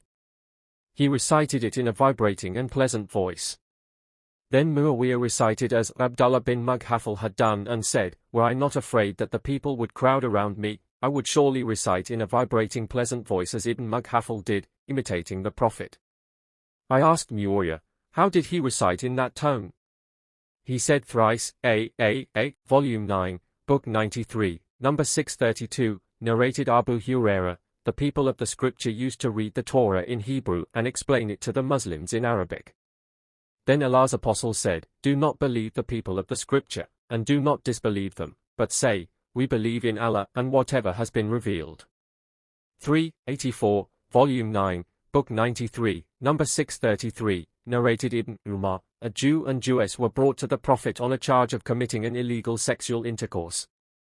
The Prophet asked the Jews, "What do you, usually, do with them?" They said, "We blacken their faces and disgrace them." He said, "Bring here the Torah and recite it, if you are truthful." They fetched it and came and asked a one-eyed man to recite. He went on reciting till he reached a portion on which he put his hand. The Prophet said, "Lift up your hand." He lifted his hand up and behold, there appeared the verse of Ar-Rajm, stoning of the adulterers to death. Then he said, "O Muhammad, they should be stoned to death, but we conceal this divine law among ourselves." Then the Prophet ordered that the two sinners be stoned to death, and they were stoned to death, and I saw the man protecting the woman from the stones. See Hadith number 809, Volume 8, Volume 9, Book 93, number 634, narrated Abu Hurairah, that he heard the Prophet saying, "Allah does not listen to anything as he listens to the recitation of the Quran by a prophet who recites it in attractive audible sweet-sounding voice." Volume 9, Book 93, number 635, narrated Aisha. When the slanderers said what they said about her, I went to my bed knowing at that time that I was innocent and that Allah would reveal my innocence. But by Allah, I never thought that Allah would reveal in my favor a revelation which would be recited, for I considered myself too unimportant to be talked about by Allah in the divine revelation that was to be recited. So Allah revealed the 10 verses of Surat An-Nur. Those who brought a false charge. 24, 11-20, Volume 9, Book 93, number 636, narrated Al-Bara. I heard the Prophet reciting Surat At-Tin was Satan, by the fig and the olive, in the Isha prayer, and I have never heard anybody with a better voice or recitation than his. Volume 9, Book 93, number 637, narrated Ibn Abbas. The Prophet was hiding himself in Mecca and used to recite the Quran in a loud voice. When the pagans heard him, they would abuse the Quran and the one who brought it. So Allah said to his Prophet, "Neither say your prayer aloud, nor say it in a low tone." 17, 110, Volume 9, Book 93, number 638, narrated Abdullah bin Abdurrahman, that Abu Sa'id al-Khudri said to him, "I see that you like sheep and the desert. So when you are looking after your sheep or when you are in the desert and want to pronounce the adhan, raise your voice, for no jinn, human being or any other things hear the muaddin's voice but will be a witness for him on the day of resurrection." Abu Sa'id added, "I heard this from Allah's Apostle." Volume 9, Book 93, number 639, narrated Aisha. The Prophet used to recite the Quran with his head in my lap while I used to be in my periods, having menses. Volume 9, Book 93, number 640, narrated Umar bin al-Khattab. I heard Hisham bin Hakim reciting Surat al-Furqan during the lifetime of Allah's Apostle. I listened to his recitation and noticed that he was reciting in a way that Allah's Apostle had not taught me. I was about to jump over him while he was still in prayer, but I waited patiently, and when he finished his prayer, I put my sheep round his neck, and pulled him, and said, "Who has taught you this surah which I have heard you reciting?" Hisham said, "Allah's Apostle taught it to me." I said, "You are telling a lie, for he taught it to me in a way different from the way you have recited it." Then I started leading, dragged him to Allah's apostle and said, to the Prophet, "I have heard this man reciting Surat al-Furqan in a way that you have not taught me." The Prophet said, "O Umar, release him. Recite, O Hisham." Hisham recited in the way I heard him reciting. Allah's apostle said, "It was revealed like this." Then Allah's apostle said, "Recite, O Umar." I recited in the way he had taught me, whereupon he said, "It was revealed like this," and added, "The Quran has been revealed to be recited in 7 different ways, so recite of it whichever is easy for you."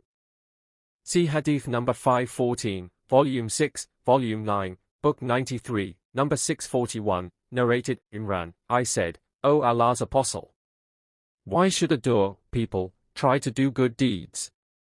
The Prophet said, "Everybody will find easy to do such deeds as will lead him to his destined place for which he has been created." Volume 9, Book 93, number 642, narrated, Ali. While the Prophet was in a funeral procession, he took a stick and started scraping the earth with it and said, "There is none of you but has his place assigned either in hell or in paradise." They, the people, said, "Shall we not depend upon that, and give up doing any deeds?"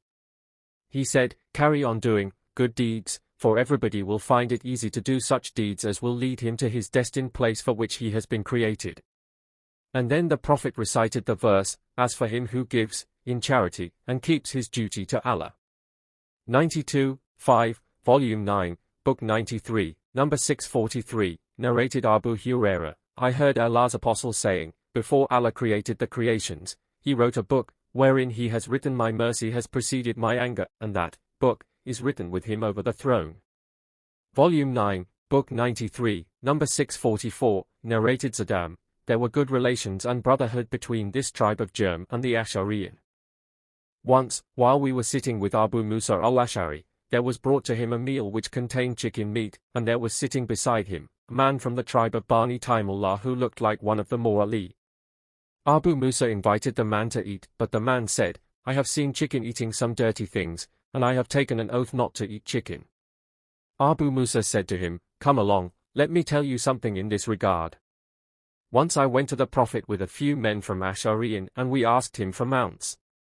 The Prophet said, "By Allah, I will not mount you on anything, besides I do not have anything to mount you on." Then a few camels from the war booty were brought to the Prophet, and he asked about us, saying, "Where are the group of Ash'ariyin?" So he ordered for 5 fat camels to be given to us, and then we set out. We said, "What have we done?" Allah's apostle took an oath that he would not give us anything to ride and that he had nothing for us to ride, yet he provided us with mounts. We made Allah's apostle forget his oath. By Allah, we will never be successful. So we returned to him and reminded him of his oath. He said, "I have not provided you with the mount, but Allah has done so. By Allah, I may take an oath to do something, but on finding something else which is better, I do that which is better and make the expiation for my oath." Volume 9, Book 93, number 645, narrated Ibn Abbas. The delegates of Abdul Qais came to Allah's apostle and said, "The pagans of the tribe of Muda intervene between you and us, therefore we cannot come to you except in the holy months.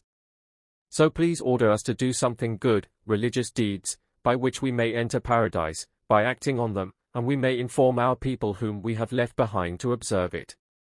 The Prophet said, "I order you to do 4 things and forbid you from 4 things. I order you to believe in Allah." Do you know what is meant by belief in Allah? It is to testify that none has the right to be worshipped except Allah, to offer prayers perfectly, to give zakat, and to give al-kumus, 1/5 of the war booty, in Allah's cause. And I forbid you 4 things, i.e., do not drink alcoholic drinks, ad-dubba, and nakir, pitched water skins, az-zuruf, al-musafat and al-hantam, names of utensils used for the preparation of alcoholic drinks. See Hadith number 50, Volume 1, Volume 9, Book 93, number 646, narrated Aisha. Allah's apostle said, "The painter of these pictures will be punished on the day of resurrection, and it will be said to them, make alive what you have created." Volume 9, Book 93, number 647, narrated Ibn Umar. The Prophet said, "The painters of these pictures will be punished on the day of resurrection, and it will be said to them, make alive what you have created." Volume 9, Book 93, number 648, narrated Abu Huraira. I heard the Prophet saying, Allah said, who are most unjust than those who try to create something like my creation? I challenge them to create even a smallest ant, a wheat grain or a barley grain. Volume 9, Book 93, number 649, narrated Abu Musa. The Prophet said, the example of a believer who recites the Quran is that of a citron, a citrus fruit, which is good in taste and good in smell. And the believer who does not recite the Quran is like a date which has a good taste but no smell. And the example of an impious person who recites the Quran is that of arihana, an aromatic plant, which smells good but is bitter in taste. And the example of an impious person who does not recite the Quran is that of a colocynth which is bitter in taste and has no smell. Volume 9, Book 93, number 650, narrated Aisha. Some people asked the Prophet regarding the soothsayers. He said, they are nothing. They said, O Allah's Apostle, some of their talks come true. The Prophet said, that word which happens to be true is what a jinn snatches away by stealth from the heaven and pours it in the ears of his friend, the foreteller, with a sound like the cackling of a hen. The soothsayers then mix with that word 100 lies. Volume 9, Book 93, number 651, narrated Abu Sa'id al-Khudri. The Prophet said, there will emerge from the east some people who will recite the Quran, but it will not exceed their throats, and who will go out of, renounce, the religion, Islam, as an arrow passes through the game, and they will never come back to it unless the arrow comes back to the middle of the bow, by itself, i.e., impossible. The people asked, what will their signs be? He said, their sign will be the habit of shaving, of their beards. Fatih al-Bari, page 322, volume 17, volume 9, book 93, number 652, narrated Abu Huraira. The Prophet said, there are two words which are dear to the Beneficent, Allah, and very light, easy, for the tongue, to say, but very heavy in weight in the balance. They are, Subhan Allah wa bihamdihi, and Subhan Allah al-Azim. See Hadith No. 673, Volume 8. The END asterisk asterisk asterisk asterisk asterisk asterisk asterisk asterisk asterisk asterisk asterisk asterisk asterisk asterisk asterisk I'm Julie, the woman who runs Global Grey, the website where this ebook was published. These are my own formatted editions, and I hope you enjoyed reading this particular one. If you have this book because you bought it as part of a collection, thank you so much for your support. If you downloaded it for free, please consider, if you haven't already, making a small donation to help keep the site running. If you bought this from Amazon or anywhere else, you have been ripped off by someone taking free ebooks from my site and selling them as their own. You should definitely get a refund. Thanks for reading this, and I hope you visit the site again. New books are added regularly, so you'll always find something of interest. Smiley face.